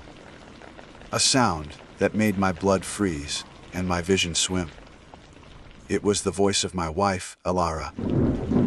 It was from the satellite phone call we'd had just before I began my descent. Her voice, clear and full of love, a sound I knew better than my own. Be careful down there, Aris. I love you. Time ceased to have meaning. For how long I stood there, staring at the tablet screen, I cannot say. The sound of my wife's voice, the most cherished and trusted sound in my world, echoed in the dead air of the mine. A grotesque perversion spat from the depths of that bone-filled pit. The 3 words, I love you, were not a comfort but a weapon. Each syllable a poisoned dart that found its mark in the deepest, most vulnerable part of my soul. My scientific mind, my training, my rationality, all of it shattered into a million pieces. In that moment, I was not Dr. Aris Thorne, speleobiologist. I was just a creature of flesh and blood, paralyzed in the presence of a perfect predator. How had it hurt her? The satellite phone call had been brief, a routine check-in from the surface before I descended. The signal was weak. Chee. And yet this thing had plucked her voice from the ether. Or had it been listening in a way I couldn't comprehend? Had it sensed the vibrations of my conversation through kilometers of solid rock? The implication was staggering. It hadn't just been listening since I arrived at the shaft. It had been aware of me since I first set foot in its domain. It had been studying me, learning the acoustic map of my life, cataloging the sounds that defined my humanity, all in preparation for the hunt. My research, my careful observations, my sterile procedures. I had been the one in the Petri dish all along. A primal scream built in my chest, but I choked it down, clamping my hand over my mouth. Any sound I made was another weapon for its arsenal. Silence was my only shield. My gaze flickered from the monstrous image on the tablet to the fiber, optic tether snaking down into the blackness of the shaft. That thin, glowing thread was my connection to the creature, but it was also its connection to me. With a surge of pure, animal adrenaline, I lunged backward, away from the pit. I dropped the controller and tablet, the screen cracking as it hit the rocky floor. I didn't care. I scrambled for the tether, my fingers clawing at the smooth cable. I pulled, heaving with all my strength, my boots slipping on the loose gravel. The tether went taut, and for a heart-stopping second, I imagined the creature below, its slender limbs wrapping around the drone, pulling back. The image of being dragged, fighting and screaming. Into that abyss of bones flashed through my mind. My knife. I fumbled at my belt, my fingers clumsy and numb. I found the handle, ripped the blade from its sheath, and sawed frantically at the tether. The fiber optics parted with a faint, unsatisfying crunch. The link was severed. I was free. I didn't wait. I grabbed my pack, leaving the expensive drone controller and cracked tablet behind, and fled. I ran, blindly, recklessly, back through the oppressive, geometric tunnels of the mine. My headlamp beam bounced wildly, painting strobing, nightmarish images on the rotting timbers and rust-stained walls. The silence that followed was, if possible, even more terrifying than the mimicry. It was a loaded silence, pregnant with anticipation. I knew it wouldn't last. I was halfway back to the breakthrough point when the next sound came. It wasn't from behind me. It seemed to come from a side tunnel just ahead. Aris, is that you? I was so worried. Alara's voice again. This time it was laced with fear and concern. It was so real, so convincing, that I skidded to a halt, my mind momentarily fracturing under the strain. For a split second, I believed it. My logical brain screamed that it was impossible, that she was hundreds of miles away, safe. But the heart is not a logical organ. My heart ached to answer, to run towards the sound of her voice. It was the creature. It was flanking me, using the labyrinthine tunnels to project its voice, to shepherd me, perhaps, towards another, unseen pit. I forced my legs to move, turning away from the sound, my breath coming in ragged, painful sobs. "You're not real," I whispered, the words a desperate mantra against the encroaching madness. The creature changed its tactic. The concerned voice of my wife was replaced by the sound of a woman weeping. Heartbreaking, gut-wrenching sobs that echoed through the tunnels, seeming to come from all directions at once. It was an assault on my most basic protective instincts. Then, another sound joined the weeping. My own voice from my audio logs, the dry, scientific tone of my observations. Specimen 7b, a new species of troglodytic cricket. The bioluminescent fungus appears to utilize a novel chemical pathway. The juxtaposition of my calm, academic voice with the sound of my wife supposed suffering was a form of psychological torture, so profound it nearly brought me to my knees. It was mocking my life's work, using the very language of my passion to underscore my terror. I stumbled through the archway, leaving the dead, angular world of the mine, and re-entering the living, organic darkness of the unthanks cave system. The air changed, becoming clean and damp again. The familiar, sculpted walls of the cavern should have been a comfort, but they weren't. The entire cave now felt like the creature's lair. Every shadow, every drip of water, every gust of air was a potential threat. I reached my base camp, the neat circle of my equipment glowing in the vast chamber. It looked like a scene from another man's life, a monument to a foolish optimism I could no longer access. My hands shook as I tore through my gear, my only thought being to get out, to reach the sun. I stuffed my data recorder, the only proof of my discovery and my ordeal, into my pack, along with my remaining water and my climbing harness. I had to abandon everything else. The microscope, the environmental sensors, the samples I had so carefully collected. They were all sacrifices to the mountain. As I cinched the final strap on my pack and prepared for the long, arduous climb to the surface, a new melody began to drift from the mine section behind me. It was not my wife's voice. It was not my own. It was a simple, beautiful tune, a lullaby. The lullaby my mother used to sing to me when I was a child, a sound I hadn't heard in 30 years, a memory buried so deep I had all but forgotten it. It was the most intimate violation of all. It had not just learned the sounds I had brought with me into the cave. It had somehow, impossibly, learned the sounds that were inside my own head. The lullaby was soft, gentle, and full of a profound, false love. It wasn't a threat. It was an invitation, an offer of comfort in the terrifying darkness. Stay, it seemed to say. Rest, you are safe here. Let me sing you to sleep. That was the moment I truly understood the nature of the hollow-headed singer. It didn't just lure you with sound. It seduced you with memory, with love, with nostalgia. It found the tenderest parts of your soul and used them to pull you into the abyss. I turned my back on the beautiful, terrible sound. I did not run. I walked, deliberately, one foot in front of the other, towards the rope that marked the beginning of my ascent. I did not allow myself to think about the creature, about its eyeless face, about the bone-strewn pit where it made its home.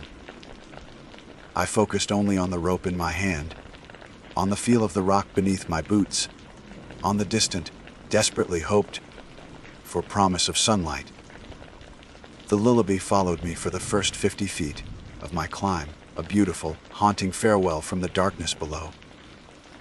Then, finally, it faded, and I was left alone with the sound of my own ragged breathing and the frantic, terrified beating of my own heart. I am out now. I am writing this.